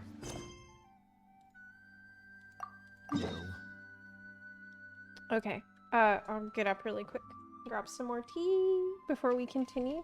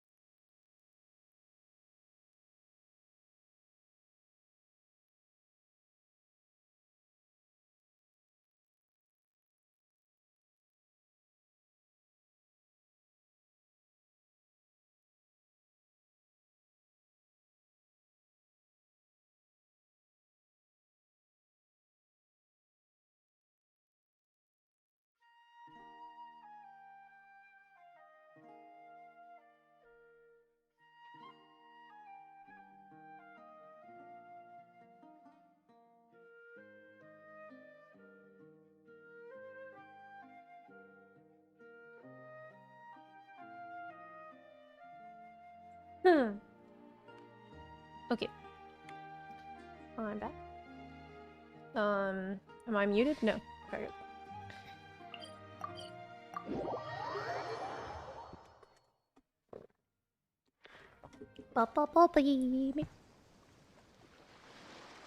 Okay. Silly Charles in the chat. You better not be silly Charling in the chat. Just because I get up for 30 seconds doesn't mean we can be Hilly Berlin and silly Charlin in the chat. I don't know why it's like that. Every time. Oh, I also see the, oh my god, I see the monarchy. Looks like everyone's here. Now, before we begin, why don't we finish where we left off yesterday? Oh, it was cool. There was It's a an dungeon? important decision to be made, yes? I'll pour everyone a cup of tea. Is that really the most important part, though, Clorinde? Paimon's more concerned about our current surroundings. Heavy walls, cold railings, dim lights. This is obviously supposed to be a prison. I admire the work put into the set. Still, it's obvious the scriptwriter has never paid a visit to the fortress of Meripede. So the set is going to be a part of the script? Unfortunately, that is something I can neither confirm nor deny.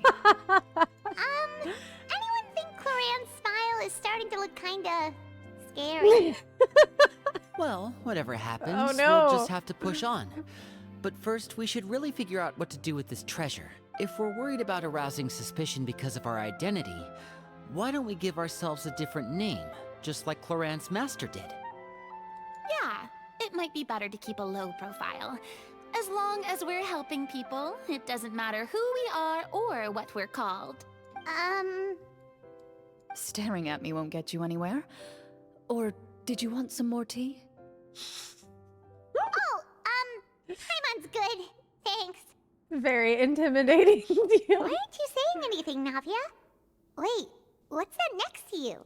Oh, this is the short sword Clorinde mentioned last night. I found it. What? The sword that she cut herself with when she was 3 years old? Huh. I'm surprised you managed to track it down after all this time. Well, I made sure to take good care of it, considering the circumstances in which you gave it to me. Of course I had to keep it safe. Anyway, where were we? Oh, right. I was just thinking about all the potential ways for us to break out of prison. We could dig a tunnel, or try to bribe the guards. So Clorinde gave it to Navia at some point. Okay. To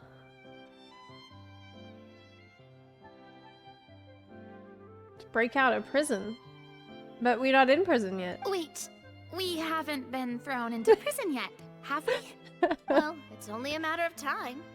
It pays to be prepared. Just like how you should always have an umbrella on hand, even when it's sunny. Alright, Paimon's made up her mind. Let's just give the treasure away.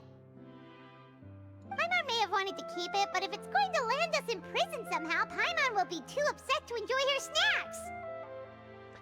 Turns out Paimon cares more about snacks than treasure. So, you reached an agreement? Snacks All are right, the then. treasure. We This can is the same. continue with the story.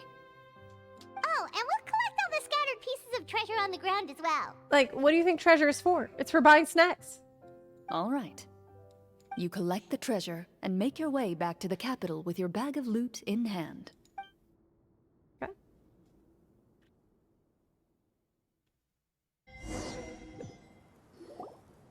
The city is still shrouded in a gloomy, oppressive atmosphere, but your spirits are surprisingly high. In places where sunlight struggles to reach, you generously share your wealth with the children, the elderly, and the poor in urgent need of help.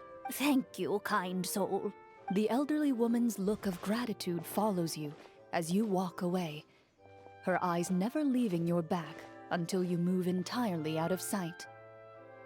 However, there's still quite a bit of Mora remaining.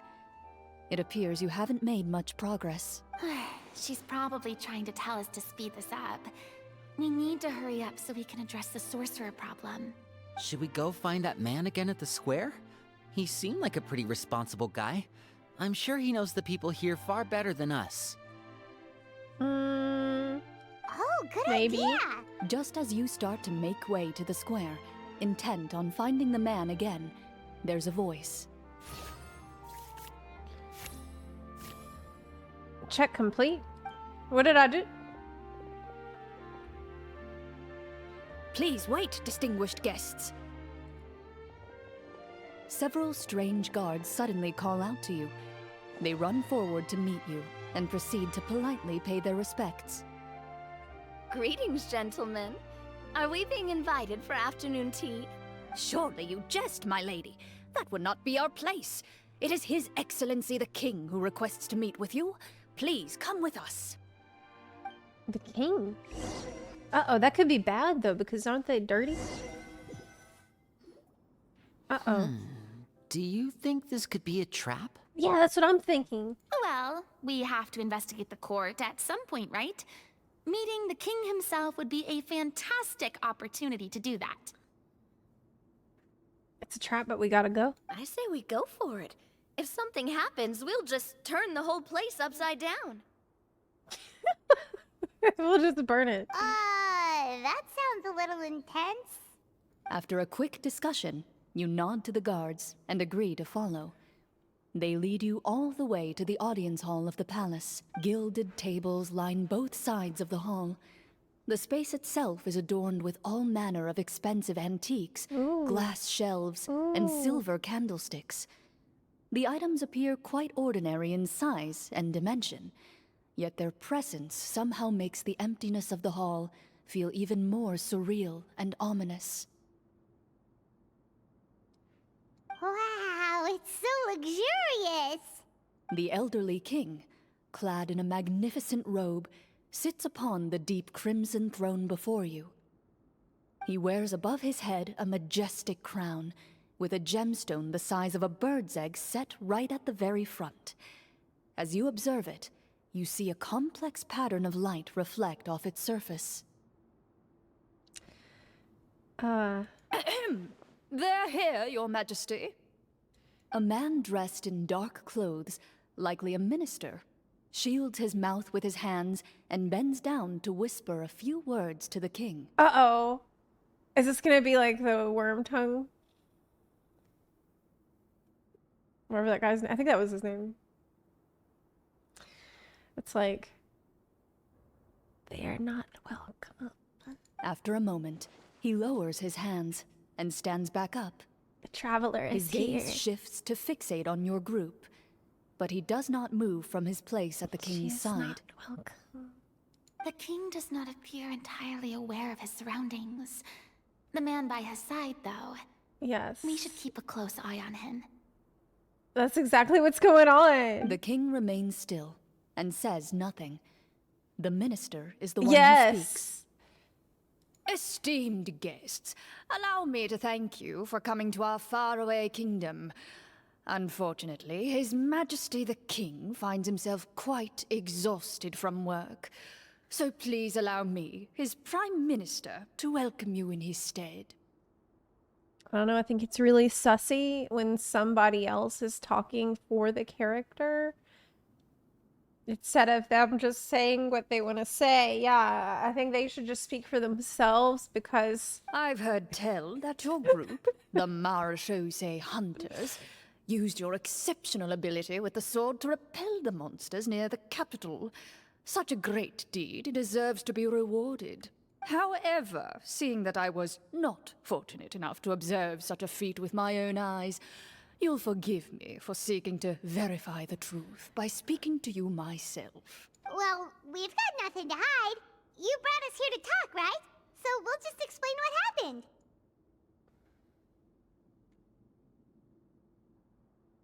The golem's blades were so powerful, they could cut down trees in a single swipe. It took a lot of effort to defeat them, even for trained swordsmen like us. Well, that was enough details, right? Believe us now? Your account does indeed match those of the survivors. Since you were the ones who defeated the monsters, that must mean you are also in possession of the treasure they stole? Well, we did take the treasure, but... How did he know about the treasure? Then I must ask that you return it at once. It belongs to the kingdom.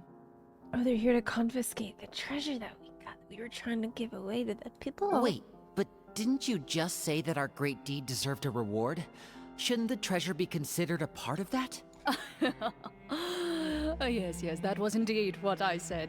But you seem to have forgotten a very important distinction. Only that which is freely given by the king can be considered a reward.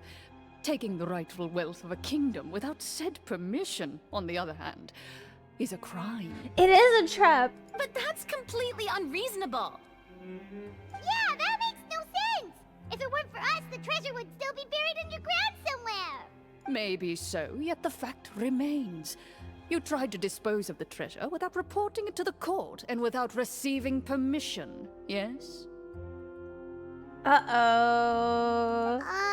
Uh-oh. What, no answer? Surely you're not insinuating that you, a group of legendary marechaussee hunters, sought to take the treasure for yourselves? We were giving it away. Well, what about the king? Is he just gonna let this guy talk for him the whole time? Wow, Paimon, that's... That's pretty rich coming from you, of all people here. Clad in his magnificent robe, the king remains seated, with his hands resting on either side of the throne. His posture is rigid and unmoving. He stares forward with an empty look in his eyes, completely unmoved by the events before him.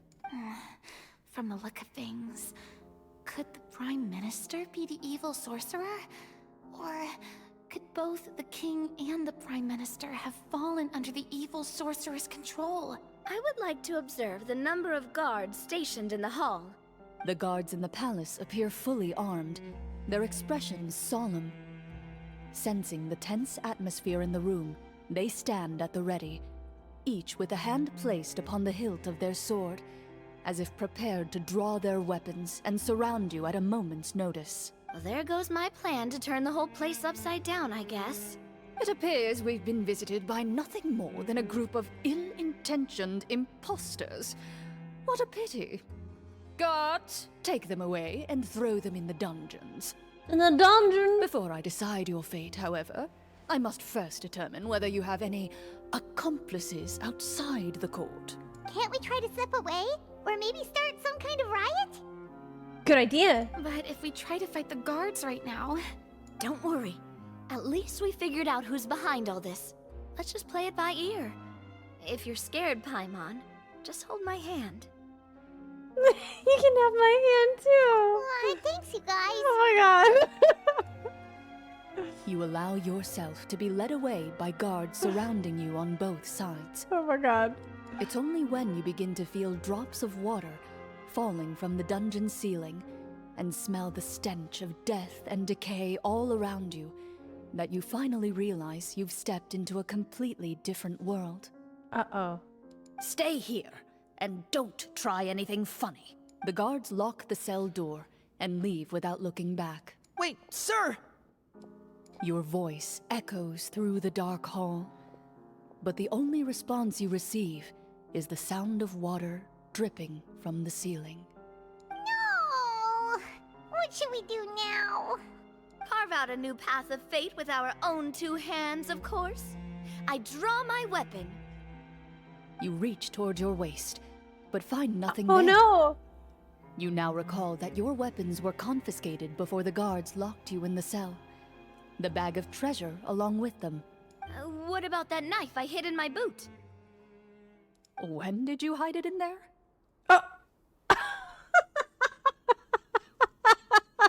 Oh my god. Are you serious? When I was thinking about digging a tunnel. Oh! But you didn't say that you had a knife in your boot. Rejected. You failed to inform the GM of Yeah, this you course can't of just action. say, oh, by the Moreover, way. the guards would have conducted a thorough search before throwing you in prison. Yeah, they checked your boot. And the keys to the cell aren't anywhere to be seen? Correct. You don't even feel a lock hole on the cell door. Yeah, you can't just like suddenly materialize objects because you were thinking about it. Like, I don't think I would let that slide either. Oh, well, there goes all our plans. Indeed. Huh? She's Why so are you the one pleased. saying indeed? Because that statement holds true for me as well. This is where the script ends. What? What? But that's a terrible ending! Generally speaking, this should be the point where the scriptwriter gives the players some kind of hint, or gives the GM some kind of code for how to move forward. I mean, maybe they just really wanted us to be immersed in the feeling of being in prison? Like, they'll only show us the way out once we've grown truly and utterly desperate? That is a possibility. If only there were desserts and tea in real prison. Oh, wait, guess it's kind of how the Fortress of Meripede works if you're lucky. It's actually like Fortress of Meripede, yeah. Oh, before I forget, Navia, the short sword you had with you earlier. I took a closer look, and the craftsmanship doesn't appear to resemble anything from this era. If I remember correctly, that style was last in vogue several hundred years ago. Oh. Is it a Remuria? Wait, Clorinde said that sword used to belong to her master, right? Does that mean she's her scared? master has been alive that long? I think it's gonna rain. Oh, Nora. Hey. Oh, she's shaking. Her whole body's shivering. Nora. Oh my god, you're freaking out. Her whole body's shaking. Why? It's not even raining yet. Nora. Oh my god. Hold on. I need to see what's going on because this feels like it's not normal. I've never felt her shake so hard. What's going on, Nora? Like I have my hands on her, it's just like completely vibrating. Oh. Come on. Let me help you out. I have some medication for her that might help her from the vet.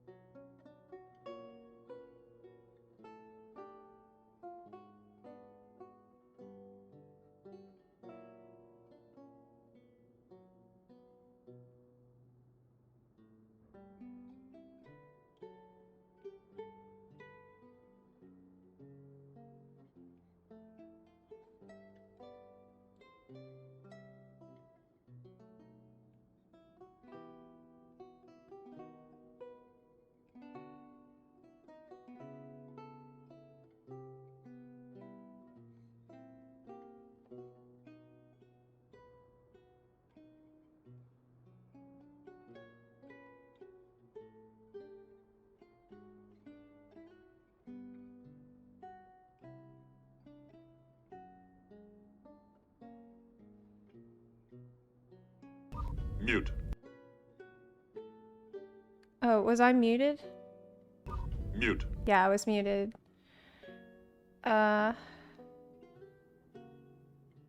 Mute. Okay. I'm back. Sorry about that. Thanks for letting me know I was muted. One Marv's a lot. You said, how do you ruin something so simple? I can't. It's not even funny. What are you talking about? Can you tell me who you're talking about? Secondly, my dog, she gets really scared when there's a storm coming, and there's a storm about to come. And I have got her, she's on doggy Prozac. Like, I took her to the vet for this, and the doctor gave her some medication. And so she takes the Prozac, and she also has something like for symptoms, which I just gave her, and hopefully it's gonna help her calm down. But so far, I feel like it's not making a huge difference. So I'm a little concerned because hurricane season just started, and I'm worried about how that's gonna go. Okay. So yeah, hopefully it's not gonna be, hopefully this will help her. Yeah, Nora has some really serious mental health issues now, I'm sad to say. And it's kind of, yeah, it might be a little bit disruptive for the stream, so I apologize. But I'm just gonna try to, like, I just gave her her medication for her anxiety, and I don't know if it's gonna work or not. Yeah, I just can't sleep at night when there's a storm. It's the same thing with me. Like, she will do this to me all night while I'm trying to sleep. And like, I love her, and I try to give her as much comfort as I can, but there have been nights where I just couldn't sleep at all because she's trying to, like, she's just constantly pawing me and nuzzling me the whole night. It's been really hard on everybody. Yeah, I know. Anyways, let's just try to continue with the quest. Let's just try to continue on. Clorinde said that the sword used to belong to her master, right? Does that mean her master's been alive that long? I doubt it. The way she went about things often made her seem childish more than anything. I'd say the sword was most likely an heirloom passed down over time.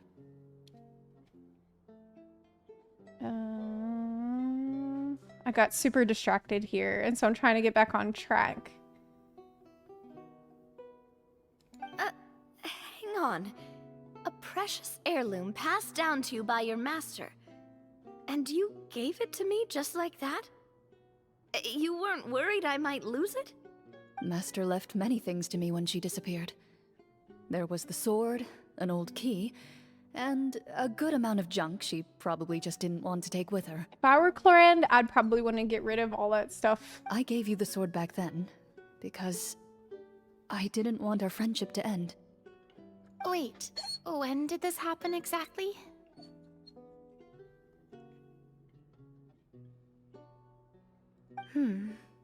After the duel. Between Mr. Callis and myself. Oh no. Uh-oh. Before that, Clorinde would have meals with us and even stay over at the Spina some days. She was on great terms with Papa as well. Oh my god. After the duel, though, there was a period of time where we simply didn't know how to face each other. Right. She entrusted this sword to me, and never came back. I'm glad that we can work through this together, kind of. Like, talking about this now, it's hard, but it needs to happen. This is a conversation that has to happen. We were both sad, and conflicted, and totally overthinking everything as a result. Whenever I looked at this sword, I couldn't help but wonder. If Miss Petronia had never introduced us to each other at that picnic, maybe part of the sadness I was feeling could have been avoided. Back then, it felt like I hadn't just lost a father, but a close friend as well. No one can change the past. The most important thing is that you two found your way back to each other. Yes. And can enjoy things like this together. That's right. That's right. This is healing for everybody. Yep, you're right. I'm sorry, you two. I didn't mean to bring up any sad memories. Think nothing of it. No one here is at fault. Noise from the door. Huh?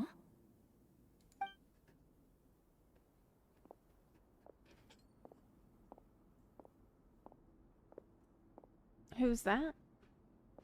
Oh, it's a letter on the ground. Oh, looks like the next part of our script is here. Oh, okay.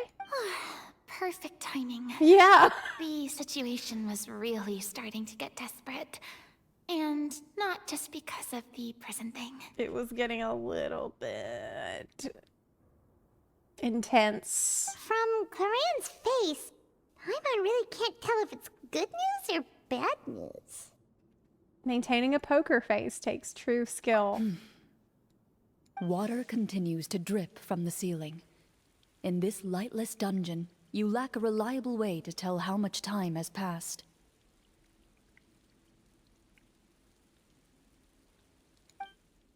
Eventually, you get used to the unpleasant odor of straw, mold, and rust, and find yourselves alternating between fits of drowsiness and despair. Suddenly, you hear footsteps outside the door. Heads up, everyone. Someone's coming. Gather close, everyone, and keep your voice down.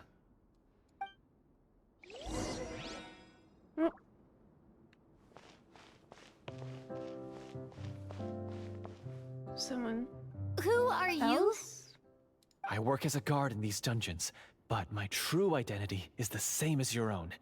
I'm also a Marechaussee hunter.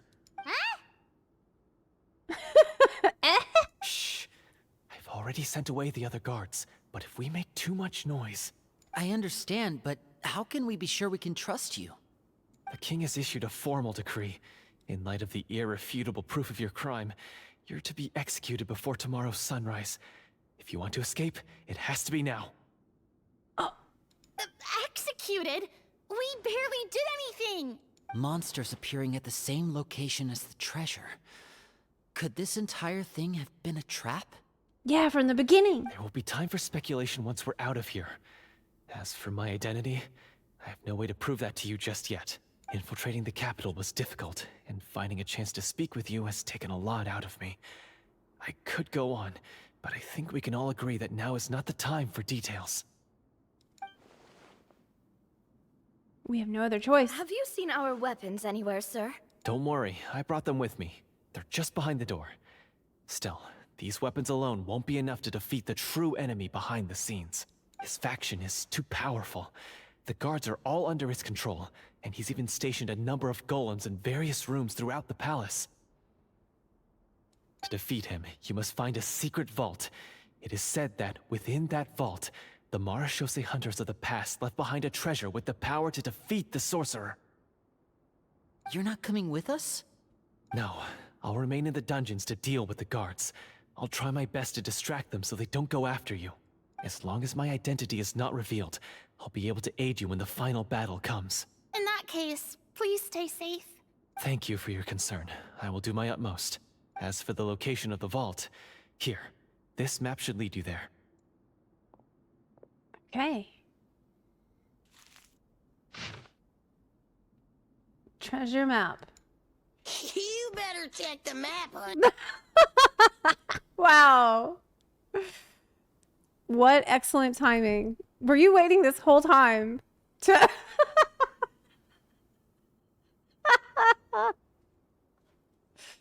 That's the best timing for that redeem I have ever seen. Great job. Got it. Perfect. All right, once I open the door, remember to stick close and refrain from making any noise. I'll lead you out of here as quickly as possible. You now have the chance to restore the honor and legacy of the Marashose hunters. So please, get out there and reclaim what's ours. And be sure to exercise caution. With the help of the guard, you Whoa. successfully escaped the dungeons. Your sense of despair and anxiety both seem to fade as you continue your quest. Hey. I know it's scary that the pressure drops and it's going to rain. I know. I know. Oh, girl, you need a bath. It's bath time. Wait, we didn't get to use our skills at all while we were in prison. Who knows when we're gonna get the chance to use that cool summon spell? That is a pity, but we can only continue to move forward. The DM's like, oh, that's too bad. Oh, wow, look how beautiful. Oh my god. Game pretty. Look how pretty game is. Ooh. Ooh. Sometimes it's striking. It's striking. How pretty game is. Oh my god, she's climbing on me. Ouch, girl. Man, pulling my hair. She's trying from the other side this time. I don't know. The thing is that there's nothing I can do for her. There's really nothing I can do. You're gonna put yourself down, sweetie. Oh. I can't help you. Like, I can't stop the rain. I know, we're scared. I just... Whoa.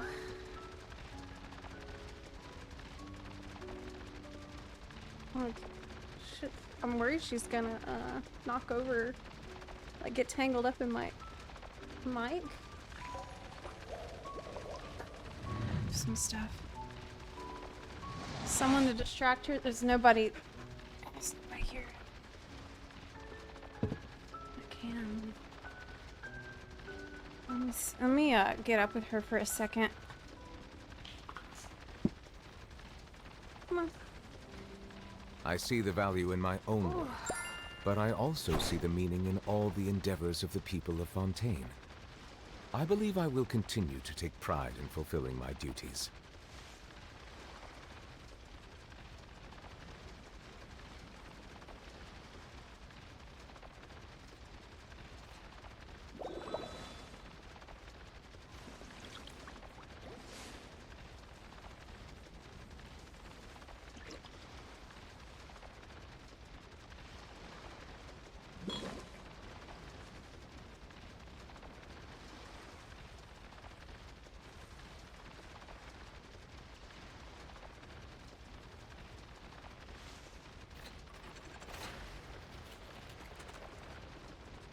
Water comes in many flavors to the discerning palate.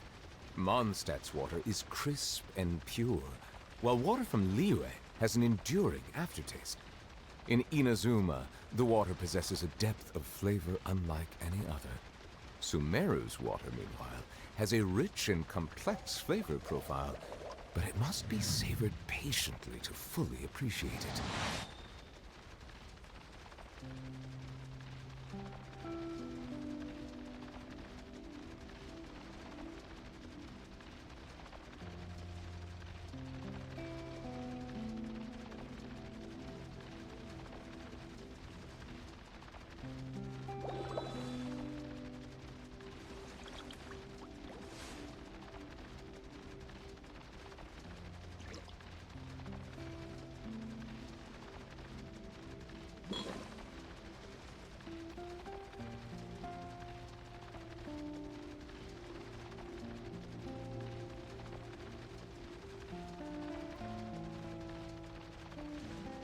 I really appreciate y'all's patience today. Because I know I've had to get up a lot. But Rimini will be home in a couple minutes. Is going to be able to help comfort her while we're trying to do the quest. So, it is what it is. There's just not a lot I can do. I gave her the medication and I can't control the rain, you know. So it's kind of been a challenge because nobody really could do anything about it. Okay. I haven't seen the Clorinde demo yet. Nope. But we can watch that before I pull. What about a sound machine? I've never heard of that. Maybe that could work. Is this where we need to be for the quest? I'm not sure. A bitter pill to swallow. Right now. A sight to behold. Whoa, right getting smacked around. Emerge.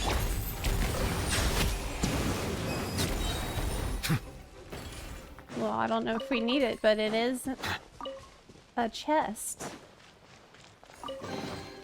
Is it what you wish to find?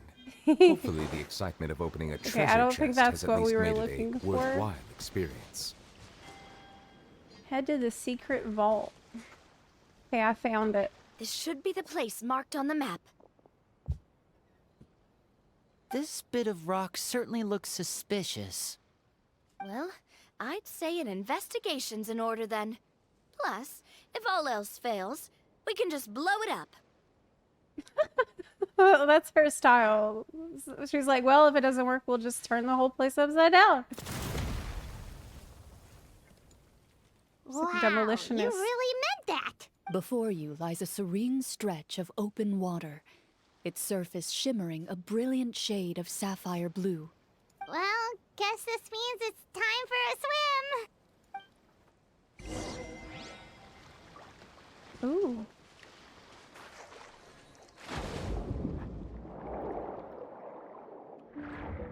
Ooh.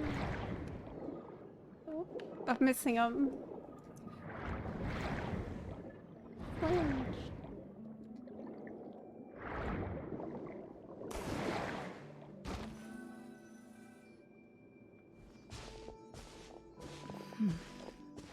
Oh.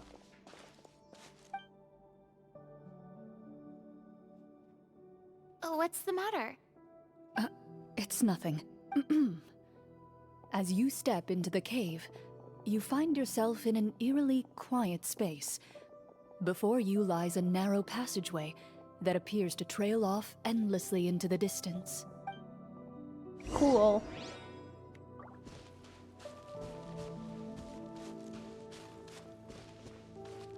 I like how they're showing you where to go next, even though you literally could not get lost. This is for me. Wow, this must be where the treasure is hidden. But this door is blocking our way in. It almost looks like it's been here for quite some time. I've got to hand it to the tabletop troupe. They really went all out with the props. Is that not something you planned? What have we got down here? A kind of mechanism connected to the door? Uh-oh. It looks like we might have to arrange it into a certain pattern. A pattern on a stone door. That's something Master mentioned before. Is something wrong, Clorinde? After a long, difficult journey, you finally arrive at the location indicated by your map. It appears to be an ancient site of some sort, where treasure likely awaits. Your surroundings are exceedingly quiet and serene, as if the secret that slumbers here has never once been disturbed. If you listen closely, you can almost convince yourself you can hear the sound of its calm, gentle breathing. The breathing of the secret. That description makes Paimon feel kinda bad for disturbing this place. We're doing this for the sake of the people, to free them from the evil sorcerer. I say it's time for this treasure to once again see the light of day. Linny's right. We need to keep going. The future of the kingdom depends on it. The next part of the story requires us to solve the puzzle, right? Let's start exploring the area. Yes, that should be fine. She seems to like, this is a real place that she heard about from her master that's not supposed to be connected. Something feels off about all this. Guess I'll just have to improvise. Something feels off. Is this real danger?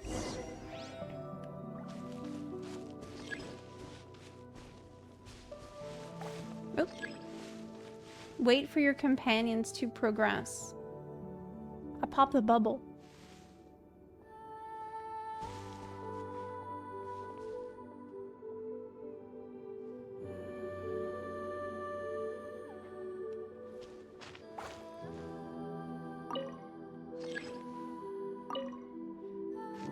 I found something! Found something here, too.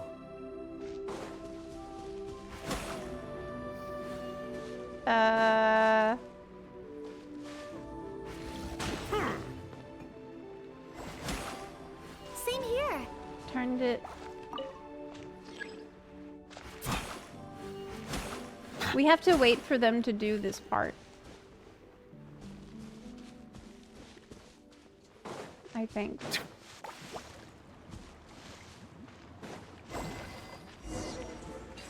Okay. Activate the mechanism to solve the puzzle.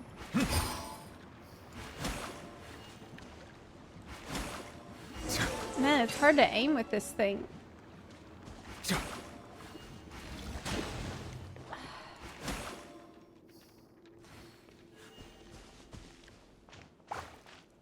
Beep, beep, beep, boo, boo. I need to make all of them lit up. Oh, we need 3. Okay. But... okay, we got it. Okay, I got it.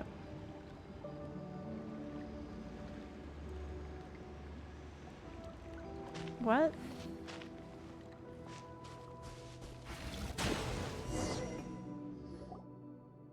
It worked! Okay, it worked. Something just appeared. Some kind of new mechanism, maybe? By solving the puzzles, you prove yourselves worthy of inheriting the secrets of the past. At the end of each puzzle, you're rewarded with... With? a key. Oh, it must be the key to the big door. Huh? This is one of the Marashose Hunter keys that are passed down from generation to generation. It looks just like the one Master passed down to me. What? Is it real? It is said that 4 keys in total are required to form the final, complete key. And it seems like we just collected 3 of them. That must mean... Huh? What's wrong? You hear a few strange noises. Suddenly, all the torches in the ruin go out at once. Huh? What's going on? Did we fall into another trap? For the sake of immersion, please close your eyes, everyone. Without the torches, the space is now completely dark, and you cannot see anything. Uh-oh. But Paimon can still see a little bit over here. Paimon! Don't ruin it. Oh, right. Sorry. Suddenly, you hear the sound of footsteps pierce through the darkness. There's someone else here? Oh, this is so unsettling. I can't see anything. She peeked. I've been discovered then.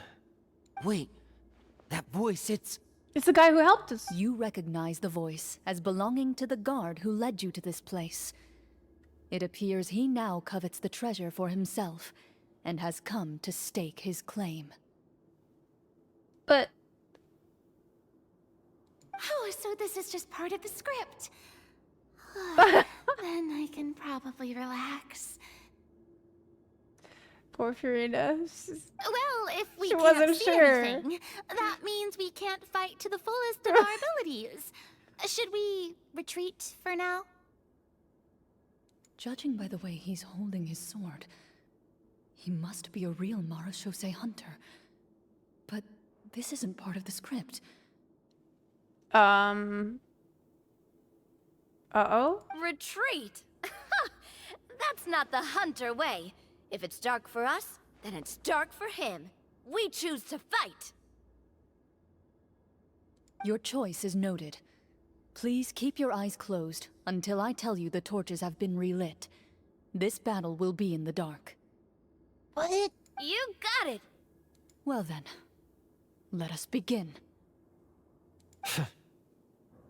His eyes. What the what's going on? Oh, I can play as Clorinde. Into the shadows. I'm gonna shoot him. I'd like to try to hit him with my sword. Too bad, I'm gonna shoot. Your What strike is the cool? That was awesome. Is he still standing? Goodness, he sure has a lot of HP. Is it over? That was Can cool. we open our eyes now? The enemy is strong and relentless, but the battle is nearing its end. The torches have not been relit. What about now? Final strike. Ha!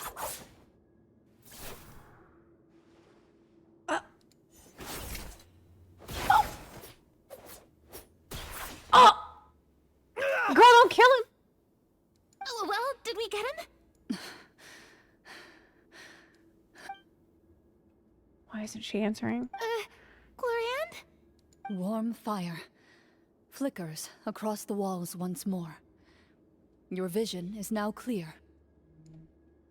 In an impressive display of courage, the 4 of you successfully defeat the uninvited guest.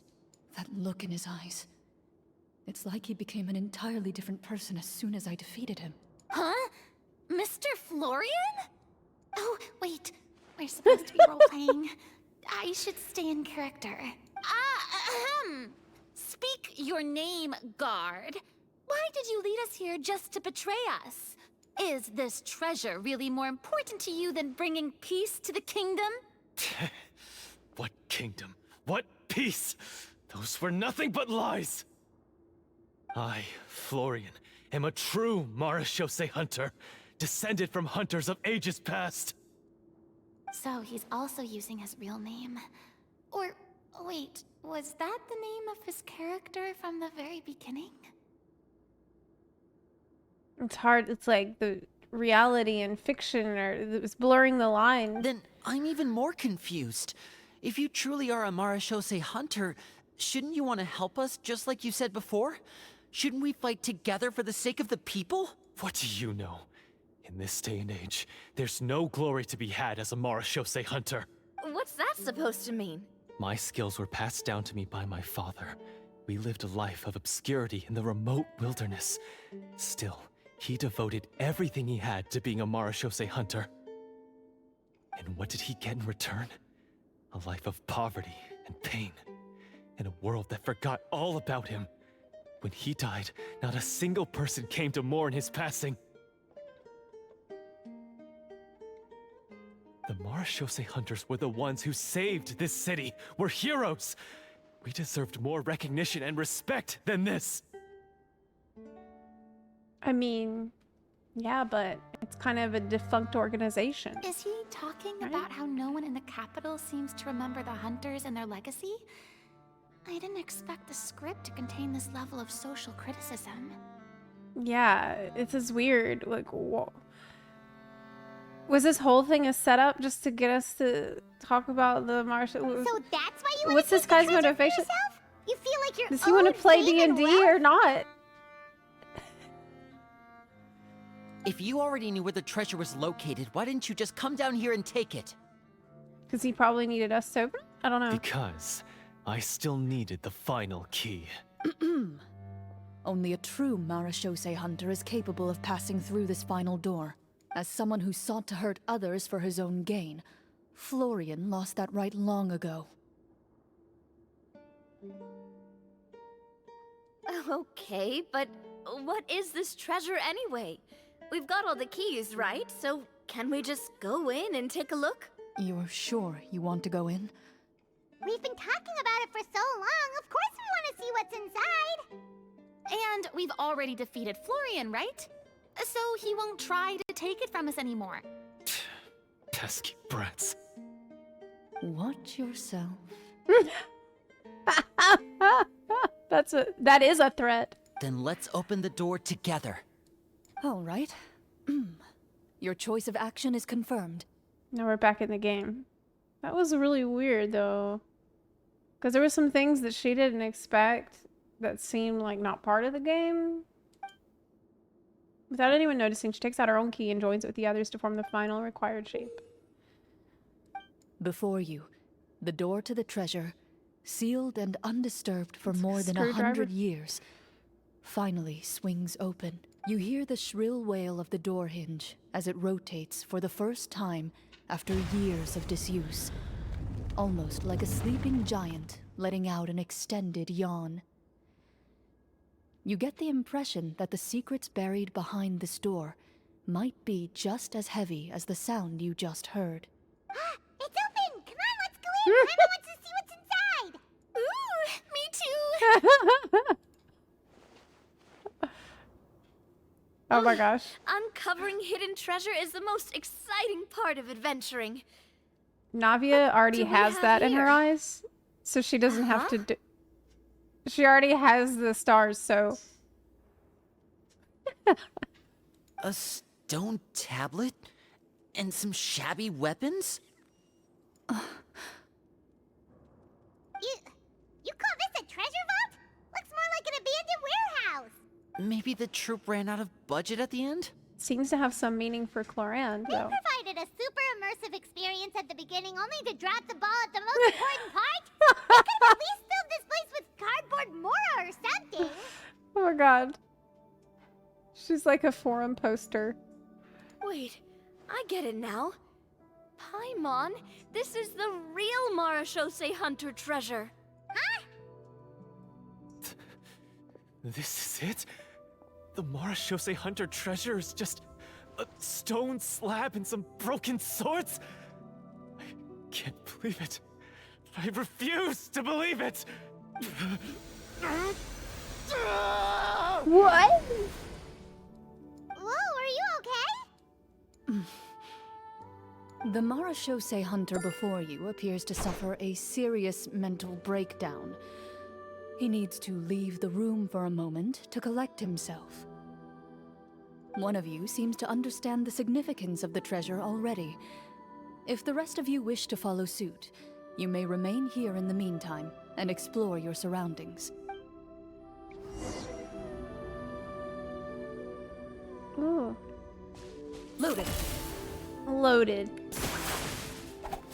Cool! Haha! This is awesome, actually.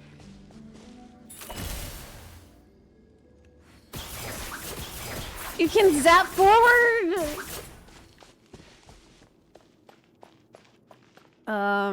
Okay.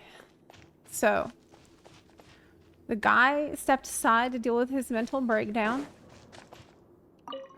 The names on the tablet. The old and broken weapons. It's all that's left of the Marachaussee hunters. What is the treasure supposed to be?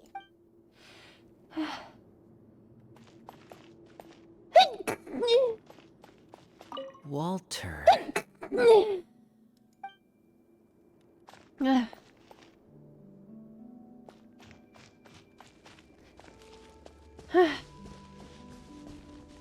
Into the shadows. Oh my god, that's so much fun. That's super fun. So, how are you doing? Feeling any better? What just happened? Do you remember how you got here? Or what happened to your body just now? I remember now. I brought you here because I wanted to... The explosives in the cave! What? You mean these? Huh? How did you... I could tell something was off the moment I stepped into this cave, so I kept an eye out. I've already dismantled the whole thing.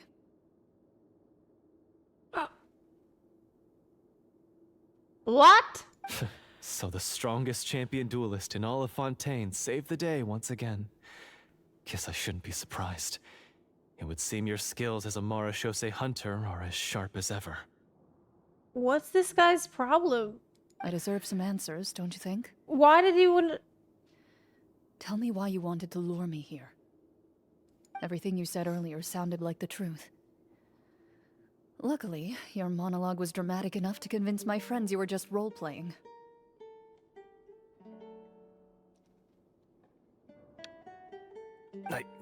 I don't know. I just always felt like there was something in my heart that didn't belong to me. Something agitated and angry. Who knows? Maybe it was my own anger all along. I could never really tell.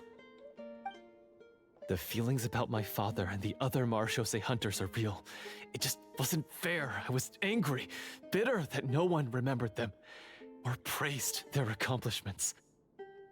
I mean, that's fair, but does that justify I don't know when the it started, but at explosives? some point, my anger came to completely consume me. At that point, I remembered the legend my father used to tell me. The one about the treasure. But if the treasure was all you cared about, why plant all those explosives? Yeah. Wouldn't they just destroy the treasure and bury you along with it? I can't remember. My head is a mess. It felt like there was this voice telling me to eliminate the hunters, but now it's gone. Was he possessed? From your description, I Hold on a suspect you were dealing with a Devorator.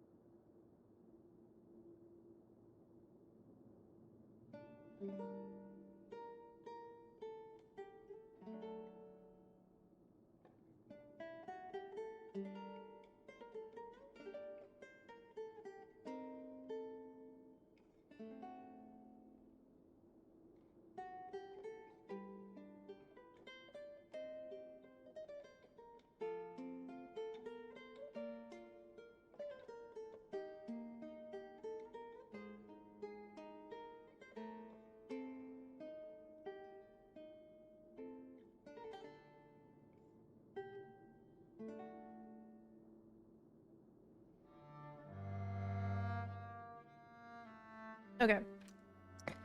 I suspect you were dealing with a devorator. What's a devorator? Devorator? Devorator. How about... Oh, your master, your father, I mean, never talked about it? It was a kind of monster that was active several centuries ago. No, I've heard of it. I'm just not sure why you suddenly... Wait, it can't be. The seal! The seal? My family has served as Marashose hunters for many generations. But the title and swordsmanship weren't the only things passed down over our line. There was a seal as well. Seal. My father instructed me to always watch over that seal and maintain it regularly. He said it had been passed down over a truly ancient age, and protecting it was our clan's most important duty. But I neglected that duty after he died.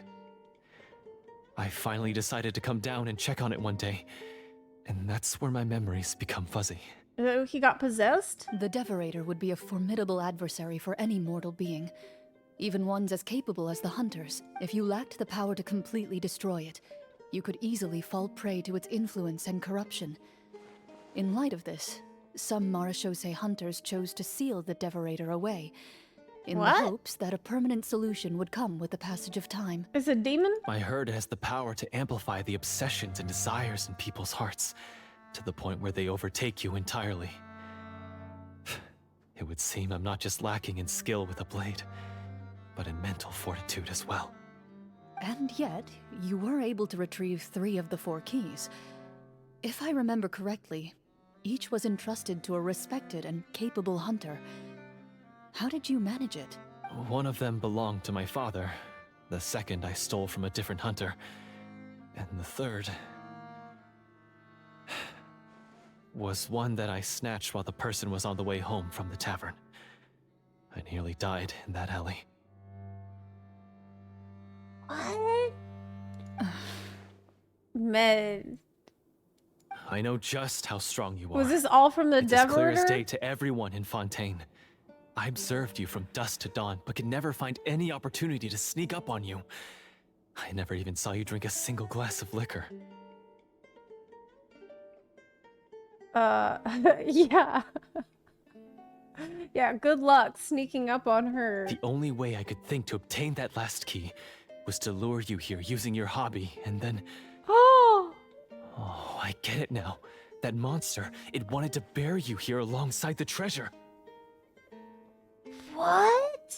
So the whole thing was to lure her here for the using D&D because it's the only hobby that she has. And it was all a trap to try to get the key, but you can't pull one over on Clorinde because she's super alert. The monster, it wanted to bury you here. I won't comment on anything else, but the script was good. And in response to all that, she says, well, the script was pretty good. I mean, it's so real. It's so real as the DM. Like, you hear all this horrible things, and then you're like, well, at least, look, I'm just glad I didn't have to prepare for today's session. Bro, you saved me from having to prepare for 2 fucking sessions. And it was pretty good. So, I'm not even mad. That's hilarious. Well, I did pour my heart and soul into it. I was like, well, I mean, I guess it was pretty good. The stories my father used to tell me about the glory of the heroic Marashose hunters and how they came to be forgotten. It's more than just a story. Huh? You're proud to be a hunter. You're still holding onto that part of yourself. no matter how small. I have done so many despicable things. I have nothing to be proud of. Then explain the purpose of the evil sorcerer in your story.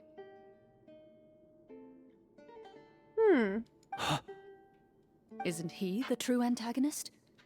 The one who sought nothing but his own gain, and used the people as pawns to attain it? In your heart of hearts, he was the one you truly wanted to defeat. Wow. That is a really compassionate take. But I've already tainted my sword. I no longer have any right to... Wake up, Florian. Remember how you introduced yourself earlier. Do you really think the hunters acted out of a desire for honor and glory? Or to be loved and acknowledged by the people? What did your father teach you about our order?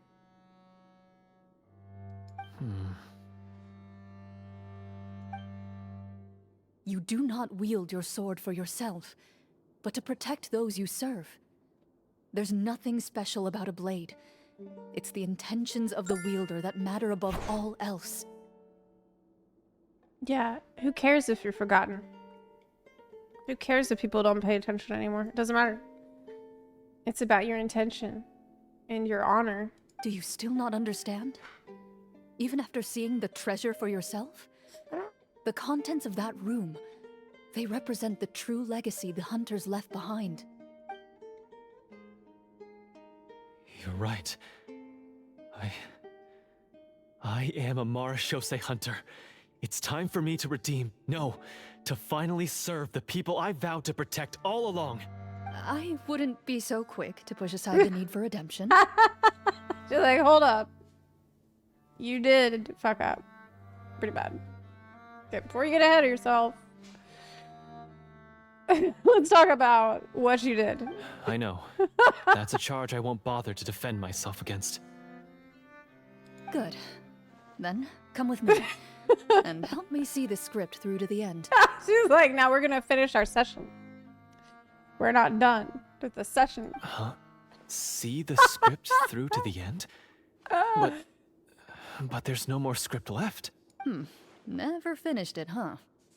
No, I mean, I wrote the script with the sole purpose of luring you all here. There was no reason to write beyond this point. Actually, she just wants to... She's trying to preserve this guy, like keep this guy around and get him to see the light so he can keep writing sessions for D&D. Because he did a really good job. So you can't just be like, you know, how dare you? Get out of here. So he did such a good job. Then we'll just have to keep writing it. You're gonna make this guy keep writing it. This is perfect. You mean the Devorator? Are you saying I have to make up the rest of the script as we go along? Yes, that's exactly what we're saying. Is that really so hard? You've already written most of it. Surely you can write an ending where the hunters win and justice prevails. This is awesome. I'll be there to help you too. You aren't afraid your party will fall into danger? I know what my friends are capable of, and they're all quite skilled. Besides, I need their help.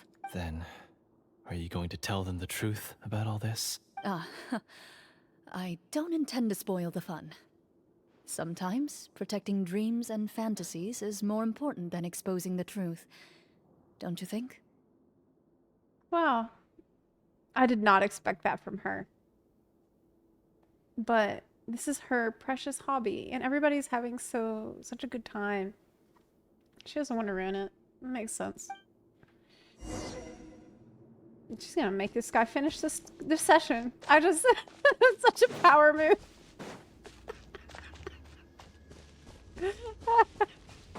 I love her for this. Oh no, we're not done. They're back. That took a while. Time to improvise, buddy. Ahem! My fellow Marashose hunters, please forgive me, for I have sinned. Tone it down. Sorry. After crossing swords with you and witnessing your courage in battle, I've rediscovered my true self and regained my pride as a Mara Shosei hunter. Oh, do I smell a redemption arc? Yes. I confess, I was brainwashed by the evil sorcerer. He asked me to lure you here so he could bury you in this cave. Kinda true. That little... Wait, you're saying all of that wasn't you, but the evil sorcerer? That's right. 50-50, He's I adept at guess. manipulating the hearts and There was minds the of the people. Devorder, but... I fell under his influence because I did not possess a strong enough sense of will. Huh. And how are you going to prove that you're a changed man? We're not going to fall for the same trap twice. To be perfectly honest, I only came to my senses after seeing the treasure. It reminded me of my father's past teachings. The treasure was actually... the friends we made along the way. The names of all the Mara Shosei hunters from ages past and their weapons? Wait, you already know? Of course. Don't underestimate a veteran role player's exploration skills. Oh, wait, I mean, Mara Shosei hunter Navia's exploration skills. We just finished reading through the content of the stone tablet. That tablet recorded the lives of some fascinating people. For example, this Mara Shosei hunter called Est. She inherited the responsibilities of the Golden Hunter and passed judgment on many people. But in private, she had a very easygoing personality. Her favorite pastime was singing and dancing with her friends, and she was said to have a beautiful voice. So, she was just like you. Oh, you really think so? Well, when you put it that way, I suppose I also have a few things in common with this Walter. Working as an executioner, he supposedly used a countless number of tricks to confound his enemies in battle.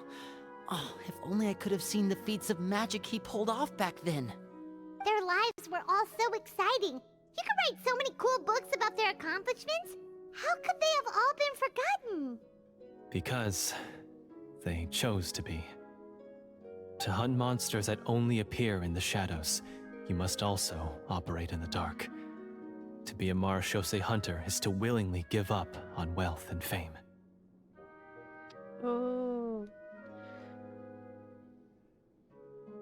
That's why Clorinde's master was going out at night to be like a Batman. Then this stone tablet must have been left behind by their companions. That's right. Few Mara Shosei hunters ever revealed their identity to the public. They always protected the city from the shadows. The only time they spoke of their accomplishments would be at night, when they gathered with their fellow hunters in front of the bonfire to share stories of the monsters slain by their hand. So, this tablet was created not so that the hunters would be remembered by the people, but so that they would be remembered by each other. Yeah, it's like a shadow organization. No wonder this place was brotherhood. so well hidden. You regard the stone tablet in solemn silence. The names of your comrades etched onto its surface serve as a reminder that you are never truly alone. The tablet proves that, although a hunter walks a shrouded path, it is not a solitary one.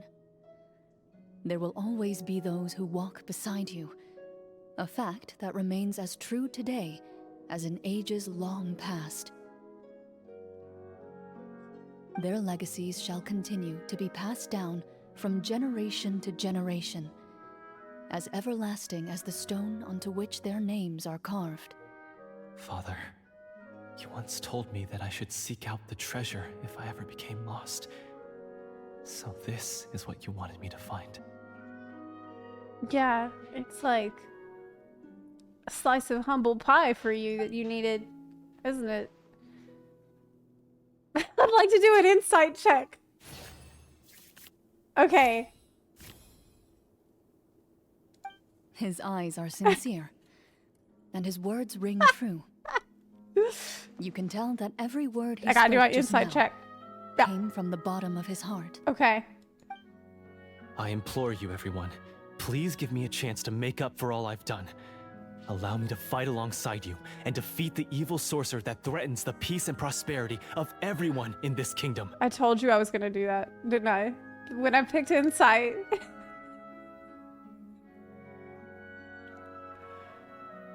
Well, I say we let you join. Sounds good to me too. Everyone makes mistakes. What matters is what you do to make up for them.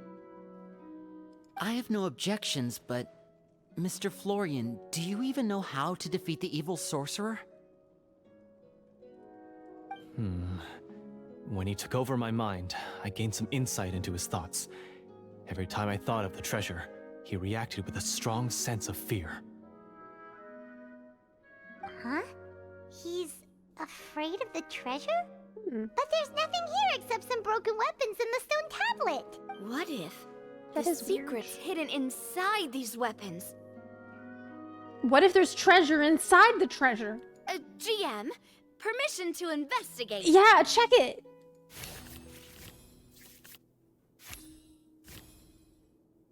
Barely.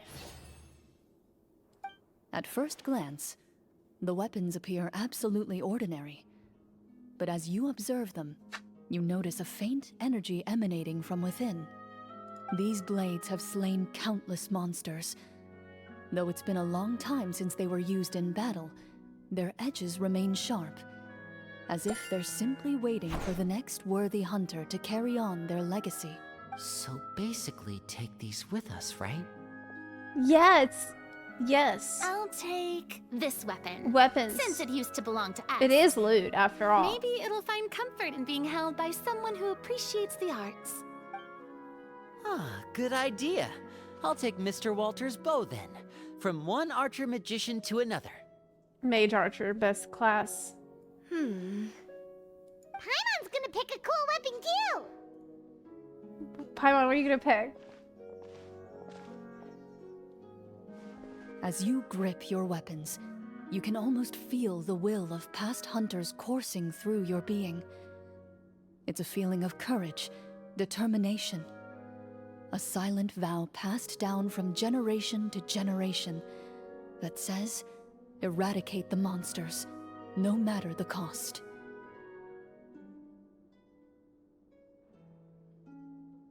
Mr. Florian, do you know where to find the evil sorcerer? I was able to see his surroundings when our minds were connected. I believe he's currently hiding out at the church in the kingdom. The basement in my house. What?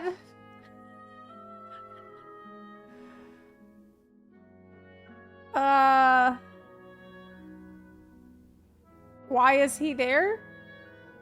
We must be extremely careful.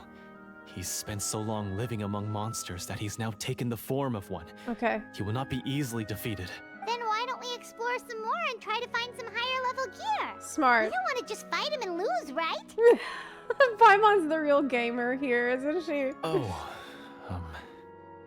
It's like, we need to level up. We need better gear. Was our eye level? No, we have to strike now. He was greatly weakened when I managed to break out of his control. If we let him rest, he might have time to escape. I agree with Mr. Florian. We've got to act while we have the advantage. Don't forget, the people of the capital are counting on us. Yeah, now that we've got a plan, there's no point in waiting. The longer this drags on, the worse it will be for everybody. Exactly. It's like, Paimon, this is a one-shot. Yes, that's what's called... Catching your enemy off guard. Yes, that's exactly right. Alright, you've persuaded Paimon. Mr. Florian, please, lead the way. Of course. Follow me. Okay. He had to set up so many scenes today, and now he has to join in for this last part. I really don't envy his job.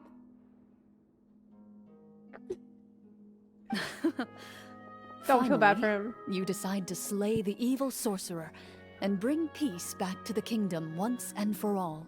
As you walk away, you feel the gaze of the stone tablet at your back, as if all the hunters of the past are wishing you success in the battle ahead and awaiting your triumphant return. Yeah, because we'll have to bring the weapons back, right? Okay.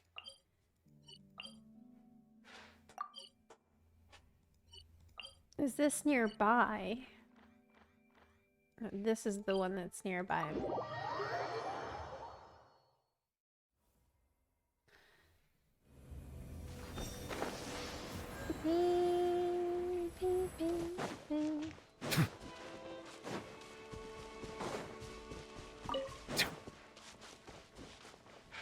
Okay. Finally, you arrive at the church Florian described. A basement. As you approach, an ominous aura surrounds you. You get the sense that your enemy is close at hand. How strange. This uneasy feeling seems so real. How did they manage that?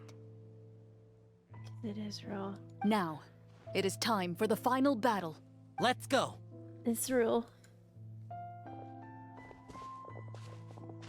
This is creepy. Florian, wait. What's wrong? I think you should wait outside. You've already been corrupted by the Devorator once. It could easily re-enter your mind and take control of your body. I don't think it's a good idea for you to be this close. Yeah. If it corrupts you again, it's possible you might take on a new form entirely. That's exactly why I have to go. Why I should be at the very front. You mean... He wants to test his strength of will? Yes. I intend to lure it into my body. What? That's too risky. You If insane? things get out of hand, I might have to kill you. Do you understand how dangerous this is? I understand, but if I do this, you'll have a clear and visible target. The Devorator will have a hard time passing up a chance to enter a body it knows how to control. You won't have to worry about any of your friends being taken over. Isn't there another way? You're not like me, Miss Clorinde. You're a just and powerful Marachose hunter. The monster broke free due to my error. It's only right that I shoulder the responsibility for its destruction. This is something that I have to do. Consider it a duel to restore my honor. Okay. My only request is that you give it your all. I mean...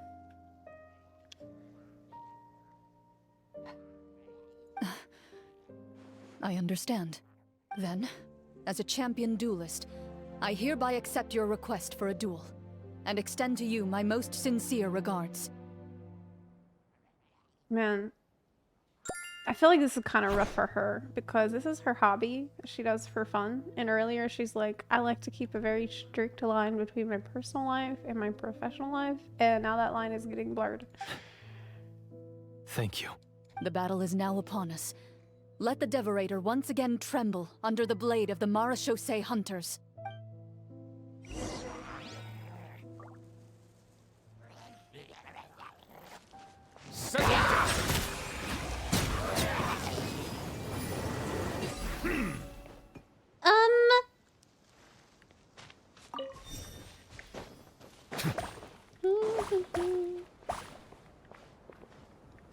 How do I go up? How are we supposed to do that?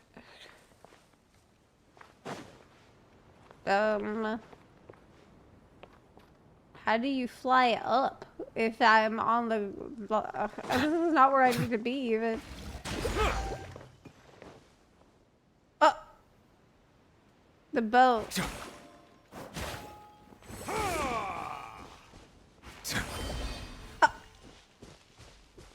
Okay. Use the boat, that's smart.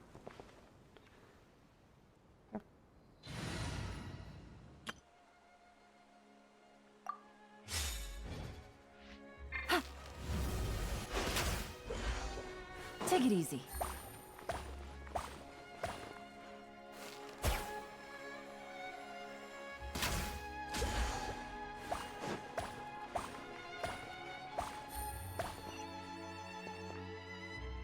Got it. Okay.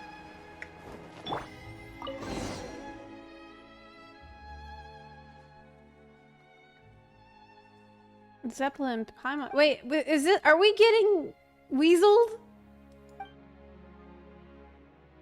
Oh my god.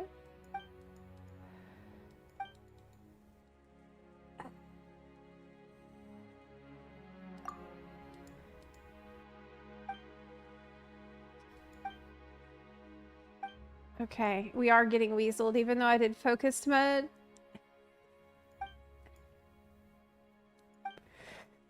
I got lured by the treasure chest. What am I supposed to do? Oh my god. I wanted the treasure.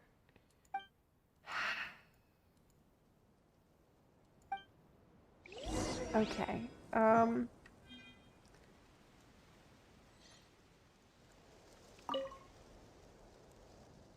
I can just go inside the house. Place the crystal mechanism in an artificial environment.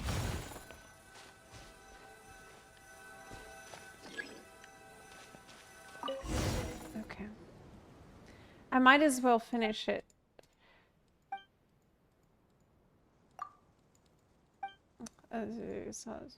Okay.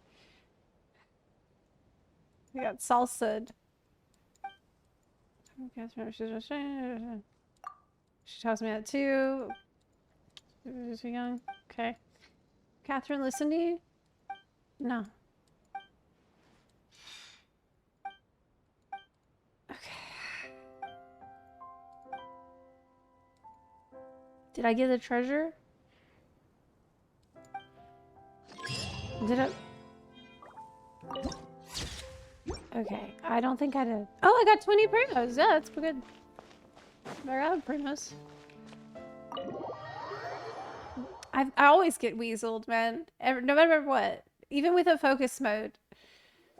It's gonna happen. Oh, it's a cutscene. That's the thing? Oh! Oh!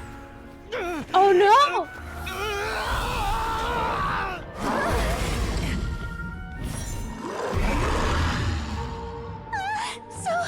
So lifelike. Just hiding behind her little guys.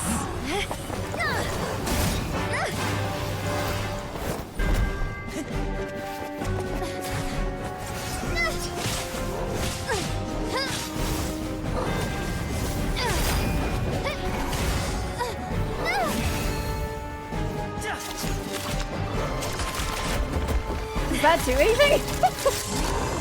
Throwing the card? Like, that seems more effective. With the cannons. Why is nothing working? The cards, I'm not This foe is surprised. not invincible. You hold the treasure. The power to defeat it in your own 2 hands. The treasure? You mean... The names! It's the Marshose Hunters' names! How are we supposed to... You forget, Paimon? There's still one skill we saved until the very end. Hunters fight not for fame, but to aid the people whenever they are The summoned. summons! Walter the Marashose Hunter. Master of 1,000 tricks. Executioner of the Phantom Hunters. I call for aid! You summons! Est, Yes. the Marshose Hunter. Good idea. Inheritor of Cassiodor's will. Judge of the Shadow Hunters. Answer my call! Sometimes you gotta... Petronia, protector of justice and order. The hunter I respect the most. Thank you for saving my friend, the best one I'll ever know. Please, lend us your strength.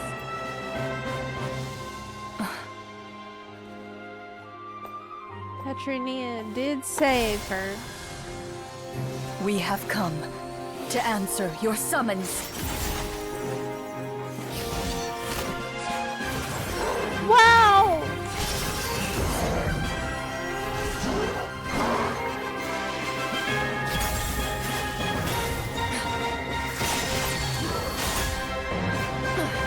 Cool! Man, that was so sick! That was awesome! The monsters were eradicated, That was and so the sorcerer was cute. defeated. Amazing! What a cutscene! Peace soon returned to the capital. Badass! Those in the court, manipulated by the sorcerer, also recognized the errors of their ways. Crazy. Crazy. Crazy awesome. Some remembered the names of the heroes who saved their kingdom. But others simply continued their lives none the wiser. Such is the story of the Marechaussee Hunters. They pursue the phantoms in the darkness and exterminate all who pose a threat. They will always protect the city and those within it, even should all memory of their accomplishments be forgotten by the very people they serve. Yeah, because it's not about the glory at all. I'm assuming we finally reached the end of the script. Is Farina tired? Yes, you've reached one of the better endings. Good end. It's a pretty solid story overall. I thought it was just an ordinary adventure at first, but the further we got into it, the more impressed I became with the production and the plot. That final battle especially. All the effects were super realistic. It was super realistic effects, yeah. Oh, right. Yeah, totally. Navia remembers that it's a game right now. That's a really good point. I never expected the weapons we picked up from that vault would have that kind of effect. Lenny already knows everything he knows. The whole situation. Yeah, mine nearly scared the daylights out of me when it started glowing. I took a good look at it after we got out, but I don't think it ever lit up again. Oh, we should probably give these props back, right? I'll just leave mine here. Did you have a good time? Of course. So Let me nice. know if another script like this comes around. Sure, no problem. Then I'll head back for now. I think I need some time to fully digest everything that just happened. Yeah. Once Mr. Florian is awake, please pass on my regards to him. He must be extremely exhausted to have passed out cold like that. You're right. He's had a lot to deal with. Well, see you all some other time. Toodaloo! He's just tired from running all those sessions. That's what she thinks. I mean, it's believable. Okay, so, can I ask now? I think it should be fine, yeah. Normal reaction of DM after the sessions, after the campaign's done. What in the world was going on back there? So you saw through all of that? That time in the cave when you told us to close our eyes, it'd be weirder if we didn't notice anything. I was dying of curiosity the entire time. I mean, you did a pretty bang-up job of pretending nothing had gone wrong. Farina actually looked like she thought all of it was planned. Man, I hope Fiorina is way out of earshot right now. Are you serious? Make sure check around the corner. Guess none of us wanted to be the one to break the illusion. What are you all talking about? Wow. Paimon and Traveler just as clueless? Oh, wait. Don't tell me you never... Ugh, this is all my fault. It's not too late to cover your ears. Here, partner, I'll do it for you. Bit late for that, don't you think? You're saying everything that happened back there wasn't actually part of the script? It's probably more accurate to say this was never a real scripted story to begin with. What? So loud. My head. Hey, you! Get up right now and explain yourself! Oh my god, it's great. No shaking, please. Some Paimon after you. Oh, my head. Thank you. Florian explains the truth. Did Paimon just hear that right? You guys made up that whole last part on the spot? It's not nice to lie to people, but Paimon's got to admit, that was a really good story, Florian. Oh, and nice improvisation, Clorinde! Yeah, it was like watching a magician improvise a spectacular magic trick after forgetting an important prop. If Paimon knew something was wrong with that vault, she would have floated straight in the opposite direction. Everything was under control. You can absolutely trust Clorinde with your life, okay? As if you've ever described a situation as being out of control. She's always in control. I'm pretty sure any situation you consider to be easy to handle would scare a reasonable person half to death. That's true. That's very true. Guess I'm just used to it. Man. Clorinde, girl. You've been through a lot. You have been through too much. You must run into a lot of unexpected situations then. That explains why you're so good at coming up with things on the spot. She's seen it all. As for you, Florian. She's like, just another Tuesday. I know there's no excuse for what I did. I'll turn myself into the guards at once, confess my crimes, and accept any punishment that comes my way. I gotta say, Clorinde, she reminds me of, like, people I know who have had the hardest lives and have been through the most bad stuff. They're like this. There's people that I know that are like this are so chill. Because they've seen all. They're like, oh yeah, this isn't a big deal. It's fine. I've been through worse. I would say you've already suffered more than enough. What? You may have been blinded by fame and fortune in the beginning, but your actions during the final battle had proven you to be a true Marechaussee hunter. He absolutely redeemed himself from what he did. He put his life on the line. Yeah. That's fair. You'll be far more used to the city above ground than below. Your job as a hunter is more important. Also, we need you writing scripts. But... Of course, you'll still need to take the keys and pay a personal visit to the 2 hunters you wronged. Prepare to accept any terms they give you as well. Yeah. Fair. Yes, of course. As far as I'm concerned, though, your showing in the duel was enough to prove your honor. Then I'll do exactly as you said. I'll go return those 2 keys right now. Thank you so much, everyone. I'll do my best to prove myself worthy of the second chance you've given me. I swear this on my name and honor as a Marechaussee hunter. Until we meet again, everyone. That's really nice. I'm glad that he got another chance. He lost his way, but he found it again. After seeing what it's all about, to have honor, it's really beautiful. Speaking of Marechaussee hunters, what should we do about the treasure in that cave? Leave it be. Are you sure?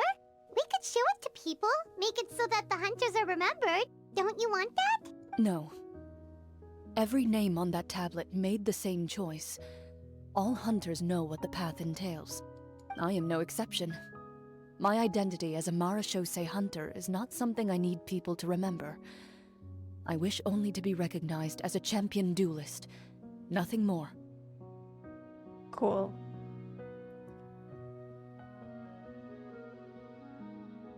That's certainly very different from the path of a magician. Still, I admire your decision. Wait! I just remembered something. If there were no special effects involved, why did our weapons begin to glow during the battle? That's because the Marechaussee hunters of ages past would often imbue their weapons with special enchantments to suppress the monsters.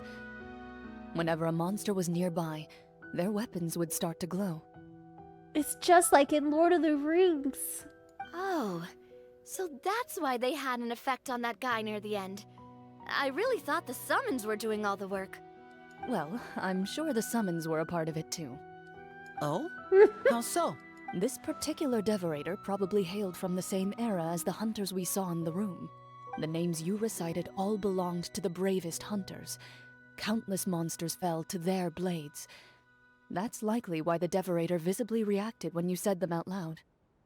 Wow, yeah, it's really like a battle between good and evil. So the names held the power all along! Navia, everything you said during your summon. Yeah, about how... Huh? Oh, Oh my god. I meant what I said. I mean, it was true to my character, so yeah, I'm glad you heard it. Just don't make me repeat myself. It's embarrassing. That was a moment that they had. I think but Clorinde's master, after the way that she treated baby Clorinde, I just can't. I don't know. I don't like her. I really appreciated those words. All right. But it was kind. Don't get all sentimental on me. Anyway, let's not talk about that anymore. I'm going to go on ahead. Don't fall too far behind now. Blue Icebox, thank you for the 6-month resub. I really appreciate it. She ran off! I should probably head back as well.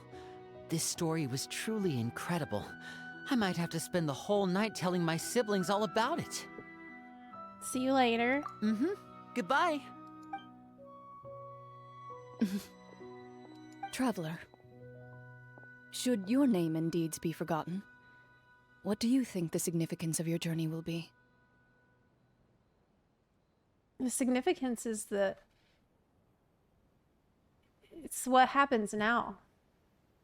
The significance is what we feel now in the moment. What happens later will have a different significance of the later moment. So I suppose the significance would be the journey itself and the world we helped create. There's still value in the time I shared with everyone here. In the things we were able to accomplish. Even if no one remembers them. She speaks.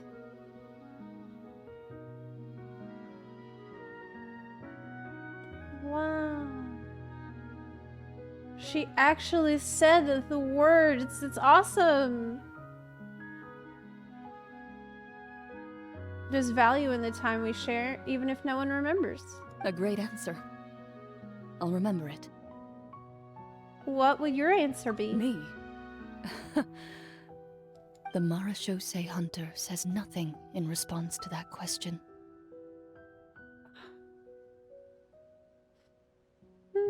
Perhaps her answer lies in her silence. An unspoken vow left to echo through the night. The path she walks needs no explanation. That's so cheesy and cute. She's narrating as the GM. Was so adorable. Wow. I love this quest. I'm sad it's over because I want to do more D&D with the different characters.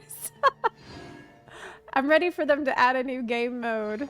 Like, let's just let every hangout be a D&D mode where you play.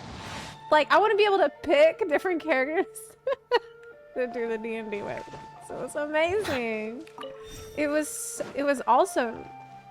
We learned so much about Clorinde and why she is the way she is. She has this playful side that she expresses through this hobby, which is really endearing. Well, it's time to pull, y'all, ain't it? It's time to pull. Let me, where should I go to do? I guess right here is fine. Okay. There was so much cute art as well. Yes, the book. The book. Oh! The character album. Game Master Clorinde. This is super cute art. I'm ready. I would like to have the other outfits for these characters. Navia, background, an optimistic, kind-hearted Marachose hunter who also happens to be a shrewd merchant. She has a quick wit and is exceptionally eloquent. Summon. Everybody can summon. Marachose hunter with a beautiful singing voice and a deep grounding in the arts, capable of moving people to their very core through the power of performance. Deep down, she yearns. Someday, she might become a performing artist in a more peaceful era. Lenny, the adopted son of a Marachose hunter. His experience of roaming the streets as a child has taught him some key survival. Yeah, this was awesome for Lenny too, getting to be like this roguish thief type. That was super cool. It fit his character really well. Oh God. I had the lamest outfit though. Really. A kind, upstanding Marechaussee hunter. You introduce yourself to your companions with the following words. I've been studying the culinary arts since I was a child. I hope my delicious food can help boost people's spirits.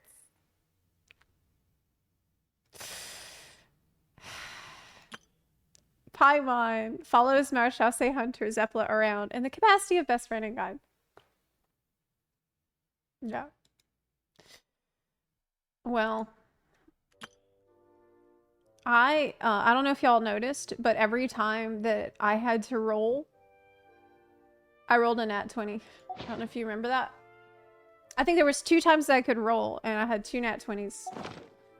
So. Melusines are beautiful. Now the question is, did I waste all of my good luck rolling nat 20s? That is what we are about to find out. Let's see how much I can pull straight away.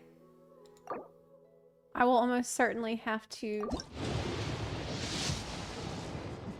Oh! What?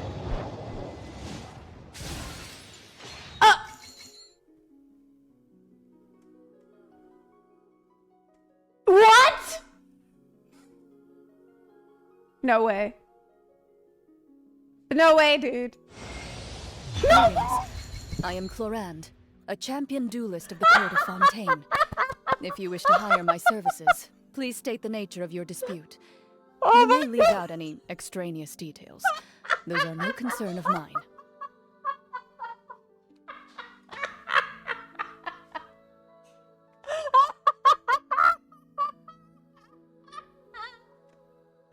It's meant to be. It's just...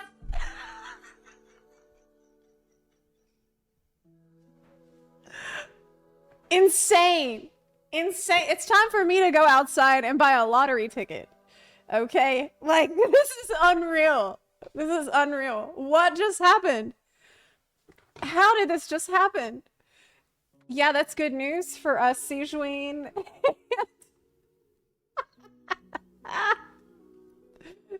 Sijuin and also Furina.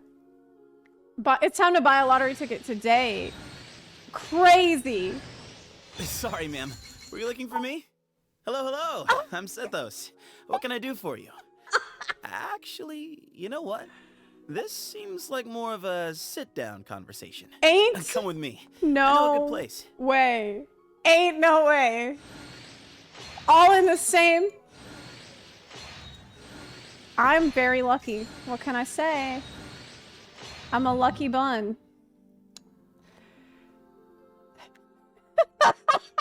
She can't keep winning. Oh, I can. I can and I will. Yes. Awesome. Cool. Wow. That was so easy. It's like... I was like, let's see if my luck ran out. No. No, it didn't. Okay, well... Great way to save money. Just be lucky. Now, I wanted to see the Clorinde. We were gonna watch it before I pulled, but I got character too fast. Yeah, you know that problem when you get the character too fast and you just don't even... Let's go ahead and watch the demos and stuff though. Because I love her. I love her so much after doing this quest. People were saying it's a great story. It really was. Okay. Chloride. And we can also watch this Sethos one because I got him also. Okay. Let's see it.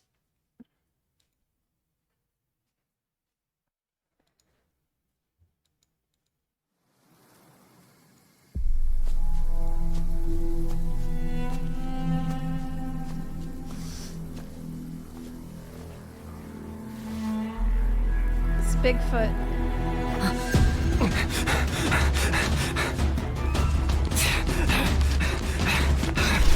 Calculate distance. Correct for wind speed and humidity. Ready.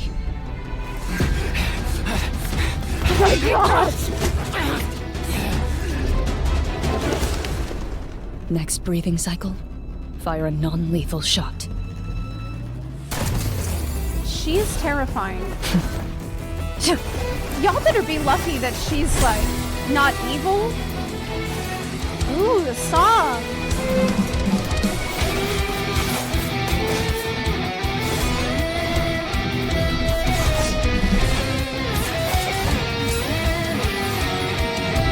Ready. Nice.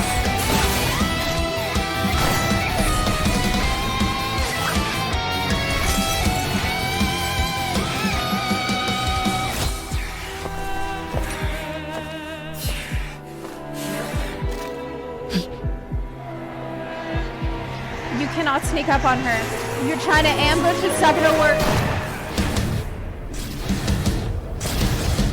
Man, this song is so good. These are my hunting grounds. Struggle all you want. I always catch my prey in the end. What? Where evil lurks, shoot on sight.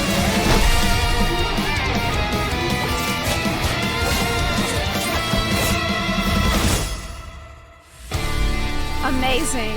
I owe my skills to the Marechaussee hunters, who fought to bring Fontaine out of a dark age. Someone needs to keep them sharp at all times. The hunt is complete. That was awesome. Yeah, the Spidey sense. Genshin. Genshin Impact. That was incredible soundtrack. This moment where she's in the forest and she's like, this was awesome. This is my favorite part.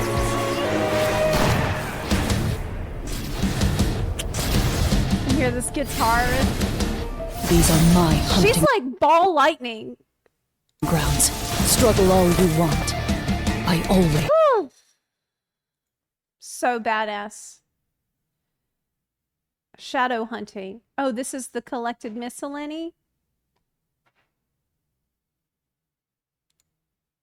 I should probably watch it. In Fontaine's courts, there are many ways to defend one's honor. Dueling is one option, albeit not one I'd recommend except as a last resort, especially if the champion duelist in question is named Clorinde. But to each their own, and You'd have to to any... be actually insane to voluntarily request the duel with Clorinde. Like, you will not win. who insist, I wish you the best of luck. You will not win. Need to hire a duelist? Clorinde is a champion duelist par excellence, with the martial traditions passed down by the Marechaussee go to hunters jail, at her for disposal. real. She delivers impartial, court-ordered justice by blade, bullet, and lightning. A veteran hunter always knows their surrounding environment like the back of their hand. When Clorinde is in the party, the location of items unique to Fontaine that's will appear helpful on your too. minimap, making it easier to gather resources. Clorinde's normal attack can combo up to 5 strikes, dealing physical damage to enemies. Her charged attack consumes a set amount of stamina to deliver suppressing fire with her pistolet in a fan pattern, dealing physical damage. With her elemental skill, Clorinde enters the Night Vigil state, in which she wields her sword and sidearm together. The Night Vigil state turns Clorinde's normal attack into Swift Hunt pistolet shots, dealing electro damage that cannot be overridden. When her bond of life is below 100% of her max HP, shots fired will pierce enemies, deal higher damage to enemies in each bullet's path, and increase her bond of life based on her max HP. But when her bond of life is greater than or equal to 100% of her max HP, she fires normal shots. If Clorinde uses her elemental skill again while still in the Night Vigil state, she will attack with Impale the Night, lunging forward with her blade and dealing electro damage. The effects of Impale the Knight depend on her This is current awesome. Bond of Life percentage. Oh, If she has no Bond of Life, she simply executes a lunging sword it's a strike. good dash. If her Bond of Life is less than 100% of her max HP, she heals herself based on her Bond of Life value, and the damage and AoE of this usage of Impale the Knight are increased. Does it increase a lot If her more? Bond of Life is greater than or Depending- equal to 100% of her max HP, she uses Impale the Knight Pact, which provides a more powerful healing effect and further increases the AoE and damage of this usage of the attack. Damage dealt by Swift Hunt and Impale the Knight is considered normal attack damage. In addition, sources of healing other than Impale the Knight will not heal Clorinde while she is in the Night Vigil state. Instead, a percentage of the healing will be converted into Bond of Life. The Night Vigil state will be Okay. cleared when Clorinde leaves the field. So it still is useful because it's going to be converted. The percentage set will be intervals. converted. So it's like okay to still use a healer in the team. Striking an enemy with Swift Hunt shots will summon a Surging Blade, dealing Usia-aligned electro damage. After unlocking the talent Lawful Remuneration, if Clorinde's Bond of Life is greater than or equal to 100% of her max HP, her crit rate will increase for a certain time, whenever her Bond of Life value goes up or down. She's This like can a stack a tank. maximum of twice, and each stack's duration is independent. This talent also enhances her elemental skill's Night Vigil state by increasing the percentage of healing that is converted to Bond of Life. Hunt them down. When Clorinde uses her elemental burst, she gains a Bond of Life based on her max HP, before performing a swift dodge and strike with both her weapons, dealing AoE electro damage. When the prey hides in the shadows of night, the hunter must lure them into her trap. After unlocking the talent Dark Shattering Flame, after a nearby party member triggers an electro reaction, Clorinde's normal attack and elemental burst deal increased electro damage based on her attack for a period of time. This effect stacks up to 3 times, and each stack's duration is independent. There's a lot going on There is a here. limit to the maximum damage increase that can be obtained in this way. With a sword, pistolet, and electrovision at her disposal, to say that Clorinde strikes like lightning is more than just a figure of speech. In battle, Clorinde starts by using her elemental skill, first to enter the Night Vigil state and gain a Bond of Life through her pistolet attacks. Yeah. Then to lunge at enemies with her sword, dealing electro damage, healing herself, and clearing her Bond of Life. When energy is full, Clorinde executes a combined sword and pistolet attack, dealing AoE electro damage and gaining a Bond of Life. Then she continues the offensive, deftly switching back and forth between her weapons until the hunt is over. The story of the Marechaussee Hunters is a thrilling chapter in Fontaine. It's easy. You just fire 3 shots, then press the skill again to lunge, then repeat. That's what I was doing. Wow. She can heal herself and do a ton of damage. Shoot 3 times, lunge, repeat 6 times. Okay. History. I recall that their founder once had a dispute with the Lock Knights. But 1 sec.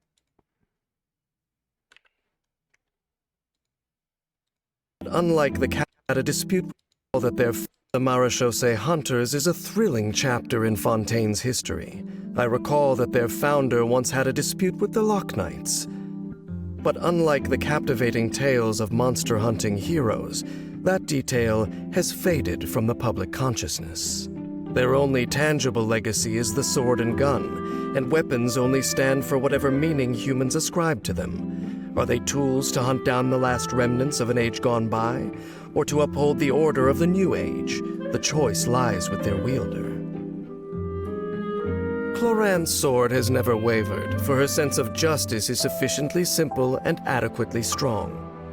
Moments of doubt, difficult decisions, leave those for the people forced to live through times of momentous change in the world. Awesome.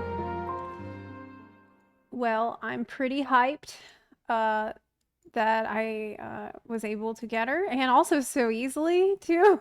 Did not expect. But it looks like it's just going to be a lot of fun to play as well. We can probably also watch these Sethos demos, because I got him too. You got questions? You've come to the right person. On the off chance I don't have the answers, I can ask around and help you find out. Sethos. Pretty interesting guy. He's like a distant cousin of Sinos. The first time we met, he came up and asked me if I was Hat Guy. He nods his head when he talks. It's like, oh, I don't know, like a little puppy, yes? Doesn't play enough TCG. Some of my elders say I'm difficult to control, like a wild animal. But don't you think it's kind of an issue that they want to control how other people think in the first place?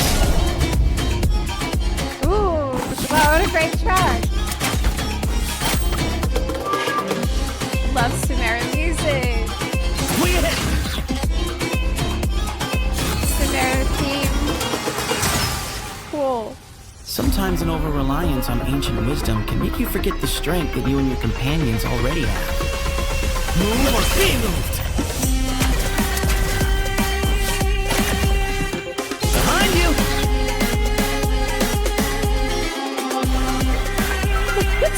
Tarazan, everyone's a puppy. Yeah, Don't mention it. I'll protect you. Or you can protect me. Whatever works. he's a very free-spirited character that I enjoy. He's kind of like also one of those more roguish characters. I'm not gonna watch this right now. The Collective Miscellany, I'll watch that later. But yeah, because I've gotta go. It's 4:30, and so there's a bunch of stuff I want to do before I'm done for today. I need to record some stuff for YouTube, so I'm gonna get to that. We'll be back tomorrow, kind of doing the same thing that we did today, kind of same plan, where I'll start with FF14. We'll go over some Media Tour stuff, Media Tour reacts, and then afterwards we'll do the Archon story that I have not done yet. I've been really busy with the Media Tour over the past week. And so tomorrow I think is the day to do that. So I'll see you then. Thanks for hanging out today. It was awesome. I really enjoyed Clorinde's quest, and I'm gonna get to work on making some videos. So I'll see you later. See you in the morning. Have a great rest of your day today. Bye.